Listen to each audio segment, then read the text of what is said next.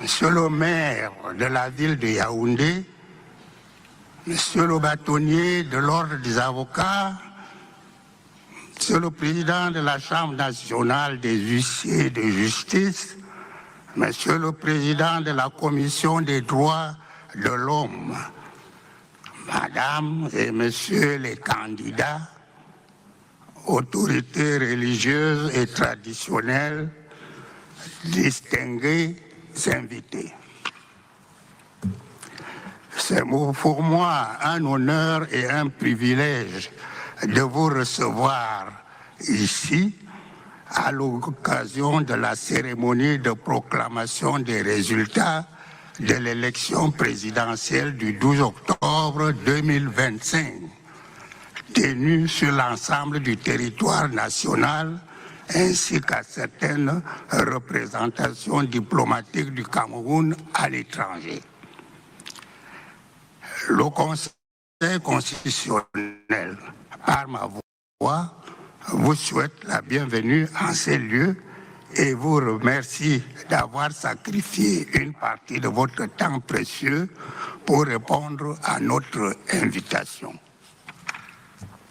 Excellences, Mesdames et Messieurs, l'exercice qui nous réunit aujourd'hui tire son fondement de la Constitution, de la loi d'organisation du Conseil constitutionnel et du Code électoral. En effet, l'article 48, alinéa 1er de la loi fondamentale énonce ce qui suit.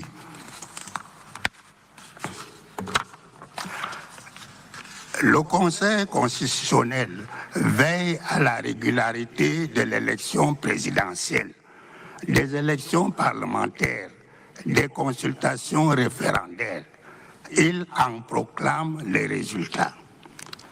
Cette disposition est complétée à l'alinéa 2 dans les termes ci-après. En cas de contestation sur la régularité de l'une des élections prévues à l'alinéa 1 ci-dessus, le Conseil constitutionnel peut être saisi par tout candidat, tout parti politique ayant pris part à l'élection dans la circonscription concernée ou toute personne ayant qualité d'agent du gouvernement pour cette élection. L'article 40 de la loi numéro 2004-04 du 21 avril 2004 portant organisation et fonctionnement du Conseil constitutionnel dispose pour sa part que, je cite, le Conseil constitutionnel veille à la régularité de l'élection présidentielle, des élections parlementaires et des consultations référendaires. Il veille à la sincérité du scrutin. Il en proclame les résultats. Selon l'article 41 suivant, le Conseil constitutionnel statue dans les conditions et délais prévus par la Constitution et la législation en vigueur. L'article 43 précise après que le Conseil constitutionnel est juge de l'éligibilité à la présidence de la République. Toute personne dont la candidature n'a pas été retenue est habilitée à contester la décision de rejet devant le Conseil dans les conditions prévues par les lois électorales en vigueur.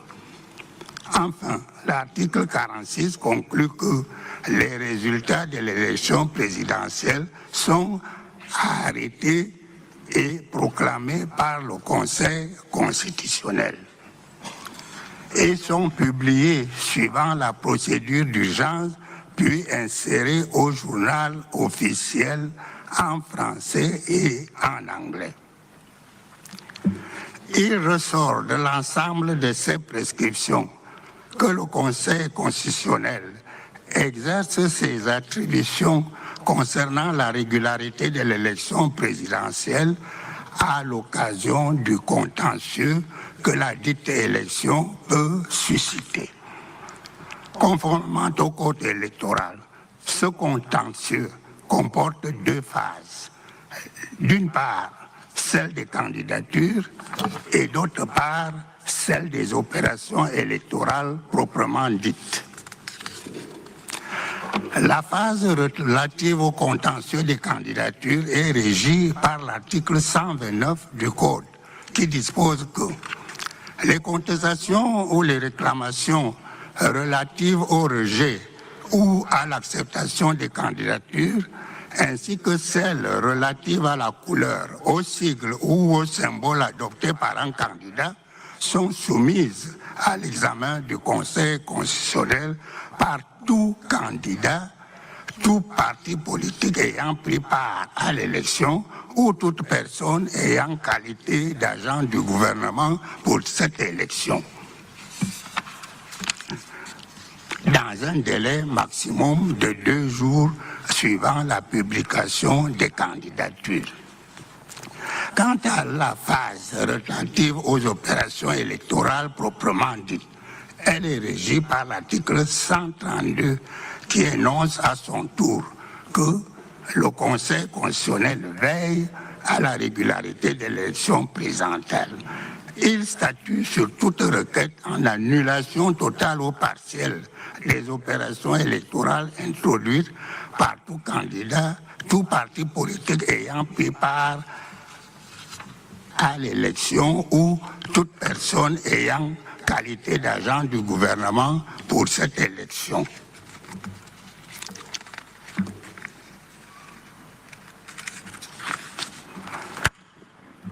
Deux principaux enseignements peuvent être tirés des textes qui précèdent.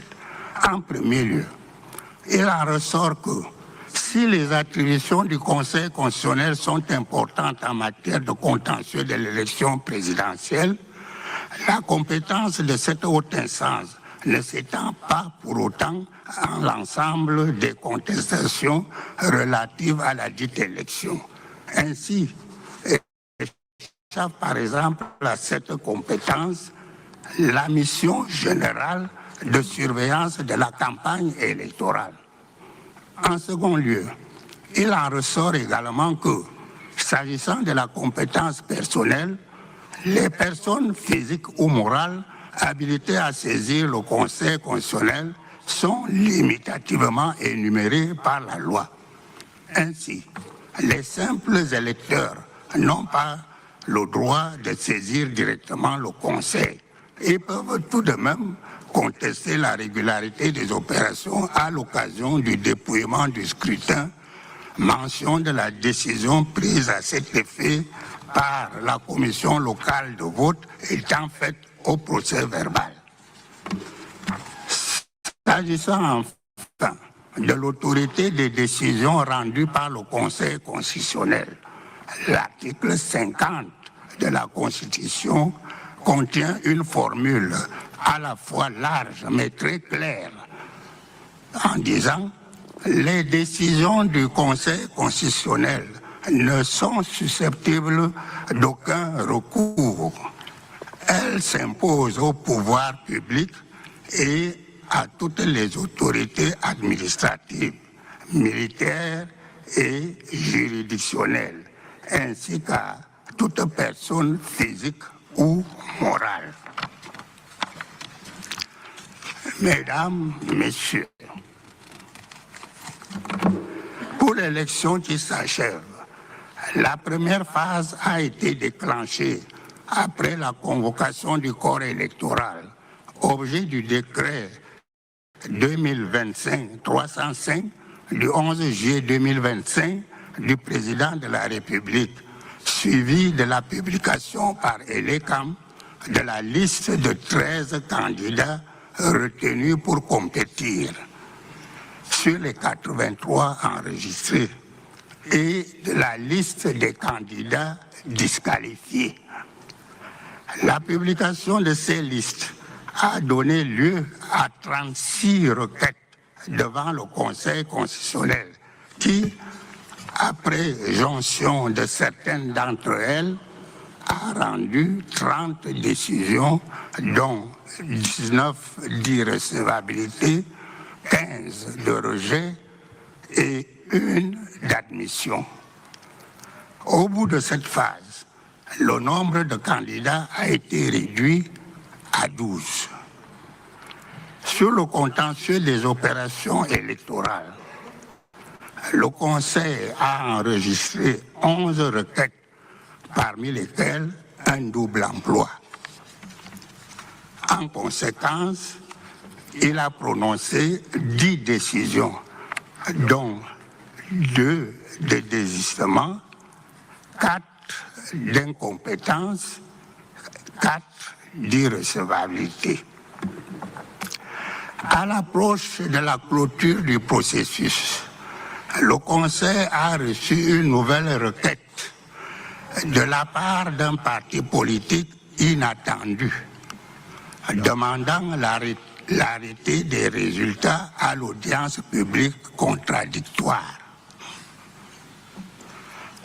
À cette requête s'est ajoutée celle d'un candidat venant en intervention volontaire pour solliciter la révision de ces résultats en hausse.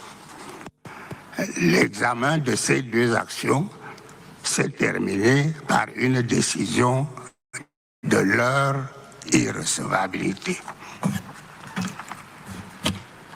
Au-delà de ces aspects juridictionnels, il y a lieu de relever que l'élection s'est déroulée dans le calme et la sérénité sur toutes les étapes du processus et dans le respect des délais légaux. Cette appréciation globale est du reste partagée par de nombreux observateurs nationaux ou internationaux qui ont souligné la maturité démocratique du peuple camerounais. Et aussi, me permettrez-vous de saluer tous ceux qui ont concouru à cette issue appréciable, notamment les partis politiques en compétition, les candidats, leurs conseils et leurs mandataires, les électeurs, les administrations et autres institutions partenaires, les huissiers de justice, sans omettre les forces de défense et de sécurité. Je n'oublierai pas les diverses commissions spécialisées du processus, avec au sommet la Commission nationale de recensement général des votes pour la clarté des procès-verbaux de leurs travaux, rassurant sur la sincérité du scrutin. Merci pour votre bienveillante écoute.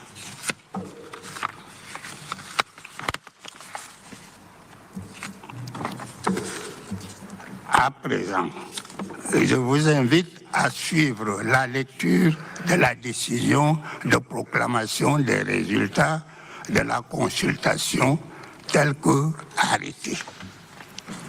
Elle sera faite sur le plan national, par région et à l'étranger par zone. Les détails par département et par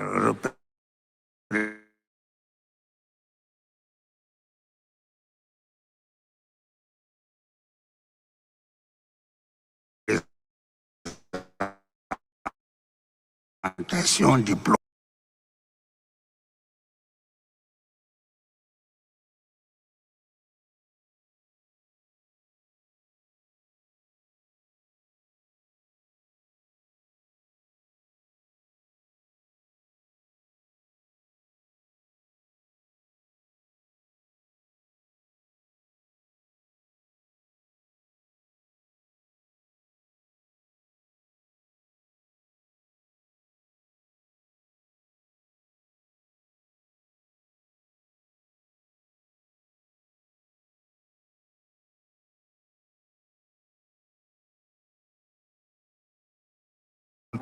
CC/SR/CER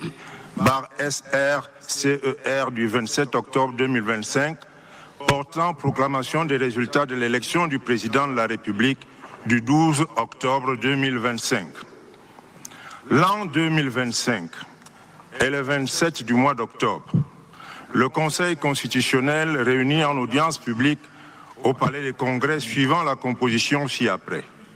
M. Clément Atangna, président du Conseil constitutionnel, président. M. Baoumarou Sanda, Paul Nshoji Nkui, Madame Florence Rita Aré, M.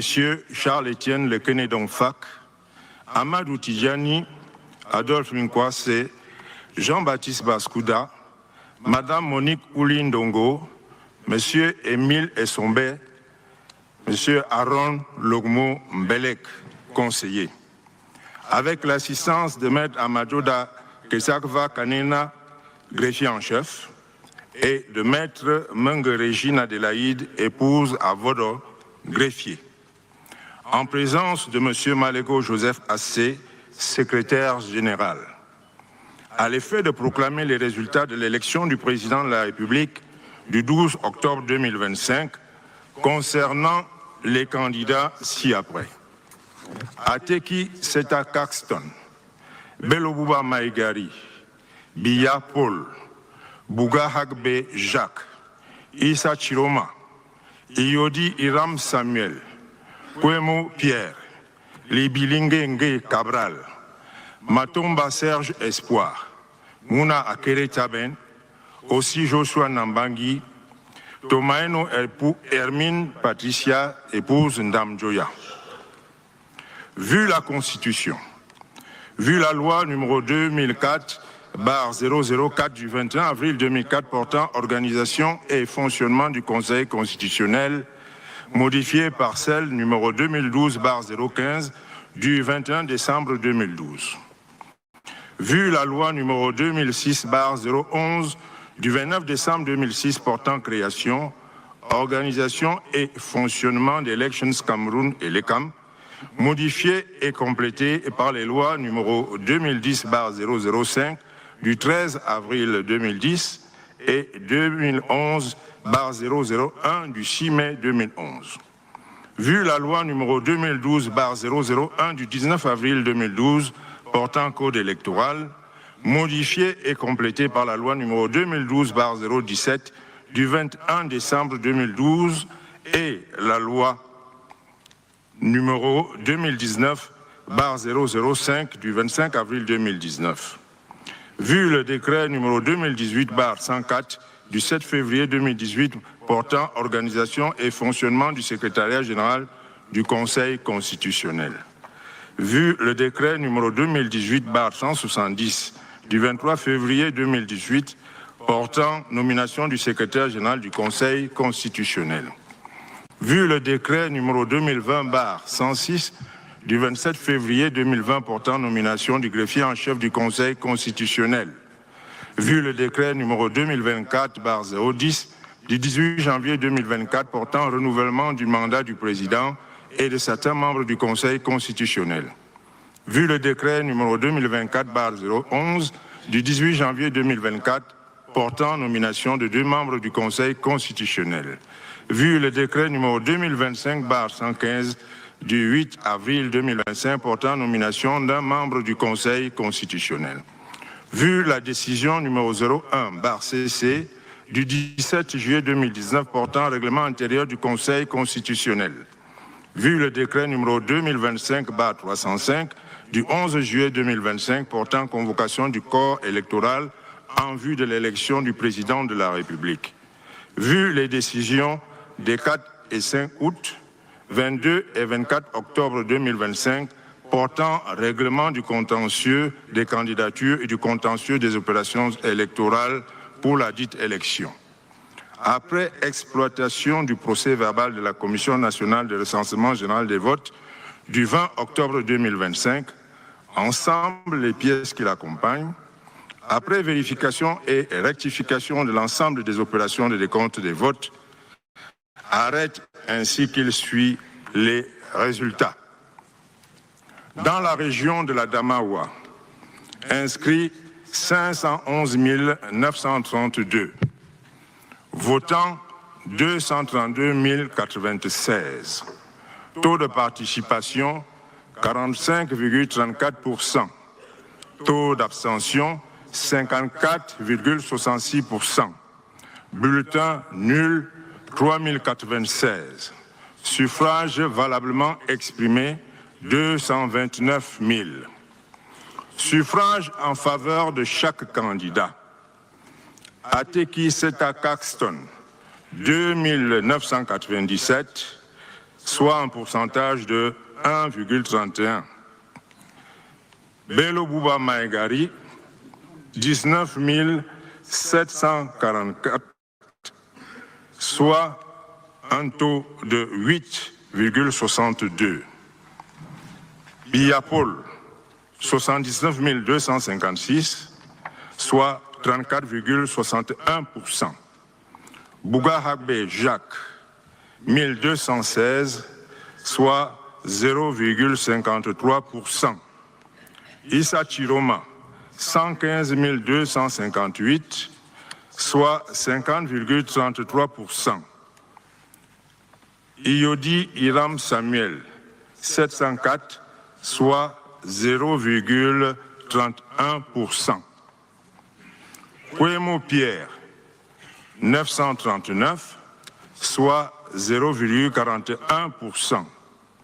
Libilingenge Cabral, 3414, soit 1,49%. Matumba Serge Espoir, 1020, soit 0,45%. Mouna Kere Taben, 864, soit 0,38%. Aussi Joshua Nabangi, 1307, soit 0,57%. Tomaino Hermine Patricia, épouse Ndamdoya, 2281, soit 1%. Dans la région du centre, inscrit 1 484 347, votant 1 036 887, taux de participation 69,85%, taux d'abstention 30,15%, bulletin nul 7 258, suffrages valablement exprimés 1 029 629. Suffrage en faveur de chaque candidat. Ateki Seta Caxton, 1449, soit 0,14%. Bello Bouba Maegari, 4331, soit 0,42%. Biya Paul, 722 153, soit 70,14%. Bouga Hagbe Jacques, 949, soit 0,09%. Issa Tchiroma, 222 654, soit 21,62%. Iyodi Iram Samuel, 4339, soit 0,42%. Kwemo Pierre, 880, soit 0,09%. Libilingenge Cabral, 62 118, soit 6,03%. Matumba Serge Espoir, 2622, soit 0,25%. Mouna Kere Taben, 869, soit 0,08%. Aussi Joshua Namangi, 4436, soit 0,43%. Tomaino Hermine Patricia, épouse Ndamdoya, 2829, soit 0,27%. Région de l'Est, nombre d'inscrits 394 359, votants 269 325, taux de participation 66,77%, taux d'abstention 33,23%, bulletin nul 2724, suffrages valablement exprimés 260 601. Suffrage en faveur de chaque candidat. Ateki Seta Caston, 1678, soit 0,64%. Bédebouban Margaïri, 3833, soit 1,47%. Biya Paul, 192 543, soit 73,88%. Bouga Hagbe Jacques, 744, soit 0,23%. Issa Tchiroma, 51 660, soit 19,82%. Iyordi Iram Samuel, 665, soit 0,26%. Kwemo Pierre, 435, soit 0,17%. Libi Lingenge Cabral, 6214, soit 2,38%. Matombo Sèche Espoir, 687, soit 0,26%. Mouna Akere Taben, 355, soit 0,14%. Aussi Joshua Nambagi, 784, soit 0,30%. Tomane Hermène Patricia, épouse Ndamjoya, 1003, soit 0,38%.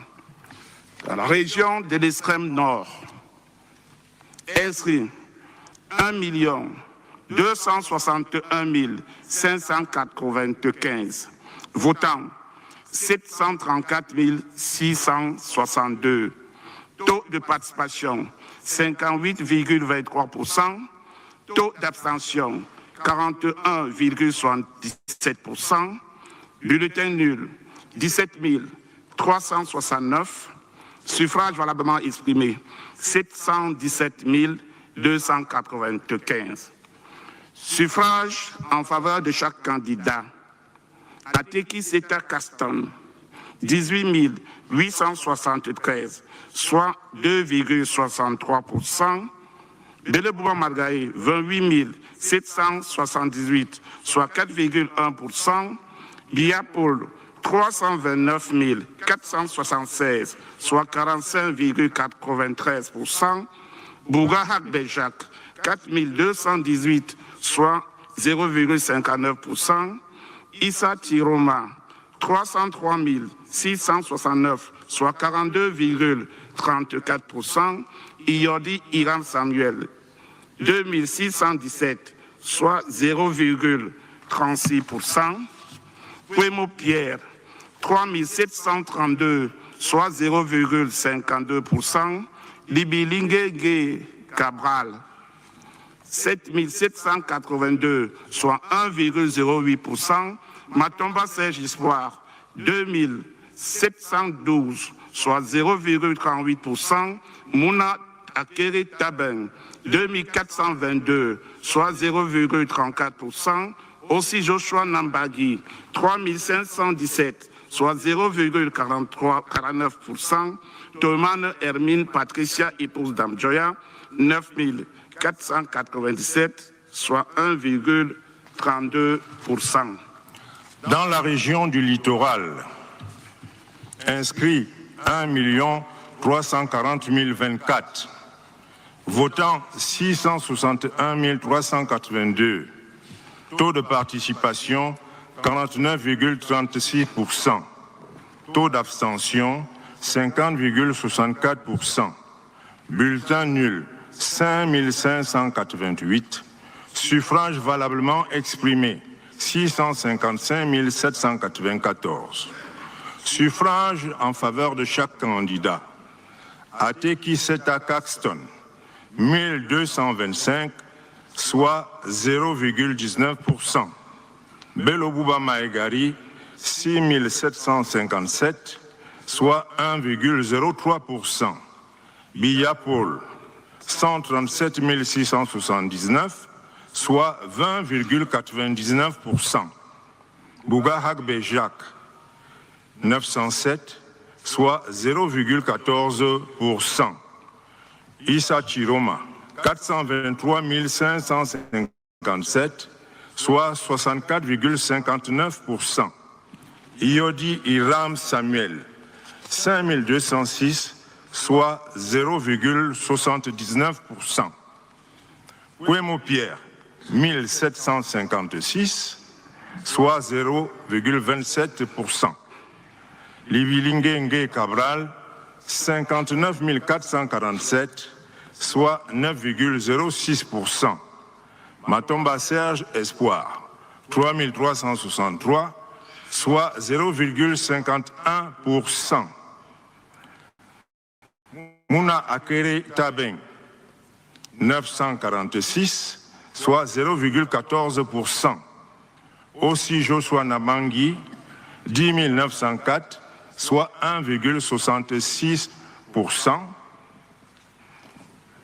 Tomaino Hermine Patricia, épouse Ndamjoya, 4047, soit 0,62%. Dans la région du Nord, inscrits 793 505, votants 408 917, taux de participation 51,53%, taux d'abstention 48,47%, bulletin nul 9 398, suffrage valablement exprimé 399 519, suffrage en faveur de chaque candidat. Ateki Seta Caxton, 10 298, soit 2,58%. Bello Bouba Maegari, 33 876, soit 8,48%. Biya Paul, 154 926, soit 38,78%. Bouga Hakbe Jacques, 3 750, soit 0,94%.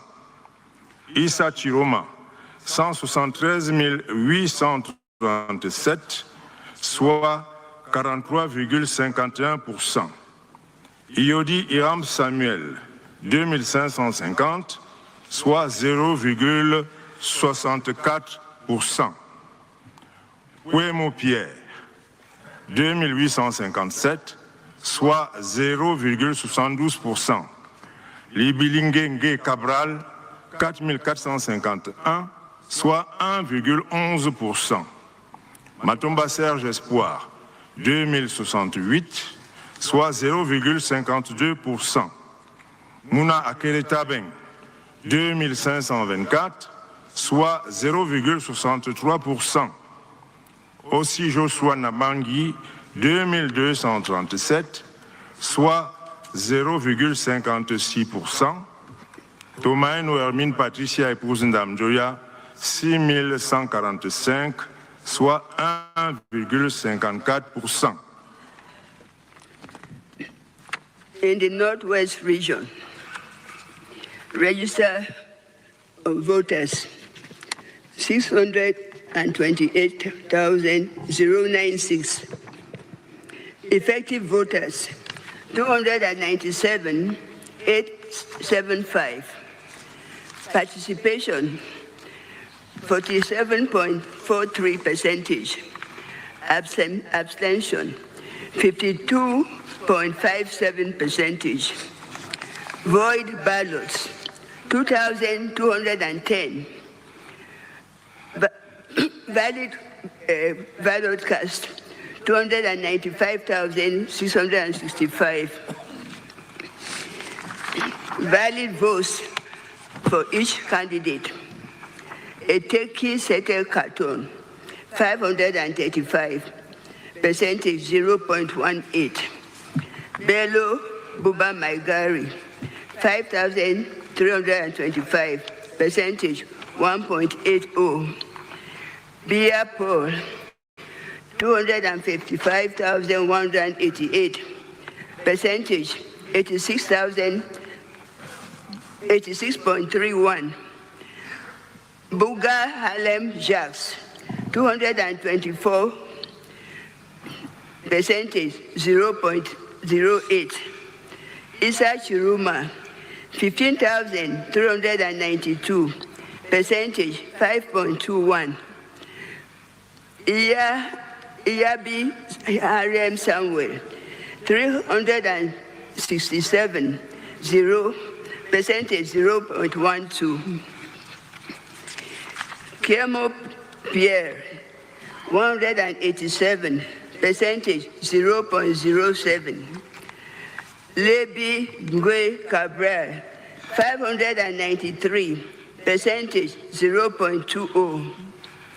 Metumbe Serge Espoir, 409, percentage 0.14. Muna Akere Tandem, 556, percentage 0.22. Osi Joshua Nabangi, 16,292, percentage 5.51. Mrs. Nzamjoya Tamoin Hemen Patricia, 500, percentage 0.17.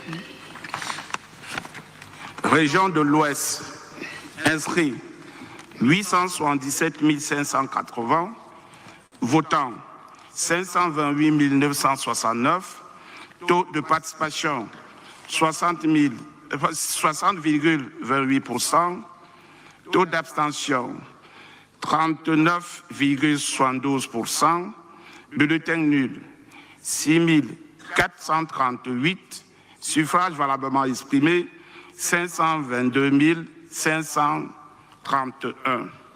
Suffrage en faveur de chaque candidat. Ateki Seta Caston, 2249, soit 0,43%. Bédebouba Magari, 7392, soit 1,41%. Biya Paul, 201 731, soit 38,61%. Bougahagbe Jacques, 1018, soit 0,19%.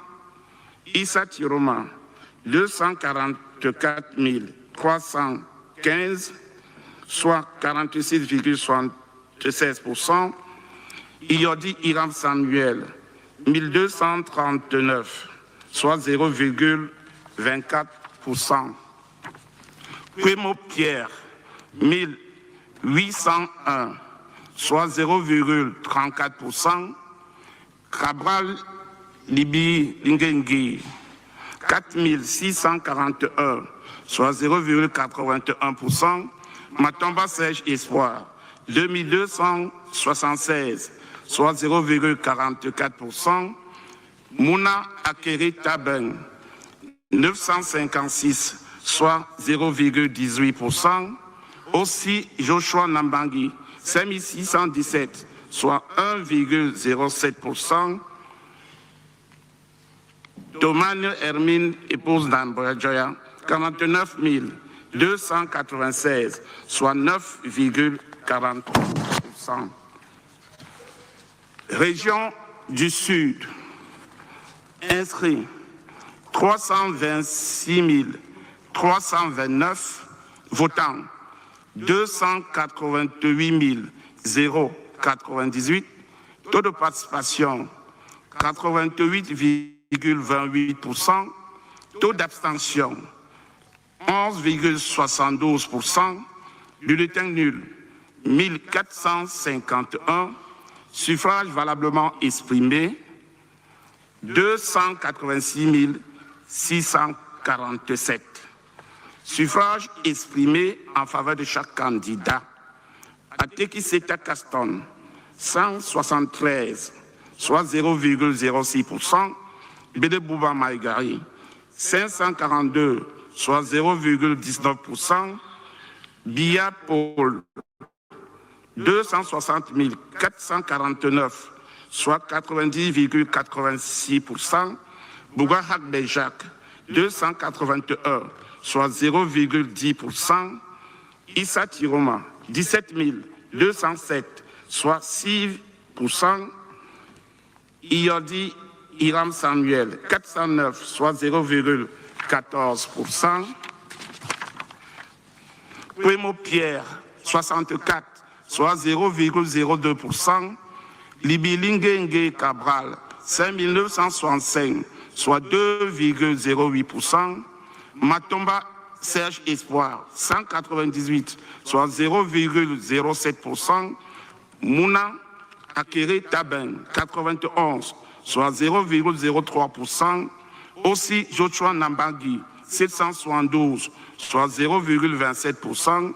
Tomani Hermon Espouse Damjoya, 496, soit 0,17%.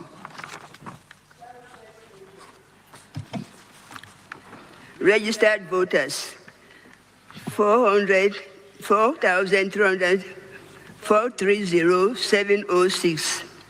Effective voters, 199,459. Participation, 46.31. Abstention, 53.69.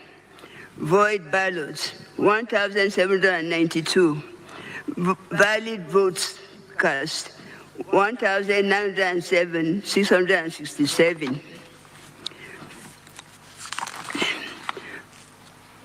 Valid vote cast for each of the candidates. Atekista Caston, 428, percentage 0.22. Bele Buba Maigari, 2,118, percentage 1.07. Biya Paul, 1,035,975, percentage 68.789. Bogo High Charles, Jacques, 290, percentage 0.15. Issa Tchiroma, 45,447, percentage 22.79. Iyodi Hiram Samuel, 496, percentage 0.25. Kwemo Pierre, 210, percentage 0.11. Ngwe Gabriel, 1,677, percentage 0.85. Matumba Serge Espoir, 542, percentage 0.27. Akere Muna, 548, percentage 0.28.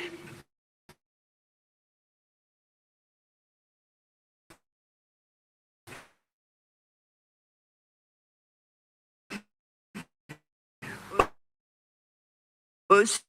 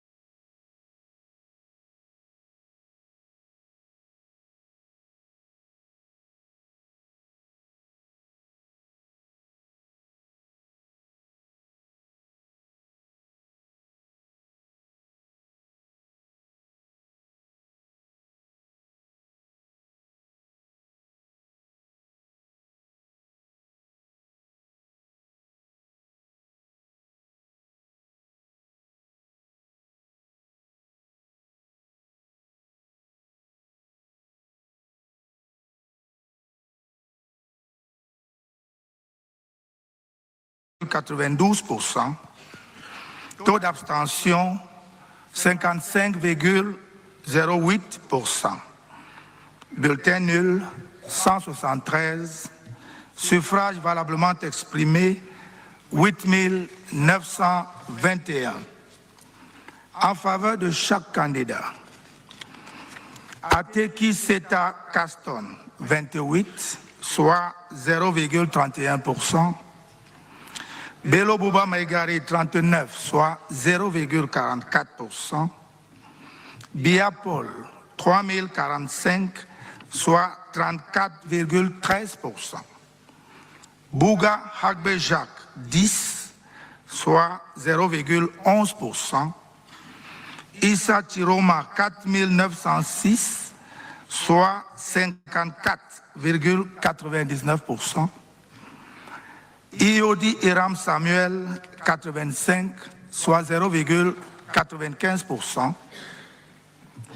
Kwemo Pierre, 8, soit 0,09%. Libi Lingenge Cabral, 566, soit 6,34%. Matomba Serge Espoir, 20, soit 0,22%. Mouna Akere Taben, 16, soit 0,18%. Aussi Joshua Nambangi, 64, soit 0,72%. Tomaino Hermine Patricia, épouse Ndamjoya, 114, soit 1,50%. Dans la zone Amérique, pour le Brésil, le Canada et les États-Unis d'Amérique, inscrits 1721. Votants 1244. Taux de participation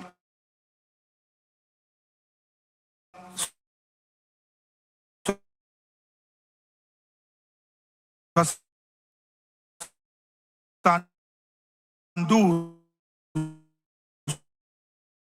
«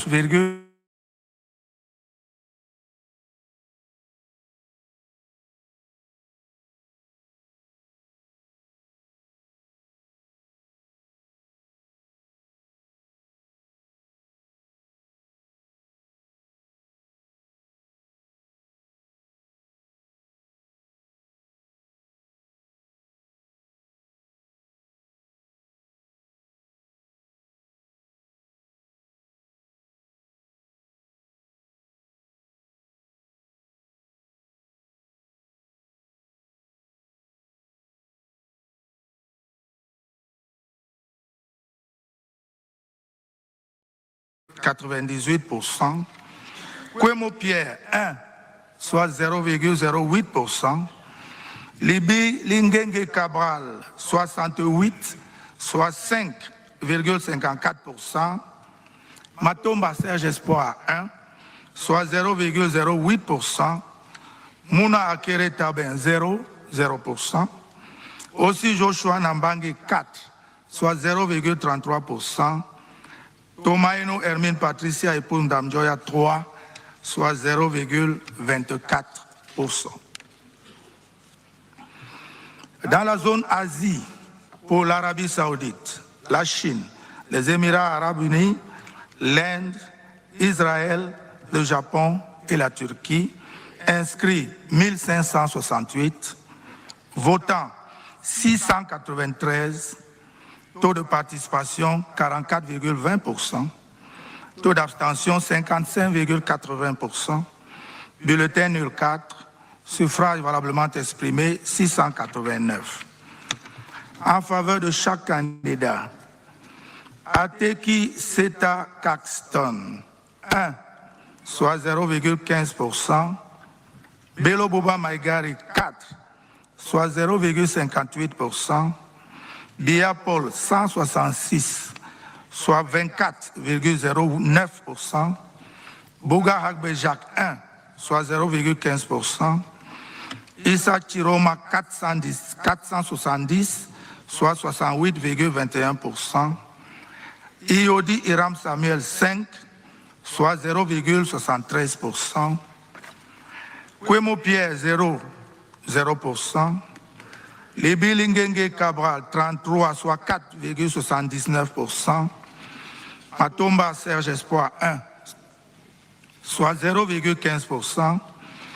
Mouna Akere Taben 0,0%. Aussi Joshua Nambangi 5, soit 0,73%. Tomaino Hermine Patricia Epundam Joya 3, soit 0,44%. Dans la zone Europe, pour Allemagne, Belgique, Confédération helvétique, Espagne, État du Vatican, Fédération de Russie, France, Italie, Pays-Bas, Royaume-Uni, inscrits 10 684. Votants 5 745. Taux de participation 53,77%. Taux d'abstention 46,23%. Bulletin nul 102. Suffrage valablement exprimé 5 643. En faveur de chaque candidat. Ateki Seta Caston 1, soit 0,02%. Bello Bouba Maïgari 16, soit 0,28%. Biya Paul 1277, soit 22,63%. Bouga Hagbe Jacques 6, soit 0,11%. Issa Tchiroma 3543, soit 62,79%. Iodi Iram Samuel 134, soit 2,37%. Kwemo Pierre 3, soit 0,05%. Libi Lingenge Cabral 599, soit 10,61%. Matomba Serge Espoir 6, soit 0,11%. Mouna Akere Taben 5, soit 0,09%.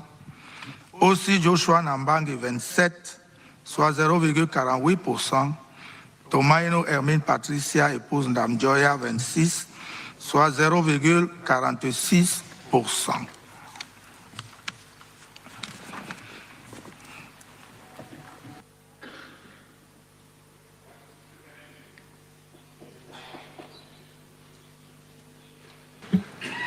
Inscrits 8 82 692.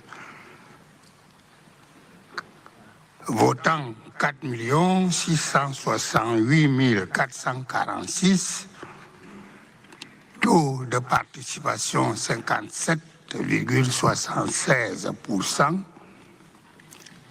Taux d'abstention 42,24%. Bulletin nul 57 620.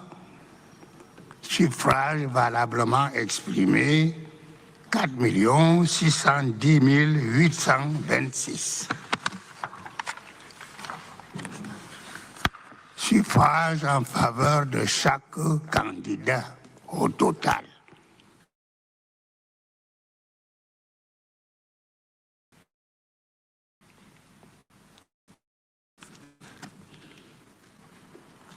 Bello Bouba Maguire.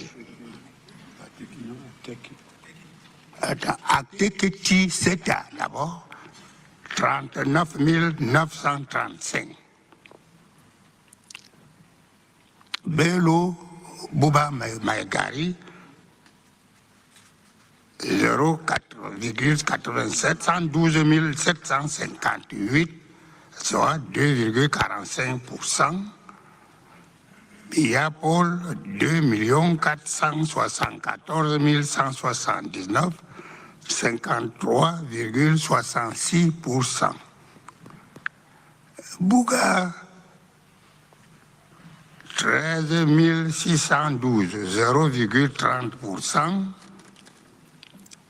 Issa Tchiroma 1 622 334, soit 35,19%.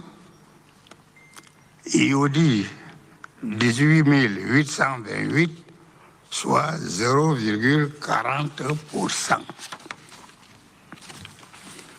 Pierre, 12 873, soit 0,28%. Libye, Lingué Cabral, 157 568, soit 3,41%.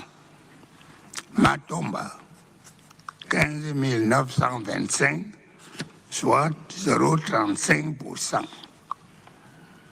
Mouna-Kéré, 10 252, 0,22%. Aussi, 55 841,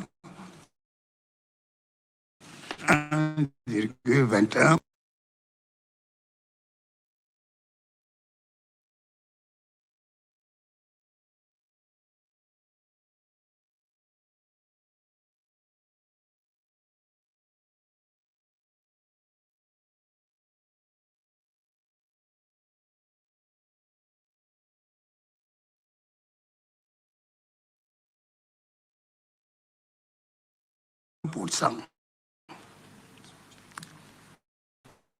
Tomaino,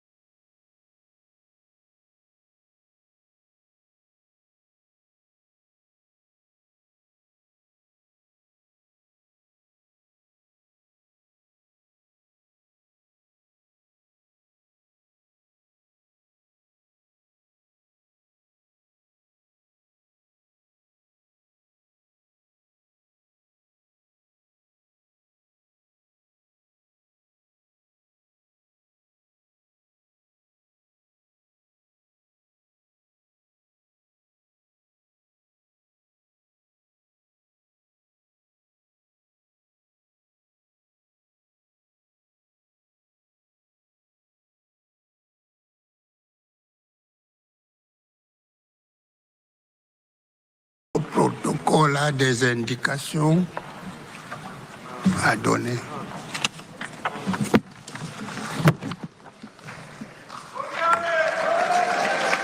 L'audience n'est pas terminée. Ce n'est pas la fin d'audience. Ce n'est pas encore la fin d'audience.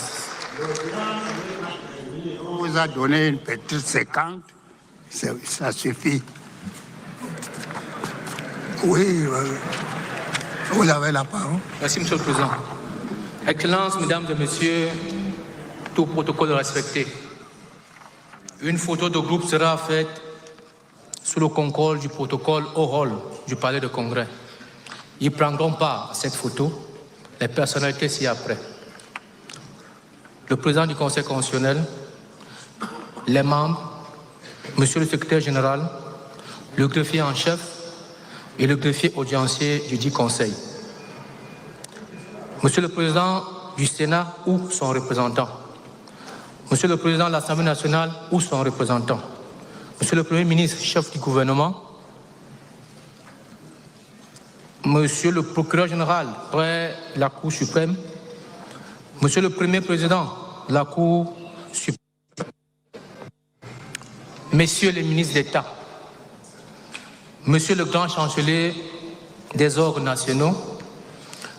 Mesdames et Messieurs les membres du gouvernement et assimilés, Excellences, Mesdames et Messieurs les chefs des missions diplomatiques accrédités au Cameroun, Monsieur le gouverneur du Centre, Monsieur le Président du Conseil régional du Centre, Monsieur le Président du Conseil électoral, Monsieur le Directeur général Élections Cameroun, Monsieur le maire de la ville de Yaoundé, Messieurs les présidents des partis politiques ayant pris part à l'élection du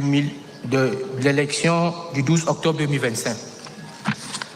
Et enfin, la présente cérémonie s'achèvera par un cocktail offert par Monsieur le Président du Conseil constitutionnel sur invitation. Ainsi, sous la conduite du protocole, les personnalités ayant le carton d'invitation de couleur or se dirigeront au vestibule 2, à l'entrée de la salle d'audience du Conseil constitutionnel, alors que ceux détenteurs du carton d'invitation de couleur blanche iront au grand hall du Palais de Congrès. Sur ce, nous vous remercions pour votre aimable attention. Merci. Your Excellencies, ladies and gentlemen, all protocol duly respected. A group photograph will be taken in the hall of the conference center under the guidance of the lead protocol officer. The following personalities are invited to the group photograph: the President, members, the Secretary General, the Registrar-in-Chief, and the Registrar-in-Intendants of the Constitutional Council, the Right Honorable President of the Senate or his representative, the Right Honorable Speaker of the National Assembly or his representative, the Honorable Prime Minister, Head of Government, the Right Honorable Chief Justice of Supreme Court, the learned Procureur General at the Supreme Court, distinguished ministers of state, the Grand Chancellor of the National Orders, distinguished members of the government and persons ranking as such, Your Excellencies, heads of diplomatic missions accredited to Cameroon, the Governor of the Central Region, the Chairperson of the Central Regional Council, the Chairperson of the Electoral Board, the Director General of Elections Cameroon, the City Mayor of Yaoundé, distinguished chairmen and presidents of political parties that took part in the election of October 12, 2025. This solemn ceremony shall end with a cocktail on invitation offered by the President of the Constitutional Council.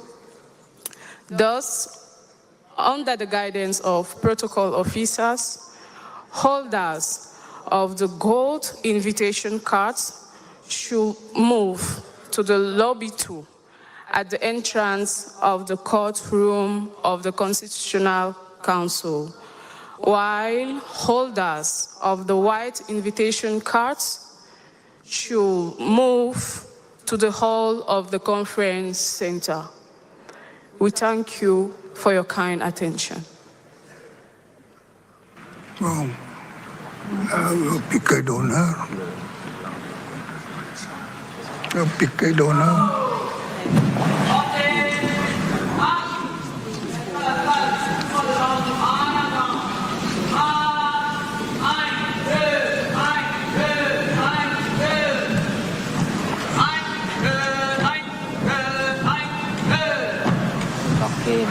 Comme vous avez dû le constater par la solennité de l'audience et les présences dans la salle avec nous, vous avez pu identifier les médias, vous avez identifié les acteurs politiques de premier rôle et bien d'autres personnalités, la famille diplomatique est également venue. Le Conseil constitutionnel vient donc de rendre officiel le résultat de l'élection du président de la République du 12 octobre 2025. Et pour le rappeler, c'est le président Biya qui gagne une fois de plus. Élection terminée, l'audience est levée. Of the Constitutional Council, Clément Tangana.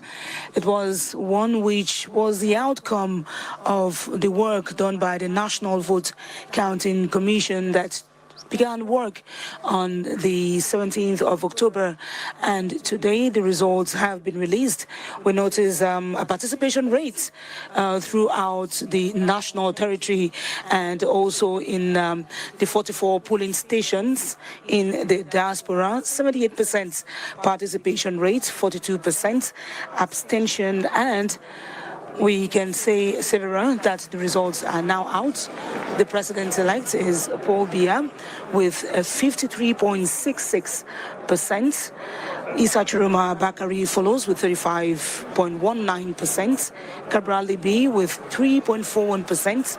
Beloboba Maigari with 2.45%. And the fifth, the only female contender in the presidential race, Patricia Hemin Tomaino Damjoya with 1.66%. That is just for the first five. Voilà ce qui est des résultats, mais ce que nous pouvons aussi constater, c'est-à-dire c'est que tout s'est fait dans le respect scrupuleux de la loi électorale, de la loi fondamentale, et le président Clément Tangana a bien fait de le rappeler tout au début de sa prise de parole, à savoir que le Conseil constitutionnel, qui est une juridiction particulière, qui a son rôle dans le processus électoral à jouer, qui a son rôle dans le respect de la constitutionnalité des lois au Cameroun, a travaillé sur la base de ces articles de la Constitution, ces articles du Code électoral, pour passer du contentieux post-électoral que nous avons suivi le mercredi 22 octobre à ce jour de proclamation des résultats. Et bientôt, on voit venir la prestation de serment qui est tout aussi encadrée par les lois de la République. And the rulings of the Constitutional Council shall not be subject to any appeal according to the Constitution of the Republic. They shall be binding on all public, administrative, military and judicial authorities, as well as natural persons and corporate bodies. So the result that has been proclaimed here today is final. And that ends this special broadcast from the Yaoundé Conference Center. We can see the members of government, representatives of political parties who took part in the October 12 presidential election, members of the diplomatic corps, and also the general public, because we can notice that there have been all strata. L'ambiance est très détendue cette fois, parce que tout à l'heure c'était lourd dans la salle en attendant les résultats, mais là on voit tout le monde sortir de cette salle, des accolades, on voit un peu de la détente sur les visages. And what's going to be next is going to be the oath taken of the president-elect, and that's going to be taking place at the National Assembly, the only other institution where the people are elected through direct universal suffrage, just like the President of the Republic has been elected. So we're going to be looking forward to that. Merci beaucoup Esther, merci à tous les téléspectateurs qui ont pris la peine de nous regarder. C'était un programme spécial voulu par la direction générale de la CRTV pour partager avec vous ces moments importants de la vie de la nation. C'était une forte équipe radio-télévisée sous la coordination d'Amadou Baïza qui conduisait donc les équipes rédactionnelles, une forte équipe technique. Nous espérons que vous avez passé de très bons moments avec nous, avec la CRTV, et on va, je crois qu'il n'y a plus rien à dire, remettre l'antenne à Benen et à Romuald qui se retrouvent à Mbalade. That's right. Hello, Benen. Hello, Romuald. Over to you. Thank you very much, Esther Kima. Thank you very much, Severin Legambele. Cameroonians watched, we all watched, and now the figures are very clear. The facts are clear. Now we know who won the presidential election 2025 of the 12th of October, and that is incumbent President Paul Biya, who takes another 7-year mandate. Well, we've come to the point where Cameroonians were expecting, Romuald, we should say that for now, with 53.66%, President Paul Biya stands as the President of the Republic to lead the country for the next 7 years. Tout à fait, Benin, c'est la fin des conjectures, c'est la fin des projections.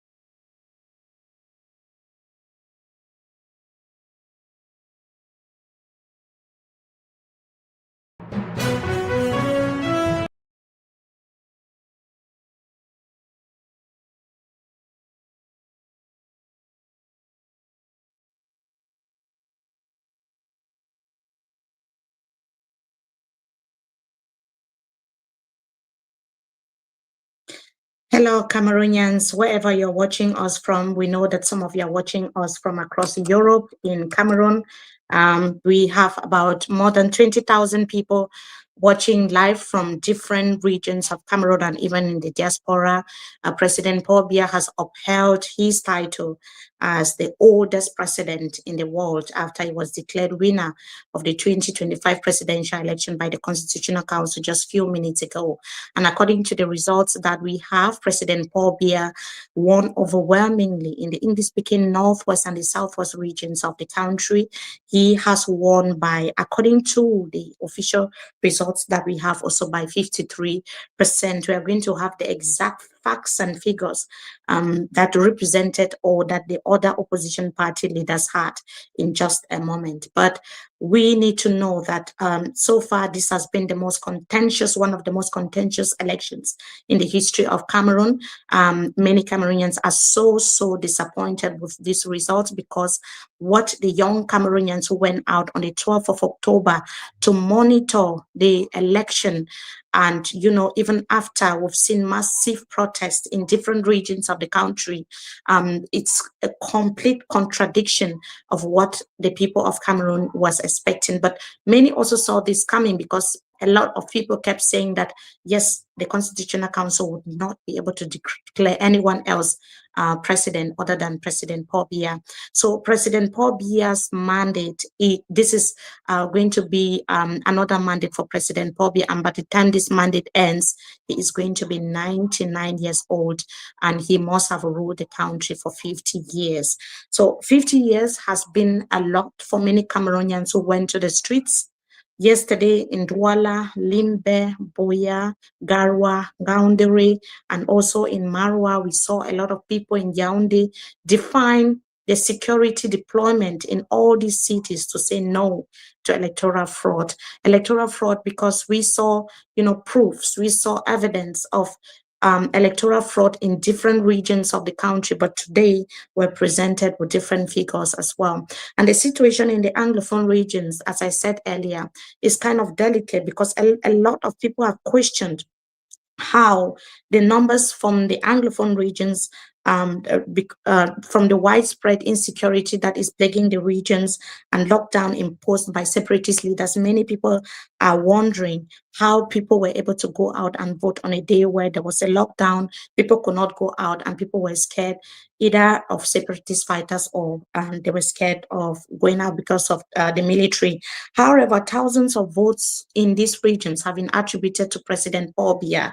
Many people in this area said that they did not come out to vote because, of course, like I said, there was a lockdown in these regions. The people were all indoors and there were a lot of security concerns. Biya winning over 80%, particularly in the Northwest region, is actually a travesty. That's what I was saying earlier when I was called by international media to talk about it. In a region that has been in conflict for 10 years now and counting, in a region that people have been attributing this conflict to the poor management strategy of the government that is in place, a region where children have not been able to go to school for 10 years, in a region where women and children, young girls have been trapped in a conflict that they didn't ask for.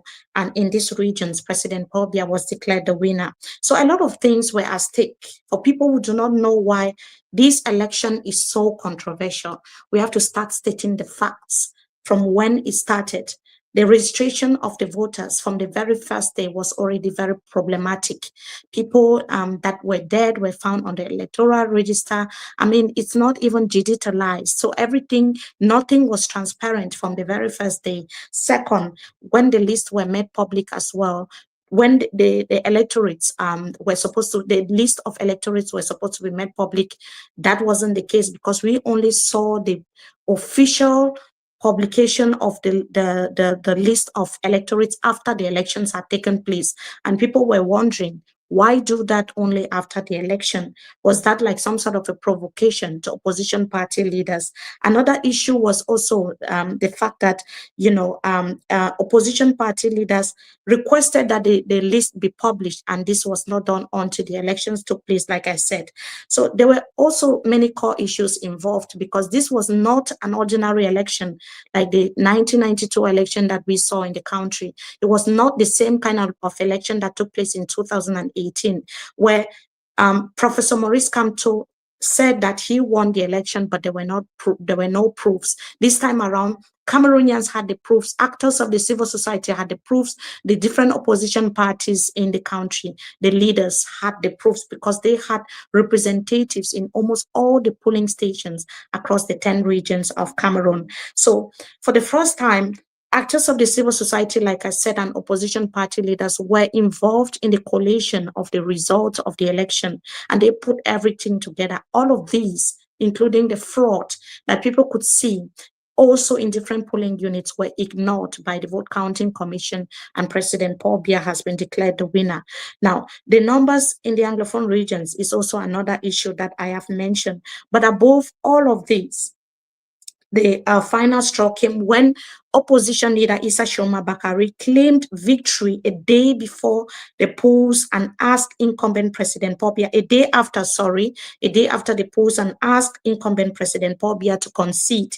He has since released results from 18 divisions, accounting for 80% of the electorate, according to what he said, showing that he won in most of the regions and giving him over 54% of the votes. As we can see on our screens, President Paul Biya had 86% in the Northwest region and 65% in the Southwest region, with over 450,000 votes in these regions where there's conflict. So you can see, like I said earlier, Biya won more than 80% in the Northwest region and 65% in the Southwest region. So let's talk about the electoral process so far, what has been happening, what has been at stake. This has been one of the most crucial elections in the history of Cameroon so far, because we know President Paul Biya has been declared winner. Of course, he's 92, but he is a president who's hardly seen in public. Cameroonians don't get to see him. Cameroonians don't get to hear from him. Cameroonians don't even know what his manifestos are, because we could hear from the different opposition party leaders prior to this election what they were offering to the Cameroonian people. But we know that the ruling CPDM is only ruling the country by slogans and statements and the picture of President Paul Biya and tweets, as well as posts on different social media platforms. We also know that President Paul Biya is a leader who travels to Switzerland day in, day out, and it's been described as the 11th province, the 11th region of the country. He is never available. I had the privilege, like I said, I had the privilege of interviewing all the majority of the opposition party candidates, and we saw their offerings, we saw their manifestos, we saw how even the Social Democratic Front, for instance, their manifestos was one of the best, amongst all the manifestos. We saw what the party of PCRN was offering. We saw what the party of Issa Tchiroma was offering. But President Paul Biya, did you or any of us see what the CPDM was offering? We saw AI pictures attributing the CPDM party members attributing these AI pictures to President Paul Biya. Now, so many young people, the young people watching me now from across Cameroon in the diaspora, they were not interested in this election in the first place. They didn't even want to be part of it. I can remember from the very first day when we started tweeting, writing articles, and telling Cameroonians elections will be taking place this year. It could be a crucial year. We could have continuity for like 50 years or have change for the first time in the history of our country after so many decades. Cameroonians initially said they were not interested, but one person emerged. That person was Issa Tchiroma. That was just 3 months ago. And he took just 3 months to convince the people that he was the man to bring that change that Cameroonians needed, that he was the person who was supposed to take the country out of what many have described as dictatorship, that he was the person that was able to take out the CPDM, including President Paul Biya, who has been there for more than 40 years. Now, like I said, Issa Tchiroma Bakari emerged just 3 months ago after the surprising resignation from the ruling government. But he was one of the biggest surprises of this election because a lot of people rallied behind him. And there are so many questions also. How were we able to get here? How were Cameroonians able to get here after, they've Yes, I'm also being joined by Laughlin, but let me just complete my thought because I was just saying that there are so many questions about how Cameroonians were able to get here. There are so many reasons as well. Elections rigging. We remember the situation in 1992 where Nigel Frundi, according to international organizations, international institutions, and even the entire Cameroonians knew that Niger Front of the Social Democratic Front won in 1992. And in 2018, Professor Maurice Kamto also declared himself winner. So the system has been thriving on election rigging. And we also have a system in place that is bent on maintaining President Paul Biya in power at all costs, even if it means that he would die on the throne. We've written a lot of articles about these issues and, questioning why a 92-year-old man is still being allowed to rule the country. So there are also a lot that happened yesterday with protests. We're going to be bringing back some of the images of yesterday, but also looking at the future, what is going to be happening between now, tomorrow, and next week. I now have Laughlin Angel who has joined me. Hello, Laughlin. Good day to you, and thank you for joining. How are you feeling? Good morning, good afternoon to you, Mimi. What is the feeling? The natural feeling that every true Cameroonian should have at this moment is that which I'm going through at the moment, like seriously. However, it's not like breaking because we knew about it. We're just waiting for the official proclamation from the Constitutional Council, as they themselves they have been saying earlier that they should wait. As we're blaming Issa Tchiroma Bakari, telling him not to have done what he did because the Constitutional Council had to talk. However, he didn't proclaim. He only said he was a winner. The proclamation surely comes from the Constitutional Council. And like you said, really sorry, but Cameroon is becoming something else, especially on the international scene. A lawyer in Paris said the other day that he feels bad for Cameroonians, Mimi, because each time the Cameroonian is somewhere, that individual is like feeling bad to say I'm a Cameroonian, because he or she knows that when you say that I'm from Cameroon, there is a slang that will follow in relation to their leaders. Yeah. And today, you will bear with me. Sorry to say it, but even during the reading of the results, the words, that image to really show those who are ruling us and how they are ruling us. Yeah, we didn't see any feel of youthfulness, we didn't see any desire that change is coming anytime soon. And a whole constitutional council comprised of the older generation. That's how I put it, because I'm from the younger generation. They wouldn't feel a pinch of what young people are feeling. The young people that went to the streets yesterday, some have died. We saw people reacting. But these are people yearning for change, calling for change, actually. But we see a different generation completely at the level of the Constitutional Council, at the level of the presidency, at the level even of the National Assembly and the Senate, deciding our future, deciding the future of our children. So you begin to wonder, why will people not question when you say somewhere that you're a Cameroonian? And Laughlin, I also wanted to say something. What I wanted to say was, this election was peculiar in the sense that we've had situations where elections have been contested. 2011, 2018, 1992, we've had even the Anglophone people have kind of tried to compare what is happening now to what happened in 1992. They've also compared it to the Anglophone crisis and even 2018 and so on and so forth.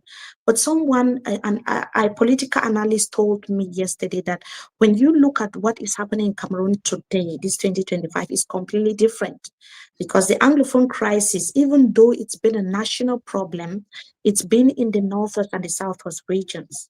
The impact has been felt more in the Anglophone regions, even though we've had also encroaching repercussions in the other regions, but the impact more has been felt in the Anglophone regions. When you look at Boko Haram, the impact is being felt more in the northern regions, particularly in the far north.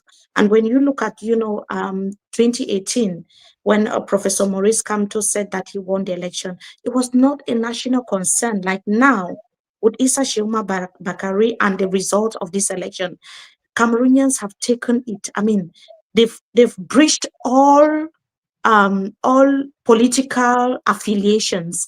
They've breached all, even NGOs that were not seeing eyeball to eyeball, even opposition party leaders. I don't know if we have somebody in Garoua, because it's like there's something breaking around the residence of Issa Tchiroma Bakari's residence. I think there's yes, some we'll try to get breaking. our correspondent in Garoua, but we have a guest in the studio. We have a guest in the studio who has just joined us, Professor Nicodemus through our Awesome. Good day to you, sir. Welcome. How are you? Well, I'm in a horrible mood to see the unfolding of a type of strange history in Africa. Nobody expected this type of thing to happen, recycling the same people that have been responsible for what I would call the retrogression of our country. So it's sad. It's really, really sad. We are still to see more of what this is all about, because as you explained, Mimi, this election is an election unlike other elections. So it's very special in the sense that because of its national coverage, there's this whole issue all over the country, the expectation that Tchiroma was going to be the president. So it's quite contagious, So there's the Tchiroma fever everywhere. And it's something that will be very, very difficult to extinguish, very, very difficult indeed. So we don't know what the future is going to look like, but the Tchiroma fever is going to take us hostage for a long time indeed, with unforeseeable consequences. Yeah, sure, Prof. We are really seeing what is happening, and like you're talking about consequences. I think it is, because it is not a very good sign. But we want to also know from you, Prof, at this moment, we even see though some youths are clapping, in as much as we know that they have been called paid clappings and paid dancing around the country. But what do you think the future holds for Cameroon in the near future? You see, one thing which is certain, and I think Mimi has touched on that point, is that we have a combination of factors which had never existed before. Let's take the far north. Let's take the grand north of Cameroon. Now, the geopolitical location of the grand north of Cameroon creates a special problem. It is porous. It is an area where we have Boko Haram. It's an area where we have the free flow of arms. It's an area which is close to Chad. It's an area which is close to Central African Republic. And any form of instability will be difficult to contain. And those are the things that we are sensing. If we look at the crisis in the Northwest and Southwest province, it has a challenge in the sense that Nigeria is not actually favorable to what I'll call secession. So they're constrained. But when we go to the far north, it is wide open and difficult to contain. They are actually. Yes, but before you continue, we also have Ariel Benson, who has just joined us, and our correspondent in Marwa. is Very also on important. standby. Ari is joining us from the United States. Hello, Ari. Good morning, because that it should be quite early where you are now. Yes, it is. It is pretty early here. Welcome, Ari. What a But day to before we wake up to. continue the discussion, let us have Dairu, who is joining us from Marwa. He's going to just be telling us what is happening. Loveline just said that a lot is happening there now. Bonjour, Dairu. Comment vous allez à Marwa? Qu'est-ce qui se passe en ce moment à Marwa? À Garoua, s'il vous plaît. Oui, je crois que Garoua, nous sommes d'abord réveillés avec la ville qui était presque vide. Je ne voyais aucun moto, ni quelques personnes circulaient, bars et restaurants fermés. Tout le marché central était presque fermé. Mais après... Our network. Issa Tchiroma, des coups de feu qui retentissent jusqu'à présent, selon les dernières informations que nous avons, parce que nous sommes à plus de 500 mètres du lieu où les affrontements se font. Les tireurs d'élite ont déjà attaqué le domicile de Issa Tchiroma. Des coups de feu, on nous parle qu'il y a 2 morts même, mais déjà rien n'est...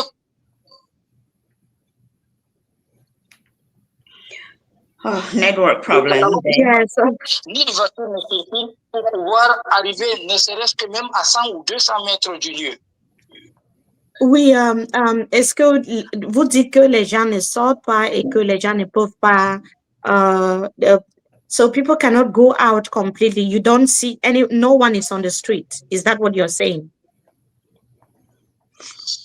Oui, vous savez, aujourd'hui, comme on l'avait dit d'abord même, les manifestations ont déjà prévenu depuis hier que s'il arrive que c'est le président de la République, le président sortant, qui a été réélu, ils vont commettre des dégâts. Ils vont commettre des dégâts à tous les prix. Ça, il y avait des tracts qui ont été lancés. Ils avaient bel et bien averti. C'est ce qui fait en sorte que beaucoup qui ne veulent pas entrer, c'est-à-dire dans ce danse, sont restés chez eux à la maison. Les mototaximans, étant donné qu'il n'y a pas de carburant en route, ceux-là aussi ont repoussé, c'est-à-dire chemin pour...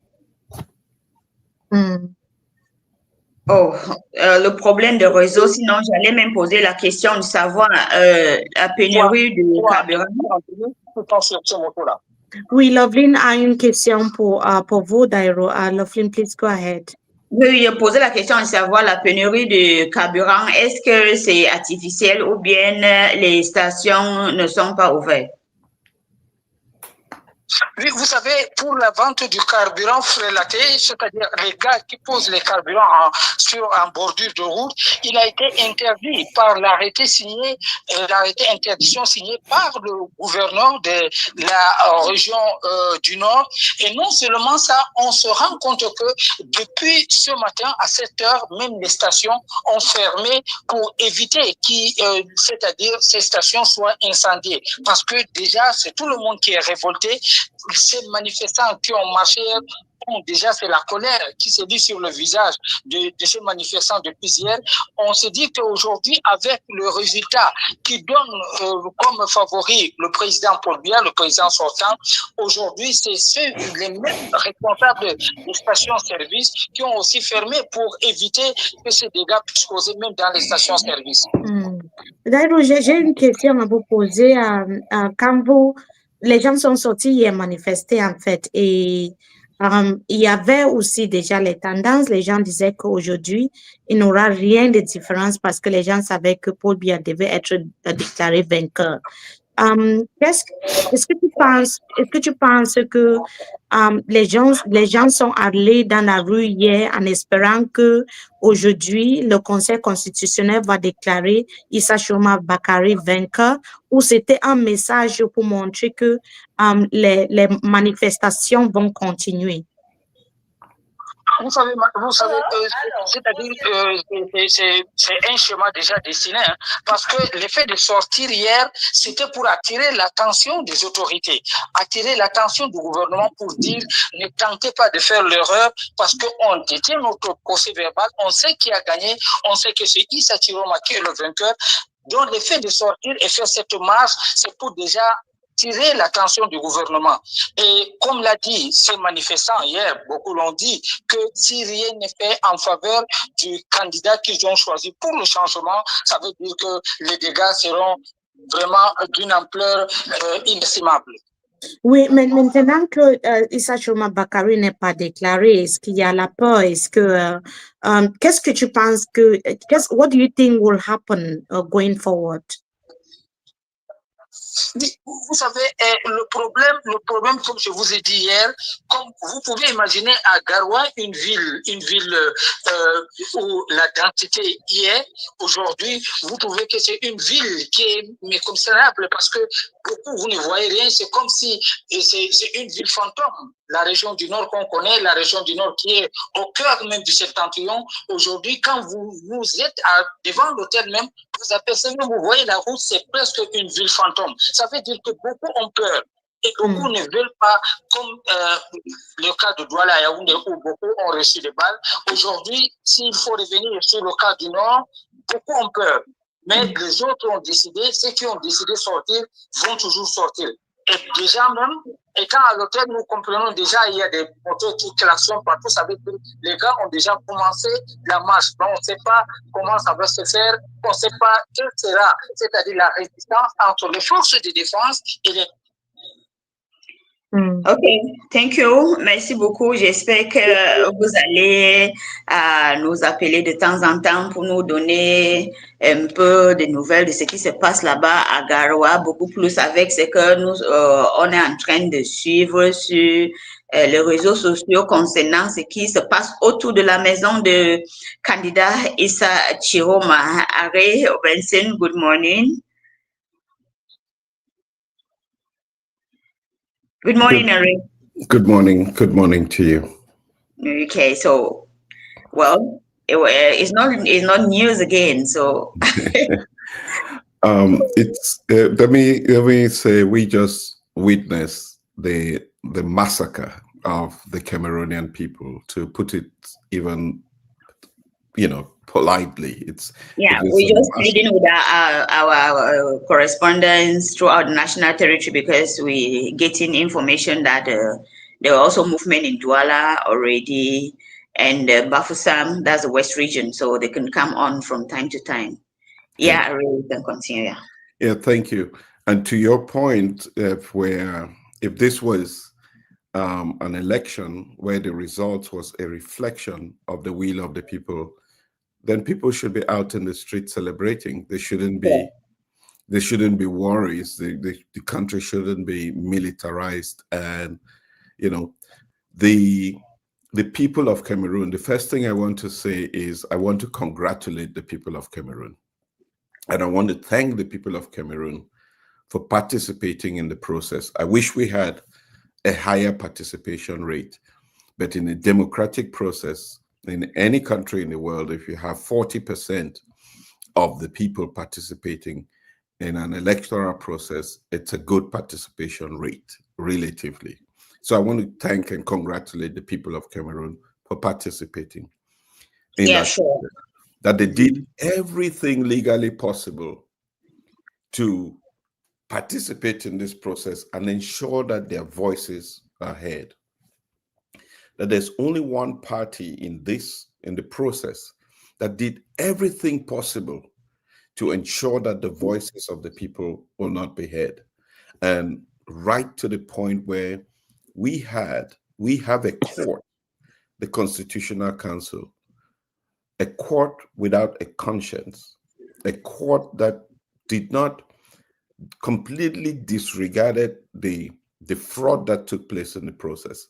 Since the beginning of this process, nobody has been persecuted or investigated for committing fraud, whilst there's evidence across it that exists, and the court has not paid attention to that. So, like, we are into 7 years of, what has been worse, worse than what has been happening in the past 43 years. Let me jump into that to say that people can make references to 1992, or people can make references to past electoral processes and their outcomes. This time is different. This time is different because the Cameroonian people are different. And yes, there has been a legal process that has been completed. The question is that, does this government have the legitimacy?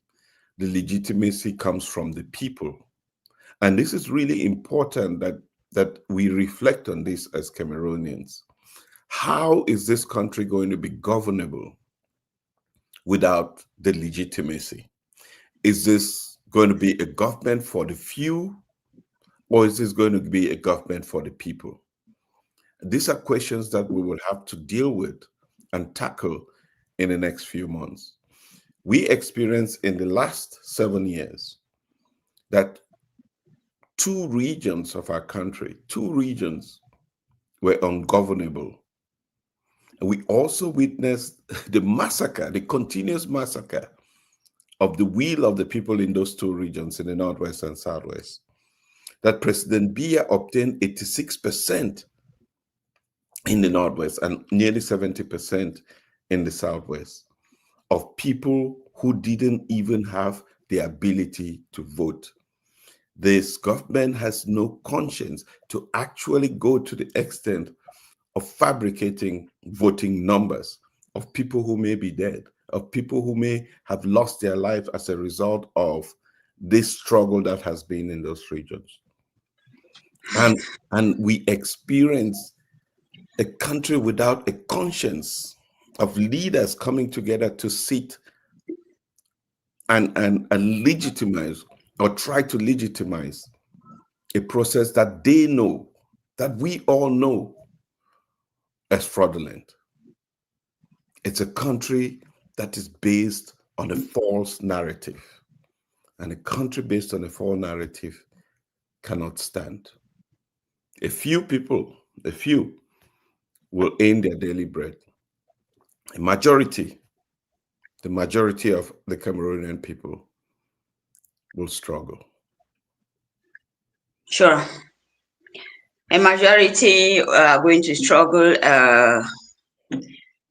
if at all we're going to take a move to the 7 years, like seriously, because it is still, we are still doubting, Ari. But I want to say that, I want to say our hearts. The team of MMI goes with our compatriots who lost their lives yesterday on the streets of Douala. It was shocking. Like Sandrine said, that he was saying that it is his life that he was fighting for. Those are our heroes who went down the drain yesterday. But I want to say they went down with their heads held high. So our hearts go with them, go with the families, the close family members.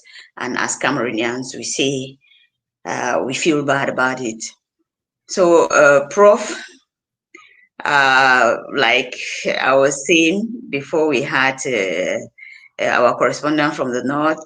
Now we have some information that even in the West region, and Douala has gotten up again. How far do you think that the street protests will take Cameroonians to their desired destination? Okay, you see, street protests, we can't attribute it to mathematics. It's not mathematics.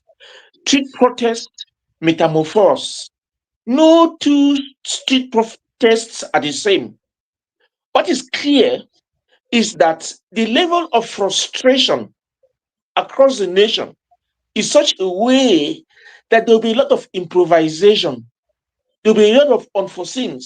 Remember that when we saw protests in the Grand North, the military were largely hands off.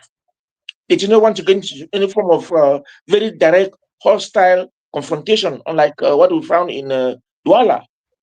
But the military are also, I would say, influence. There's an impact on the Tchiroma factor, even on the military, even on the police, even on the general, even on everybody. So there is some general sympathy for change. Even with the CPDM itself, there is sympathy for change. What Cameroonians should realize is that there is this hold up by an oligarchy, a small group, who wants to be the indirect president of Cameroon. Mr. Biya, we know very well, did not campaign anywhere. Mr. Biya, we know very well, is not even interested in power. Mr. Biya, we know very well, just passed through enough. After that, he disappeared. Tchiroma went everywhere. Tchiroma was in all the regions of Cameroon. Tchiroma is a name on every wall, every map, in the sky. He's well known, and Tchiroma represents change, the aspiration of everybody. Bulu, Eton, English speaking, everybody. That's the point. That's the difference. It is this mass movement, this mass support for Tchiroma that creates a totally new scenario, a totally new landscape, a new political landscape from which surprises are going to spring. I can bet on that. And that the oligarchy that is hiding behind the screen and saying that Biya is the president, we know, Cameroonians know. Cameroonians are not fools. Mr. Biya is not the one ruling. Mr. Biya is not even interested in power. And that's why you never found him. He didn't bother himself to go anywhere to campaign. Campaign for what? He did not go out to campaign because the electoral machinery incarnated by Elekam was fashioned to produce this type of results. You know, so he didn't bother himself to campaign. That's why Mimi observed that the CPDM had no manifesto, they had nothing, they just sat around waiting for Elekam to do the job for them. So we are in a situation which is really humiliating, which is disgraceful. We don't expect Cameroon with, you know, how many universities, more than 50 universities, academics, etc., performing in this manner. You know, so it's a shame. It's really a shame. It's a challenge to our intelligence. But I think that Cameroonians will not allow a group hiding somewhere to manipulate them. It's not Paul Biya. Paul Biya's term is over. He's tired. Everybody knows that.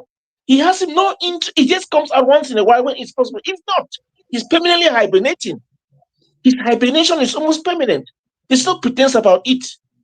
So what is all this joking around?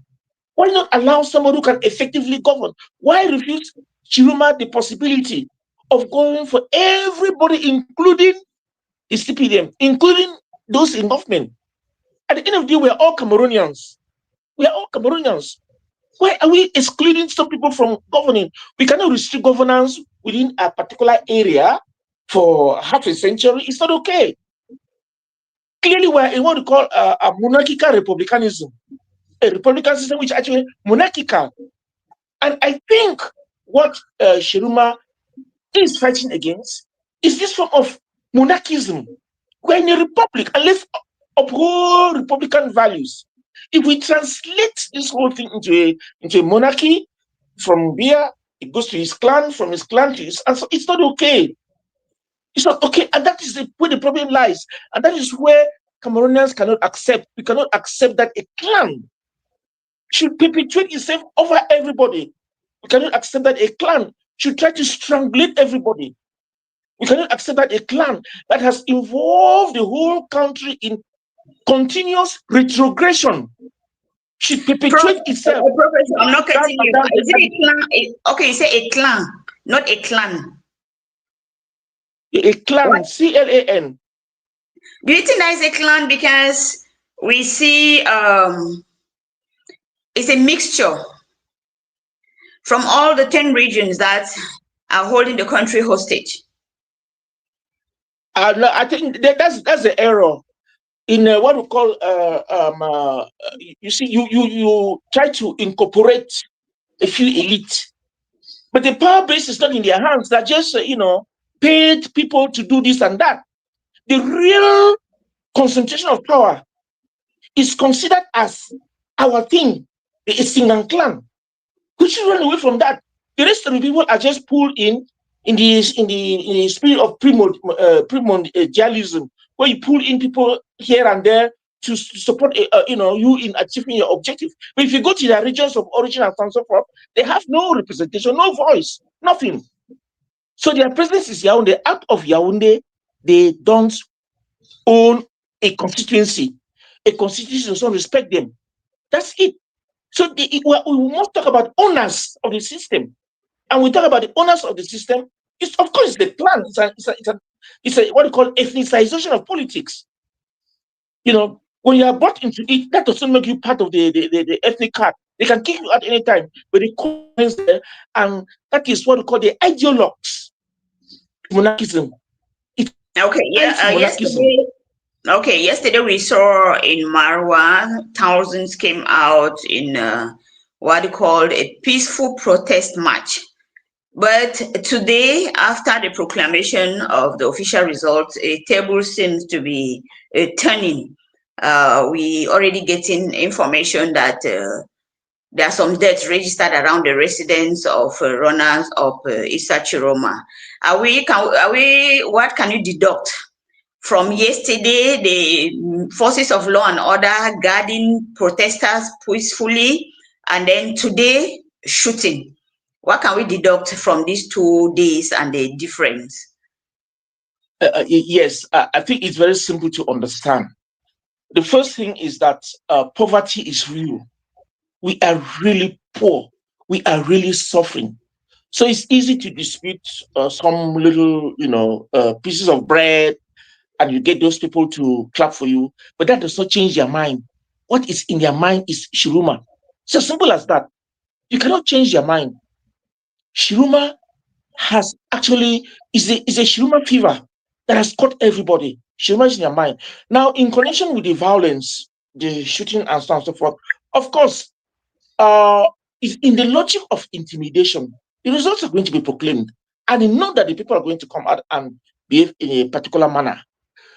Shooting, intimidation is not going to change anything in the sense that the people will simply change strategy. They will go on the ground and they will continue protesting. But so far, the protests in the streets will still go on.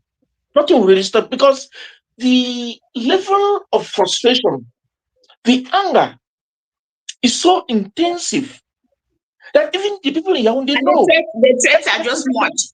Right in Yaoundé, there are sirens everywhere just making noise, like telling everybody that if you make an attempt to come out, this is what awaits you right now.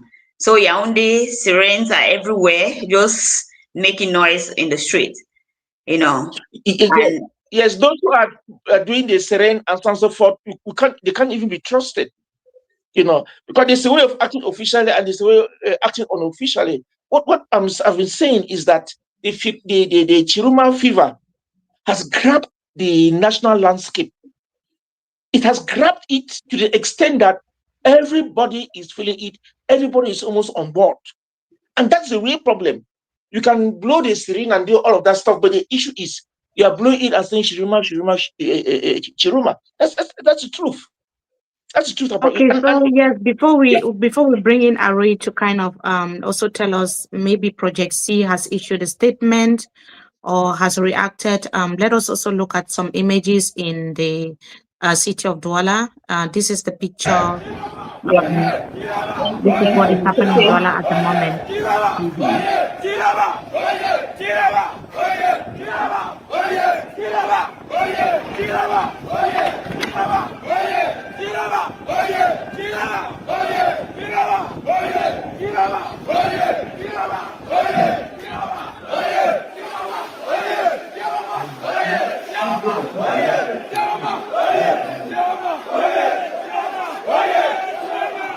On le casse rien, on le casse rien, on le casse rien, on le casse rien. On le casse rien, on le casse rien. Ça est massacre de l'autre, on le casse rien. On le casse rien. Voilà la police qui marche avec nous, voilà la gendarmerie qui marche avec nous. On ne casse rien. On ne casse rien. On ne casse rien. Voilà la gendarmerie qui marche avec la population. Voilà ça. C'est pas que, voilà ça.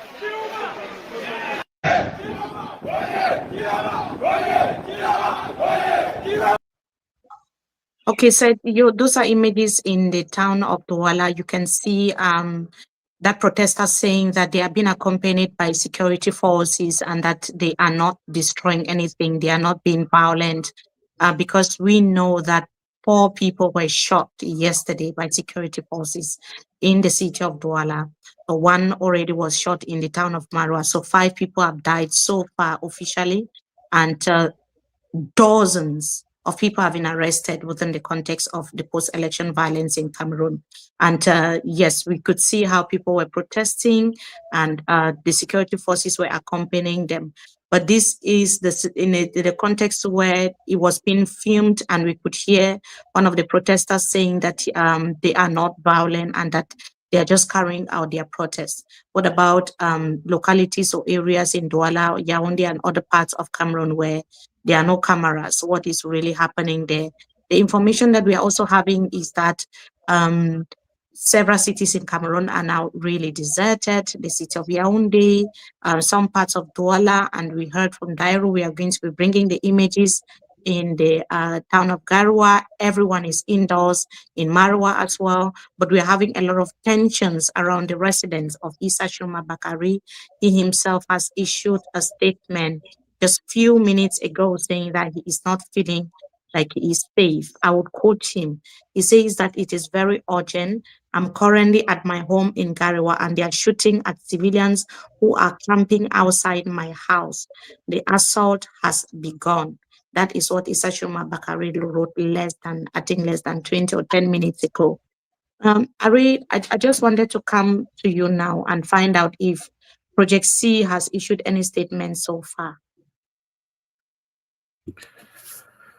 Hi, Mimi. We have not issued any statement yet, but certainly there is one that is going to be out shortly. But I can speak here on behalf of Project C that we, like the majority of Cameroonians with a conscience, with good conscience, we believe that the proclamation of the results was just a finality of a fraudulent process that was initiated post the elections, which, in the machinery that was set up by the regime had to end with this process of them declaring President Paul Biya president for another 7-year term. But we strongly condemn the injustice that has been done to the Cameroonian people without any reservation. This is a massacre of the Cameroonian people, a massacre in the sense that their will has been taken away from them, and there is nothing more that to kill a person than to take their ability to choose who leads them. It is much more than an administrative process. This is the dehumanization of the Cameroonian people. It's basically saying to the Cameroonian people that you do not have the ability or capacity to be able to choose who leads you. That's what has been expressed by the Constitutional Court. And like I said earlier, there is the question of this puts into play this question of legality versus legitimacy. We know that the sovereignty lies with the people, and only the people can grant legitimacy to any institution or even the outcomes of our elections. And instead of the population of Cameroon being out celebrating, we're already seeing people out demonstrating. What president of the country, after 43 years in office, wants to see the day of their proclamation, gunshots, more lives lost? That's the question of legitimacy that comes into question. So Project C, we had hoped that we were giving our best to educate, mobilize, and inspire Cameroonians to participate in the electoral process. Many people said to us that it was going to end up like this, but we denied because we wanted to trust in first the Cameroonian people. We trusted in them, and they did what they had to do. They won these elections. So we must celebrate that. We must celebrate the Cameroonian people for their participation. Secondly, we knew that there would be rigging. that we swore and thought that if we really came out and made a massive statement, they would respect the will of the people. They didn't. It was a landslide victory in favor of Issa Tchiroma. Everybody knows it. President Paul Biya knows it. Now they have proclaimed the result. What is to be expected of the Cameroonian people? This is a question that they must ask themselves. They fold their arms and go back home, even though legitimacy lies in the hands of the people. Same mistake they made with the Anglophone crisis a few years ago. We, the moderate voices, have had to be legal in the process. We've had to rely on the electoral code. That in itself is not the best. We gave the people all the support to do what was legal. And even when good people have done what is good as citizens, their voices are disregarded by the same court that derives its legitimacy from the people. What do you expect of the Cameroonian people? This is a question that has to be addressed by the Cameroonian people. Do they fold their arms and go back home? Or do they find legal ways in which to delegitimize this government? It is up to the Cameroonian people. And we will stand by the Cameroonian people in this process. Thank you so much for that, Ari. Before Lovelyn comes in, there's also another breaking news that has just come in. 2 people have died. Issa Tchiroma Bakari has just announced that 2 people have died in Garoua. They've been shot, just as we were speaking now, they were shot. They certainly those who went out and those who have been camping around his residence to protect him. They are shooting point blank. They are shooting point blank at the people, according to Issa Tchiroma Bakari, and he is wondering why security forces have to be shooting at their own brothers.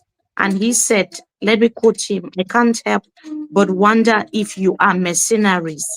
Kill me if you want, but I will liberate this country by any means necessary. What blatant impunity." Those are the statements of Issa Tchiroma Bakari. I want to go to Prof just to ask, the shootings started yesterday because 4 people were killed. They didn't hold any weapons when they were protesting yesterday in Douala. It was just a peaceful protest. People went out and it turned violent. With the way things are going, are you worried about the coming hours and the coming days, Prof? Now, the shooting does not surprise me at all. We have to understand the psychology of armed robbery. When you are a robber, the tendency is that you try to protect your loot by every means without conscience. So they have stolen this victory, and the only way they can keep it is by this type of violence. So I expect this violence to intensify as a way of getting people off the streets, as a way of demoralizing people. But I'm afraid there might be a reverse reaction in the sense that violence begets violence. And as the security forces unleash their bullets, new strategies will be formulated, which will not be good for us. So I think that there is need for the security forces to recognize protesters as Cameroonians, as their brothers and sisters, and to allow them to exercise their legitimate democratic rights. As things are unfolding, they will only degenerate if the security forces do not contain their comportment vis-a-vis their own compatriots. So let's treat each other as Cameroonians, not as mercenaries or as foreigners or as outsiders. So I don't expect things to really get better because of the way that this victory was achieved by Mr. Biya. So I don't expect things to be better. And Ari, we've talked, maybe Lovelyn can come in before I come in again. coming in is just Mimi to talk about that those have some images from Garoua that is showing the shooting there. Though from the video, Mimi, it shows that it's a little bit difficult for people to get closer to Issa Tchiroma Bakari's residence. It's not the usual atmosphere there that has been raining for the past 2 weeks. Like things are turning sour in that place. So maybe if we could have it on air from our correspondents, it will be better also, so that the world sees what is already happening around Issa Tchiroma's house in Cameroon. Yes, we actually deployed.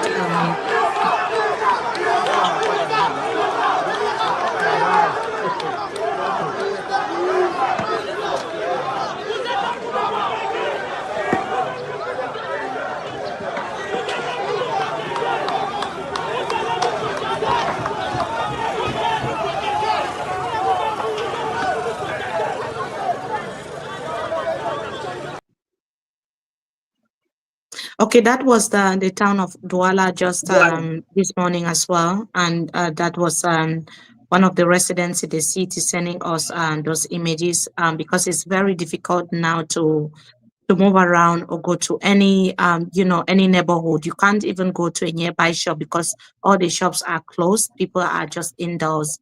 I mean, it's practically ghost town, Ari, in different cities in Cameroon now. And we are already the fact that gas stations are all closed down. It also makes it more difficult, Yes, because right. there's no way for you to have gas to put in your car or your bike to go anywhere, irrespective of the fact that there were communiques that gave injunctions on bikes not to move, maybe from 8 p.m. to 5 a.m., but it's already about 2 p.m. in Cameroon. Yet people cannot freely move around. Some who want to go, who have the courage to go, because I would say have the courage to go out, they can't go because they don't have fuel in their cars or in their bikes, because the gas stations are all closed. So that's another handicap that is a little bit difficult for us to have a full coverage. But however, MMI is doing everything, and we're having the images as they're coming in. Right. So are we in a situation where regulating, that's how I'll put it, a dictator is almost impossible when the laws are being broken to, keep a dictator in power? I'm saying this because we had concrete evidence that there were electoral fraud, that there were malpractices. We published a lot of videos from sources, reliable sources from the ground. With this blatant, violation of the laws in place and even the constitution, just to keep an individual in power for the next, 50 years, it wouldn't mean that President Paul Biya will rule the country for 50 years. So what is the way forward? Because if the CPDM didn't end now, people are worried whether the end of the CPDM is anywhere close. Yeah. It is a basically what has been communicated to the Cameroonian people is that we do not have a democracy, that we do not have a democratic process, and that it has been certified that the ballot box is really not the way to bring change in Cameroon. It has been confirmed to the Cameroonian people once more that the regime is basically based on its entire existence is based on fraud. We must be clear, and we must remind Biya, President Paul Biya, and his regime. So often people give President Paul Biya a pass, or the outgoing President Paul Biya, and I'll continue to say that, the outgoing President Paul Biya a pass, saying that it is people around him. No, it is not people around him. This is a man we know has his capacities. He was able to read a speech. He came out to vote. but he disregarded the Cameroonian people in the process, didn't even ask for the Cameroonian people to vote. He didn't announce his entry into the campaign. Campaigned only once. This is a man who, for the last 8 years, has never set foot outside Yaoundé and Maroua in Cameroon, occasionally Douala. This is a man who is completely disconnected from his country. And this is a man who is accepting, what a shame, accepting to step up and be president when you know clearly that you lost the elections. And for people who are around him, you also know you lost the election. It is a shame. Shame on you. Shame on you that you do not have the ability, that you all are not man or woman enough to accept the outcome of a fair process. Let me not even call it fair, because you made it challenging for people all the way. But the Cameroonian people proved that they had the ability, the resilience to overcome all the obstacles that you put in their way. And now the only last thing that you have, the only way that Biya is going to stay in power, the only thing is leveraging the forces, the might of the military. That is the only thing. Essentially, what we have witnessed today is a coup d'etat. The coup has been completed, and the government that we have is illegitimate. That is essentially what has happened in this process. It's a coup d'etat. When there's a coup d'etat, the democratic principles are essentially thrown out, and it becomes a free-for-all. Essentially, this is a shame. This is a shame.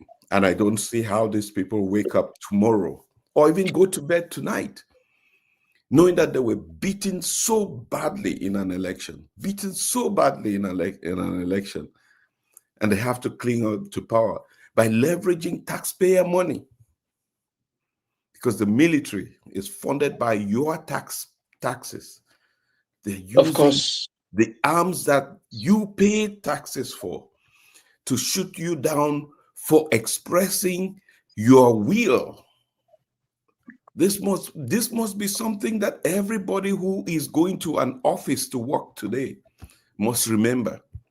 Everybody who is thinking that life can go on as usual, remember that is taxpayers' money that is used to dispense the tear gas that is used against your people. You remember that it's taxpayers' money that is going to be used, your taxpayer money, to prop up a regime that completely lost the election. And that in itself makes you all live in a country that is not governable, that cannot be developed, that cannot have the ability to build bridges, to build schools, to ensure that the next generation of young people, 60% of our country is young and hopeless. Hopeless because you have not created opportunities for them to aspire, to dream and achieve their dreams. That's what's going to happen in the next 7 years. But the people must never forget what has happened. It's a coup d'etat, and we cannot accept coups in modern day Africa. Yeah, I think that yes, go ahead, Prof. You've made a very strong point. Yeah, you've made a very strong point. I want to add the point of ingratitude on the part of Mr. Biya. Mr. Biya was handed power by Amadou Ahidjo, which he legitimized over the years. And he did that in the spirit of power shifting from one region to the other. Now, this is a case where Bakari Tchiroma has won the elections and would have expected that in the spirit of gratitude, in the spirit of patriotism, would have said, okay, I've been in power for 43 good years. Power came to me from the north. Tchiroma, you have worked very hard. Okay, a hand of friendship.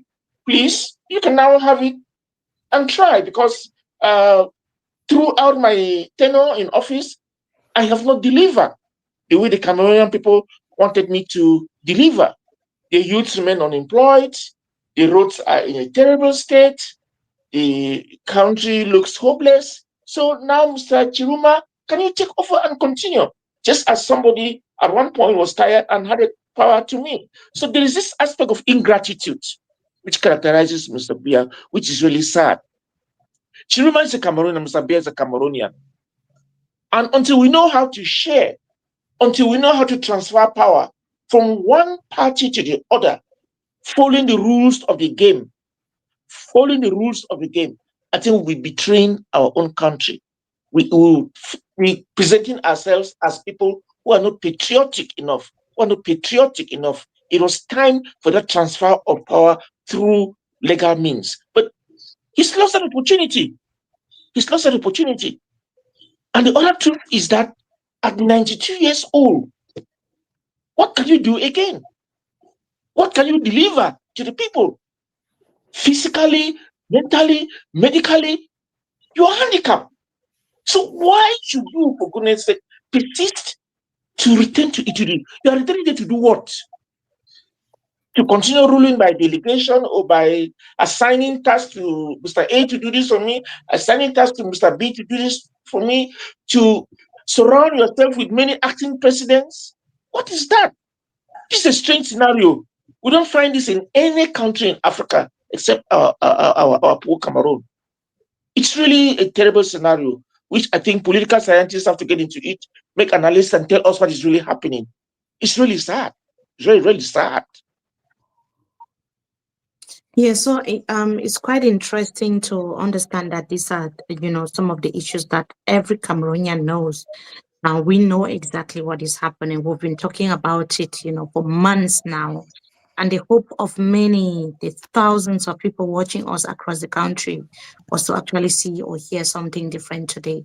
We have Bernard who has just joined us. Bernard, it's so good to see you, but it's not a good day for Cameroon and Cameroonians. But before you come in, Bernard, I want to just play this video. It's not a video per se, but just to paint the picture of Garoua for those who are really wondering what is happening there.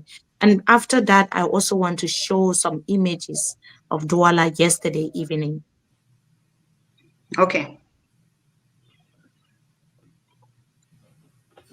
So we can see how business centers, streets are deserted. No one can be found on the streets.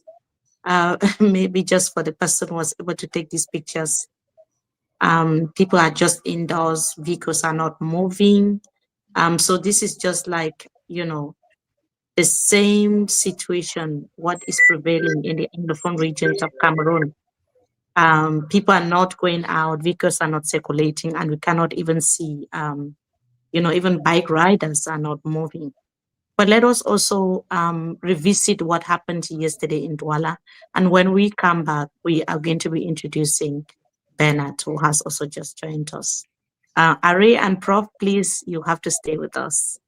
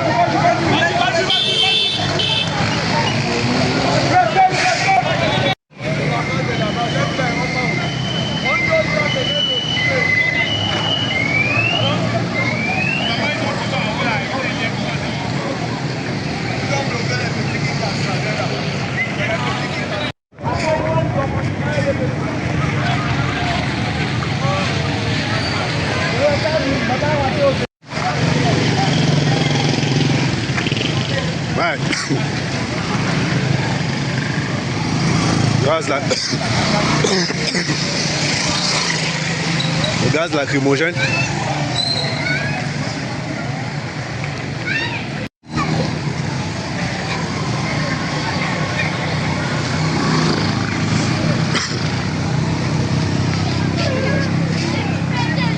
Il y a eu des échauffourées ici entre la gendarmerie et les manifestants.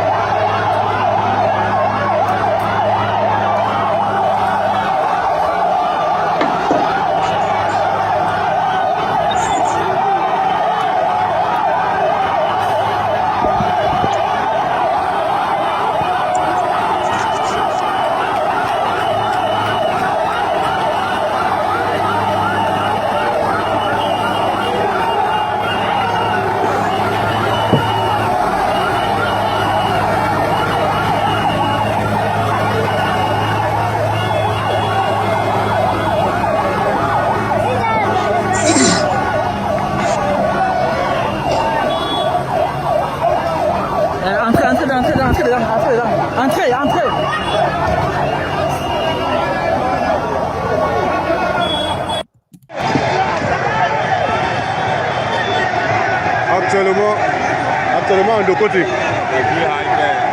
Actuellement en Dokoti, une population spontanée est sortie pour marcher.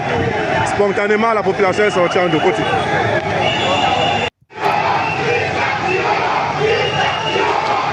Là, nous sommes en Dokoti.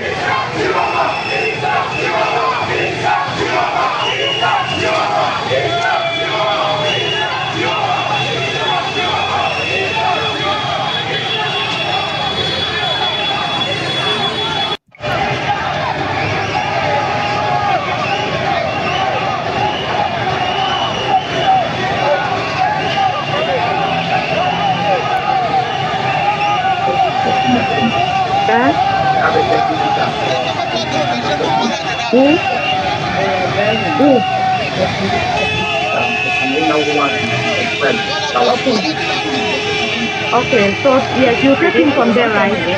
You're taking from there. So let me introduce Bernard first.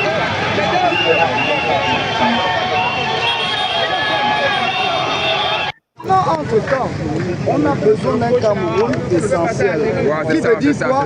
On a tous ces paramètres qu'on a oubliés. C'est toujours nos archives qui nous rattrapent aujourd'hui. On a besoin de Aïdjo. On a besoin de Django Foncha. Et on va se rattraper aussi avec Oumiobe et consorts. Ce qui veut dire quoi? Ramenons notre Cameroun, pourquoi? Parce qu'on ne se maintient pas dans un Cameroun, mais on est dans notre Cameroun. Quel est dans ce Cameroun? Pour certains Camerounais qui ne la savent pas, le Cameroun qu'on maintient présentement, c'est le Cameroun qui est avec le K. A-M-E-R-U-N. Maintenant, comment on peut pas retrouver le Cameroun? C'est nous ça qu'on en a besoin, parce qu'il faudrait faire entrer d'abord les nordistes. Là, ne savons bien pas que ce sont eux. Et maintenant, de l'autre côté, il faudrait qu'on remette la position de Django Frontier. Et non seulement ça, on se retrouve maintenant avec une liberté qu'on appelle Oumiobe, que tout le monde en sache. Bon, là, maintenant, le Cameroun va se faire prendre. Et là, nous serons de la Troisième République. Mais on va toujours maintenir le Cameroun du cas. Maintenant, pour maintenir le Cameroun du C, on va faire la 4.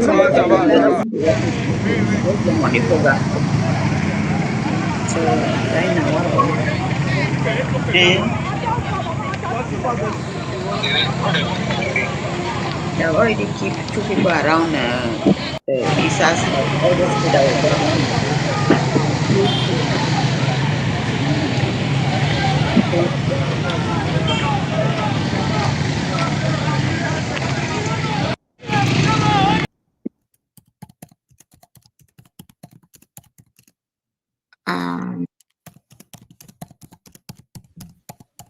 Yes, that was the atmosphere in Douala the entire yesterday. We had a longer video, but we had to cut it now because we have a lot of people also to react and tell us about their opinions. Let me come back to the facts and figures that we have President Paul Biya won the election according to the Constitutional Council by 53.7%, and Issa Tchiroma Bakari came second as main challenger, and he came second with 35.2%. Bernard Ngalim is here with us. Bernard, hello. Welcome. Something we weren't expecting to see, but somehow not surprised as well. Thank you, Mimi. Thank you, everyone on the panel. Good afternoon, Prof. Mimi, to be honest with you, I'm not surprised that the Constitutional Council reached at that declaration. It was already very evident from the reports of the National Vote Counting Commission. But besides that, it's evident that this Constitutional Council would never declare another person winner. It is evident that ELECAM cannot organize elections where another person would come out winner. It is evident that President Paul Biya cannot leave power through an election.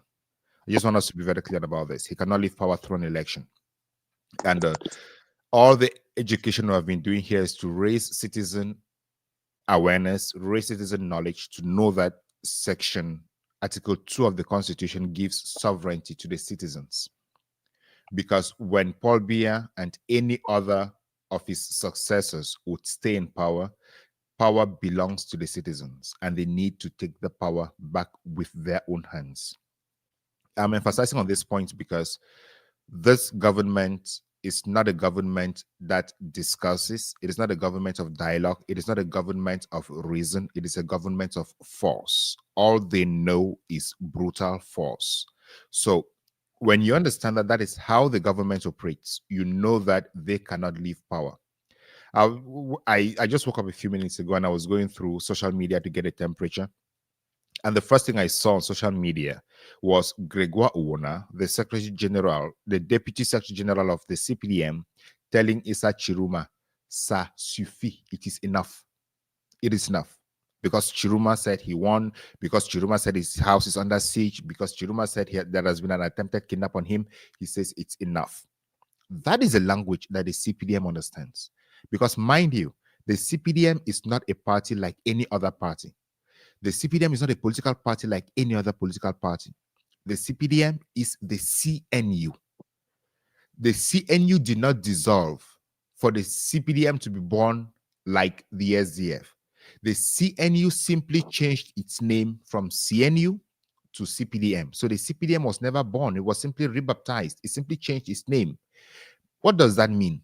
That means that the mentality, the philosophy, the governance strategy that governed the CNU was transported into the CPDM.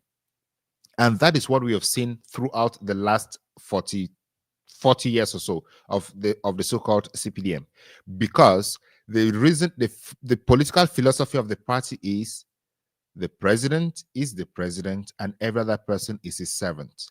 The mere fact that in 1992, Cameroon was forced by the death of at least 6 martyrs in Bamenda for the SDF to be legalized and for all other political parties to follow the trend shows how much the CPDM, the government in place, shows how much importance they attach to democratic values. So there is no way we can think that a CPDM can live through elections. I was speaking to a CPDM friend recently, and he told me Biya did not come to power through elections and he's not going to live through elections. And I don't doubt that. It is very true. Biya doesn't see himself as someone who cannot be president of a country. And he has groomed his people to see themselves as power holders who are going to stick onto power come what may. In 1992, John Frundi said he's not going to walk on the corpses and the blood of Cameroonians to get to A to D. That, at the time, that was a very reasonable statement because he believed there could be political development, advancements in democracy, and things would change.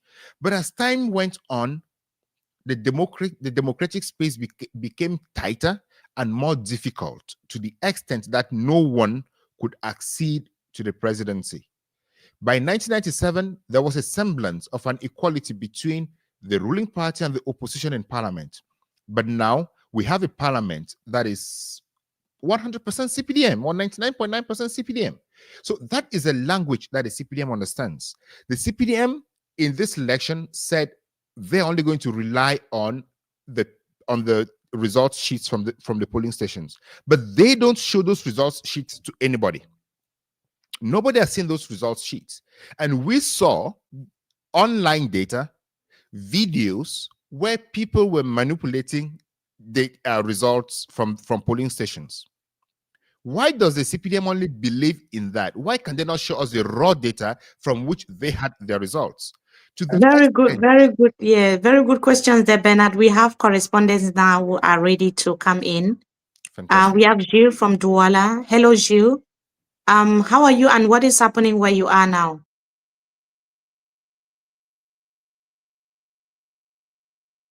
Yes, the reporter in Douala. And bonjour à vous. How are you feeling? What is happening in Douala now?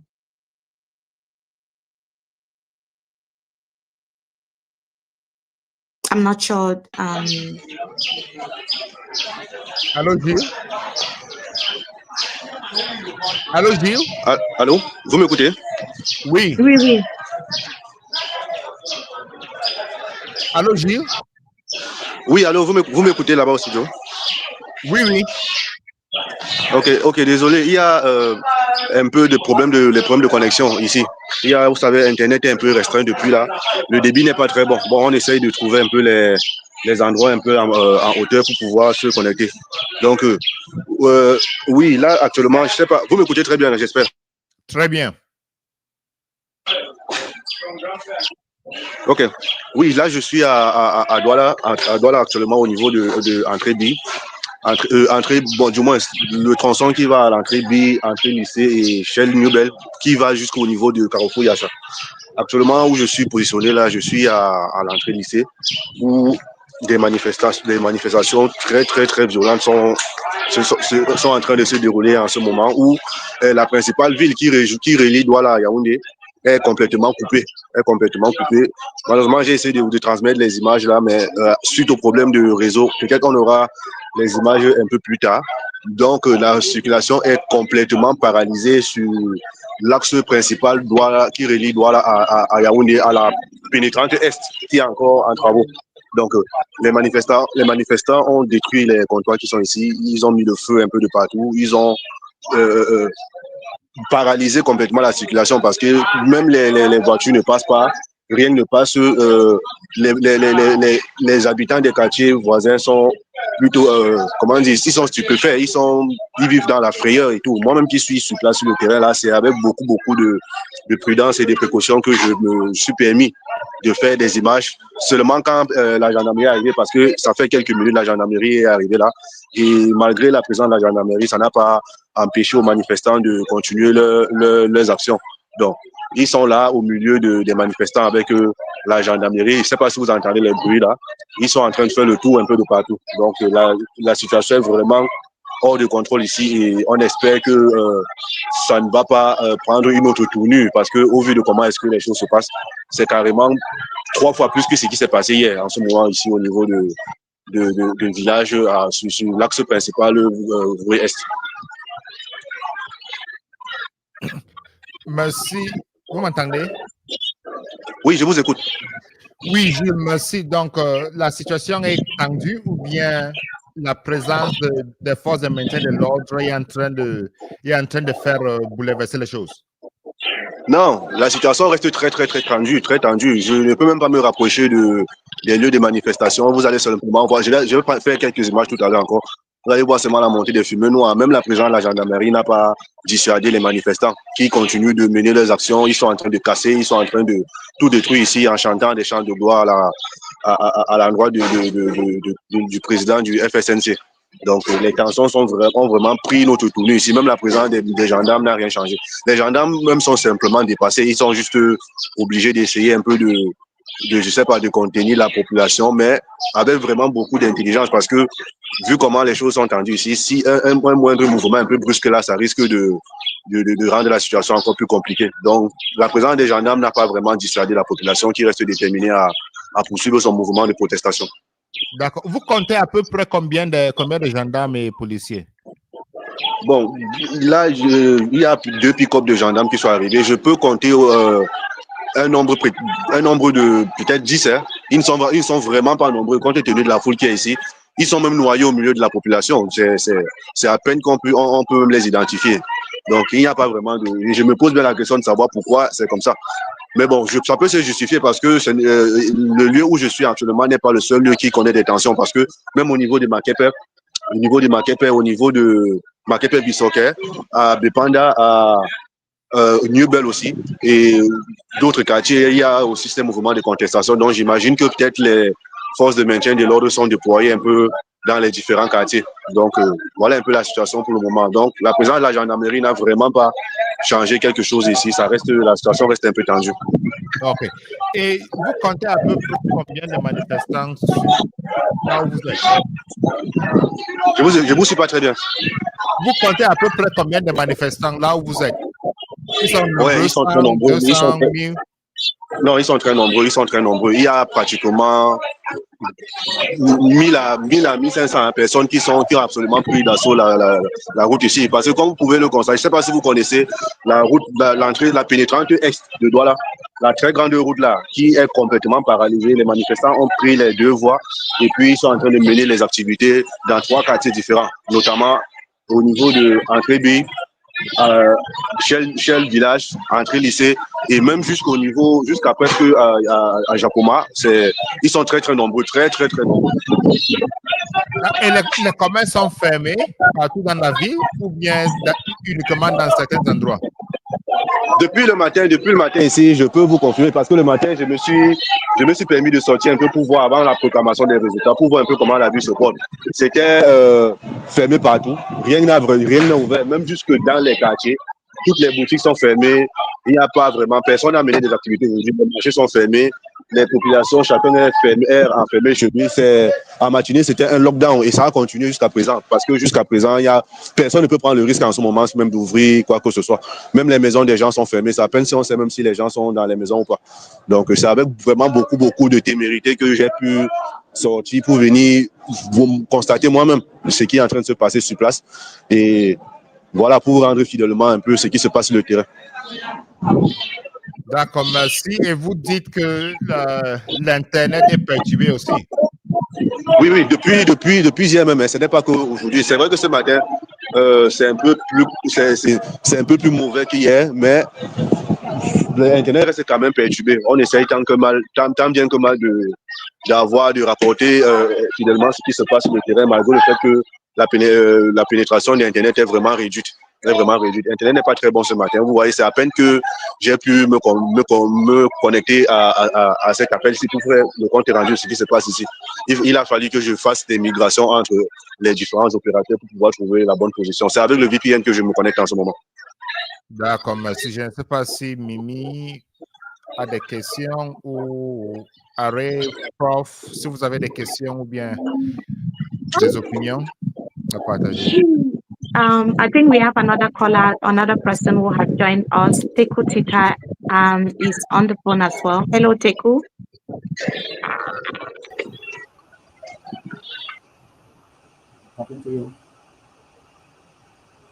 Hello, Teku. How are you? And where are you joining us from, please?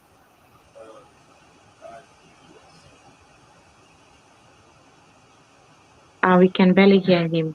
Don't know if he's on speaker or not.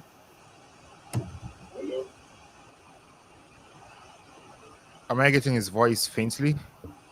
Yeah, it's not very clear. Yeah. Teku Tita? Teku Tita? Looks like we can get him. Okay. Teku Tita, are you there, please? Yes, I am. Okay, yeah. So where are you joining us from and what do you have to share with us today? I'm in the US. And it's a very, very sad day for Cameroonians. Sad because we have simply been raped by this Biya junta. And It's not enough. It's disgraceful for one to even say, "Oh, I originate from Cameroon," because we all have different passports. I don't think Cameroonians should take this line down. Their voice must be heard. And what I do not understand is that the army, the militia of Cameroon, suffer as much as we do. And I cannot believe that any gendarme, any police will pick up their guns now, to fight against a Cameroonian protesting for their rights. They themselves know what has happened. They know the true results. Okay, I'm really ashamed that these people with big wigs are sitting there. They know the truth and they cannot proclaim it. They've made us refugees. I'm a guy in my 60s now. I would want to be in Cameroon, but how can I? How can I? Oh, Cameroon. At least Ahijo loved his country. Biya has no love for his country. He hasn't. Because I understand he's not composed mentors, but he knows what's happening. He could have said, even in 2018, he could have said, "I'm tired. I want to go home." And we never have this situation. It's scary. Yes, Mr. Teku, we can hear the disappointment from your voice and from what you're saying. Are you worried about the future? What will happen from now? Oh, I'm very worried about the future. Listen, Mimi, the Northeast, the Muslim, I don't know how to. When I was a boy in Cameroon, we used to call them Magida. I hope it's not an insult, but they are not. Look, this is not 1992. They said it was Bamenda people, so it was clannish. It's not even 2018 Bamelekes again. They said it was clannish. And of course, the Bameleke man is a little bit shy because they have their businesses and they love money, so they don't want, their businesses to be vandalized and so on. Look, the Muslim guy is very different. They have brotherhood. So whether a Muslim person is in Cameroon, in Chad, in Burkina Faso, in Ghana, they are all Muslims. And when these guys started, they never back out. So I think, I was telling friends all along that I don't expect the results to be different. But now is a different era. The youths are prepared. The youths are more educated politically. And there would be no hiding place for Atanganjipol and Gongo and all those criminals who are there. There would be no hiding place for them.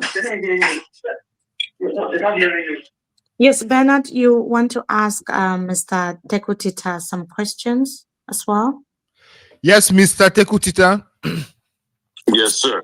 Yeah. So as you know, the government of Cameroon is always very jittery and worried when it comes to diaspora involvement in Cameroonian politics. What do you think is going to be the government's strategy going forward? Because from what we see, the diaspora seems to be more involved in the 2025 election than they had ever been before.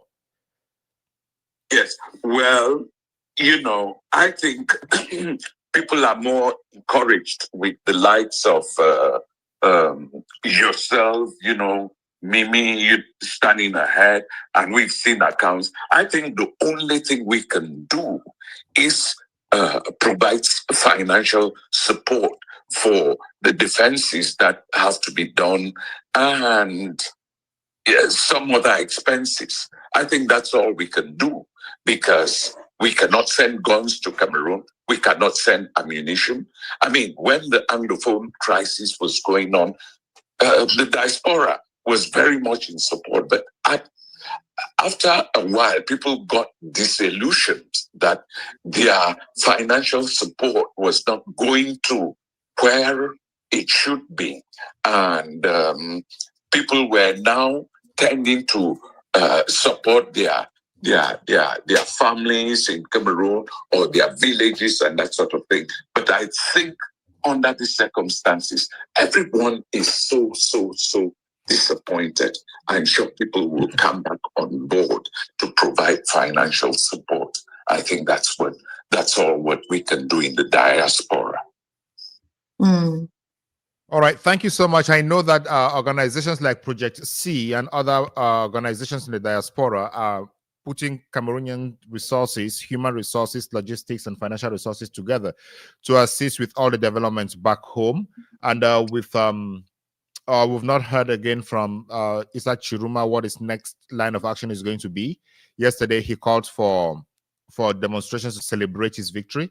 Let's wait and see the next line of action. And I believe that the diaspora needs to play a more significant role here so that we keep on communicating and educating citizens on their rights and what they can take as legitimate means to reivindicate their rights. Cameroonians should understand that we are refugees. We are hostages abroad. I want to be back home. I want to be back home, but there is no home to go to. We are now looking at other African countries. I want to be home. This is. Oh my God, my Cameroon.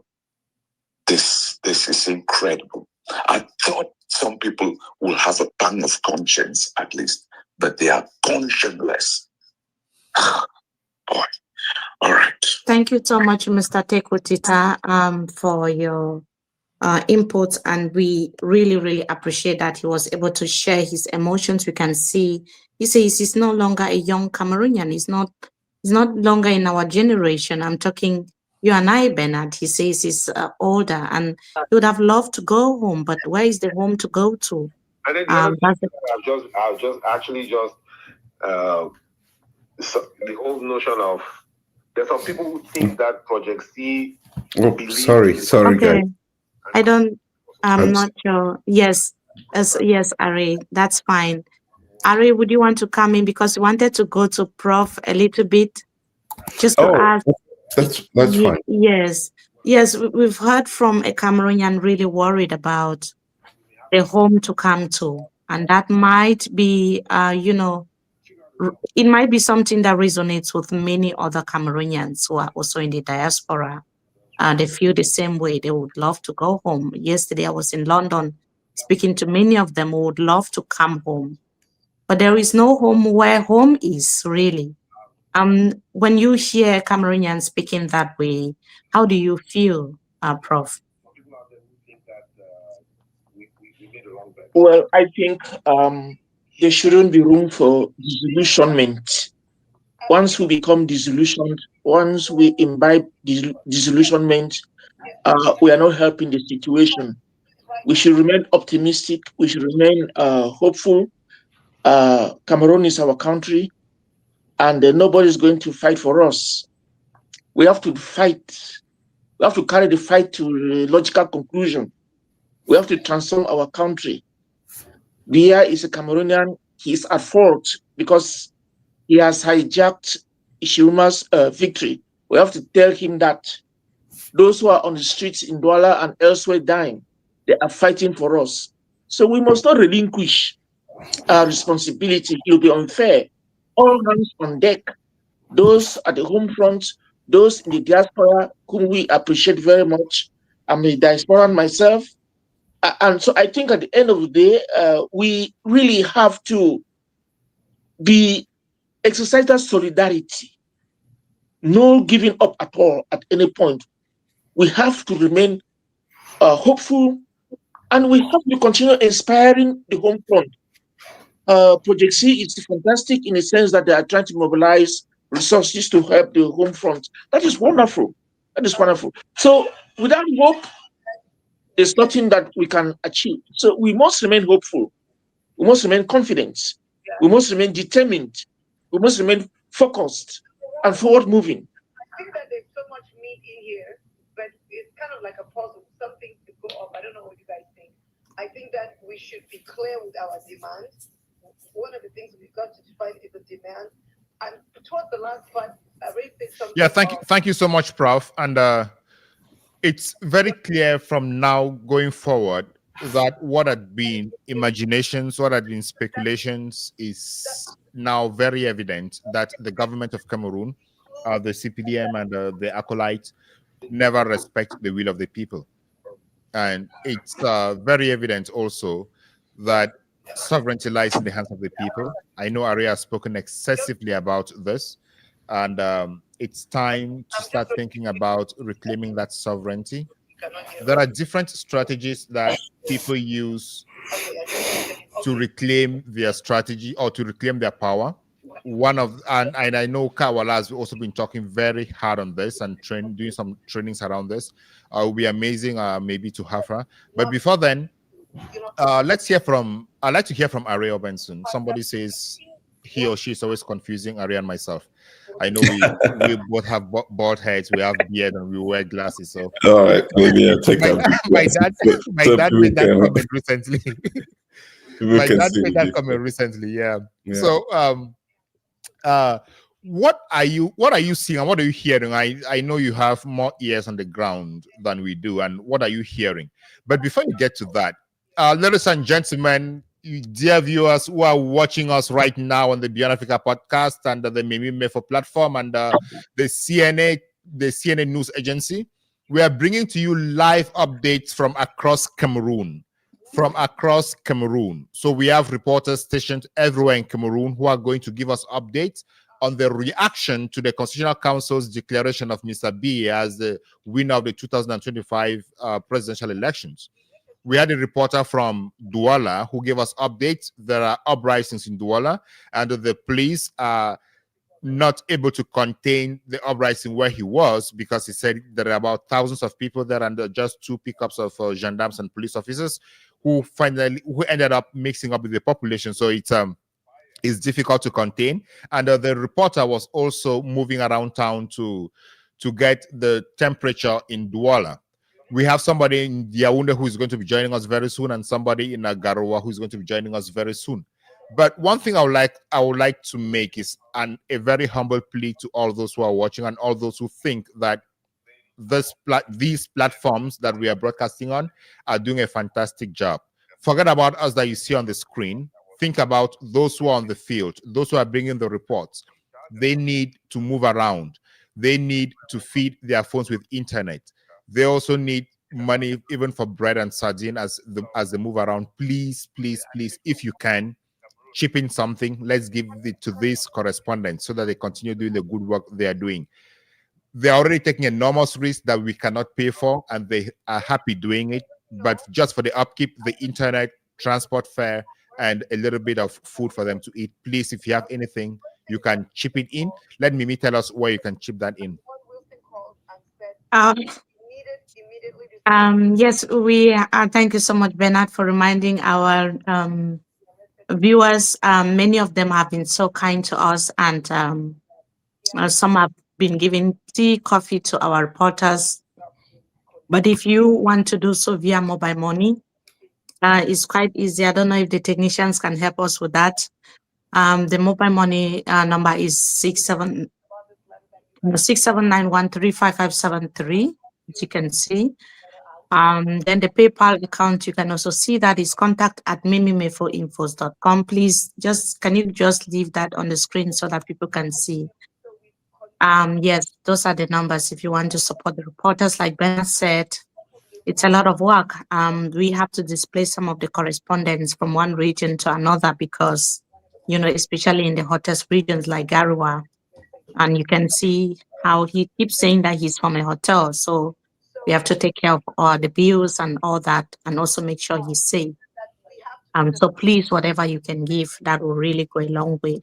And for the platforms, also Bernard has a YouTube page where you can be a member. People can decide to give $5, $10 per month to support him as well. He's got a platform where he brings these big minds to come and talk about pertinent issues about Cameroon and even in Africa. He's been doing a fantastic job. You could also be a member to support him monthly. We've seen some people also joined the membership board on Talk with Mimi Mefo. Please continue to do that and spread the word. We also have the Cameroon News Agency YouTube channel. Please keep also sharing and subscribing and be a member there. That's the only way you can also assist us. Just like we heard from Tita speaking a while ago, that he is ready to give whatever support that we need for those who want to support, like massive, small, big, medium, I don't know, but every form of support will be welcomed. This is Beyond Africa Podcast YouTube channel of Bernard Ngalim. You can see, I'm hoping that maybe by the end of today, he should have 10,000 subscribers, because we have 20,000 people watching. So if he can have 10,000 subscribers before the end of today, that would really be great. And you can see the fantastic job that he is doing. Also join the membership board on there and support him, you know. Also the Cameroon News Agency. We also have Sandrine's YouTube page that she's building. And you've been seeing the fantastic job that Sandrine has been doing. Also go there and subscribe. Please join and support all of us, because we are doing this for all of us and for Cameroonians. And yes, it's very important. Thank you so much, Bernard, for bringing this up. It's very important. Thank you. You're welcome, Mimi. You know, most people see us talking on the screen, but they don't know the fantastic work that people behind the screens are doing. And for those, we've spoken about the correspondence, but I want to give a special shout out to the technicians who are showing our pages on the screen right now. They're the ones bringing us on the screen, taking us off, bringing the guests off, taking them off. And it's all sacrifice for the nation. It's all because we want to see the nation grow. We want to see our voices heard. And we believe that with you, 21,000 views, almost 23,000 viewers already, it shows that we're on the right track and we are doing the right thing, not only for the nation, for ourselves, and also for Africa. So thank you all so much. And we can come back to our conversations. While this is the page of Cameroon News Agency, I know most of you should know the brain behind that page. That is Hanson For. He's the chief executive officer of that page. He's one of the most renowned Anglophone journalists in Cameroon, who was with Equinox TV, and he had to leave because he was reporting alongside Mimi Mefo on the exactitude of the threats Anglophones were facing back in the day, and they were under threat, so they had to leave. And we have found ourselves on this digital platforms that technology has given us to continue doing the work that they were doing. So we are super happy, and thank you so much. Where's my mouse? Thank you so much. Thank you so much, Mbone. That is not the one I wanted to share. It's gone, but I'll find it. Somebody sent in a contribution and I was trying to put them on the screen. So thank you so much. Yeah, thank you so much to our technicians also for doing the fantastic work, and to our producer who doesn't sleep. He just gets up and runs everything right and straight. Mimi, this is gradually becoming an international news agency. Did you realize that? Yes. I mean, I just wanted to talk about the level of collaboration between yourself, myself, and for Hanson. Oh wow, thank you so much, Micah. We really appreciate. Thank you, and God bless you. Yes, thank you. Yes, the level of collaboration, you know how we do it. Many people would wonder why we decided to be doing this together and how far we are ready to go. There are times I will call Bernard at midnight, and Bernard will say, Mimi, the time difference, please take that into account. And I'll be like, oh, sorry, it was just about, our show, we need to do this. It's not been easy, but we kept pushing. We kept pushing, and we have other things that we are doing, but we create time for this to just come and have this conversation, because it's important. If we don't do it together, I don't think it can create the level of impact that we've been able to create, Bernard. And I'm so proud of you, Bernard. I have to say this here in front of everyone that you amaze me, your humility, your professionalism, what you've been able to bring in it's changed a lot for this production, for this Road to It to the initiative. And I can't thank you enough for everything that you've done so far. For all the hosts, Hansen it's been amazing. Also, Hansen is always there. Mimi, yes, take me whenever you're ready. We are all together in this. It's a one-man thing. It has nothing, it's no more Mimi Mefo. That's why you see other people presenting and I'm not even there.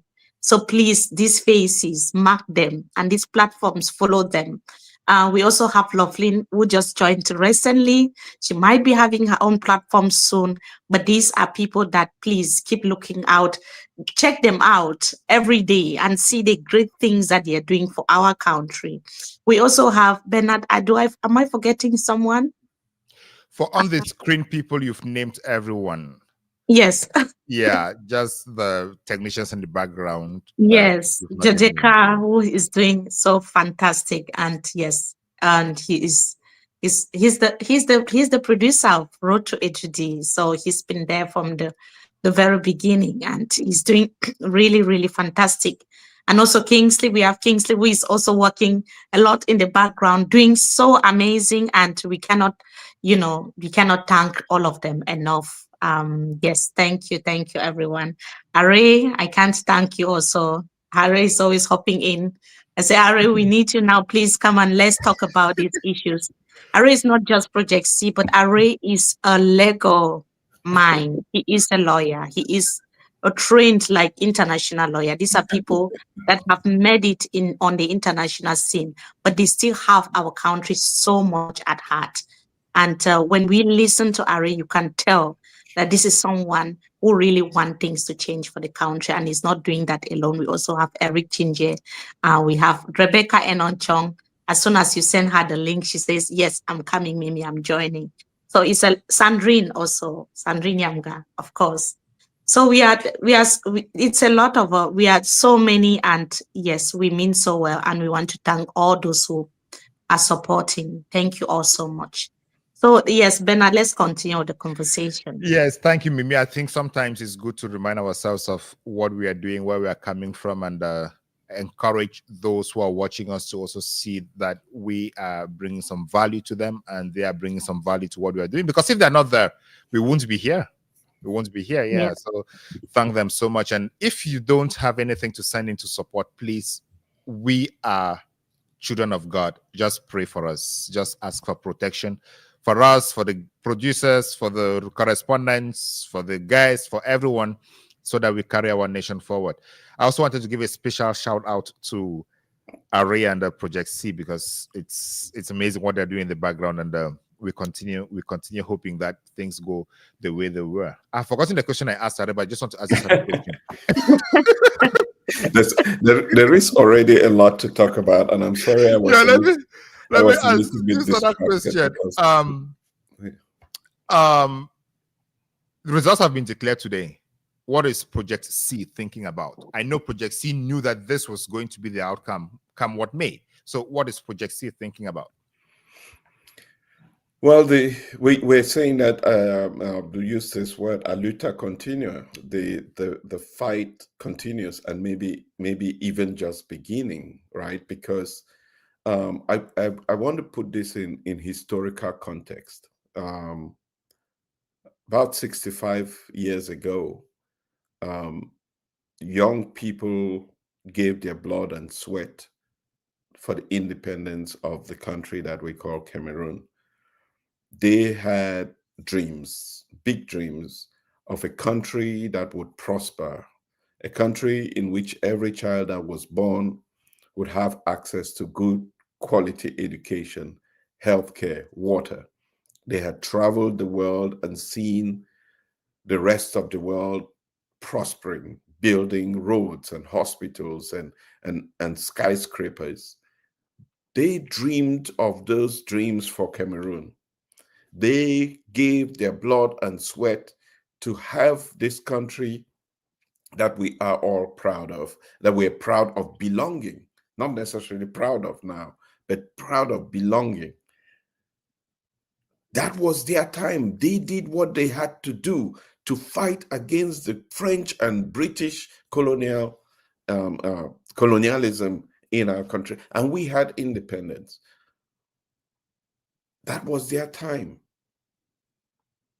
And we had a unitary government until young people gave their blood and sweat to fight for multi-party democracy. And we had multi-partyism in Cameroon. And through those struggles, we amended the constitution that should have given the president of our country a 2-year term in 1996, through a tripartite process that brought together Cameroonians from all sectors. And yet, we still did not see the kind of transformation that wanted, because a few people decided to amend that constitution and create a president for life. And that is the destiny that has brought us to where we are today.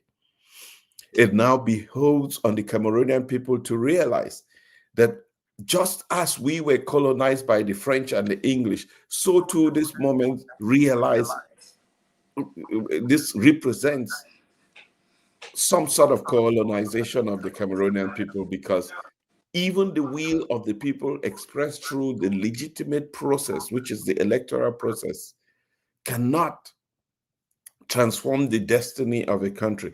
It now depends on the Cameroonian people to determine how we move forward. At Project C, again, I repeat, many people told us that you cannot beat this regime through the ballot box. We knew, but we thought we could change the dynamics, and certainly we have changed the dynamics. Certainly we have created a lot more awareness. Certainly we have empowered a lot more people. Certainly the people know that the power resides in them, that sovereignty resides with you, the people of Cameroon. And it is up to you to realize that this is the beginning of a struggle that must not end with this proclamation, but that must lead to the transformation of our country. That you must find all legitimate ways to continue to push forward for the legitimate process that will lead to change in our country. How we do that will largely depend on the engagement of the Cameroonian people. So do not go home today thinking that it's over.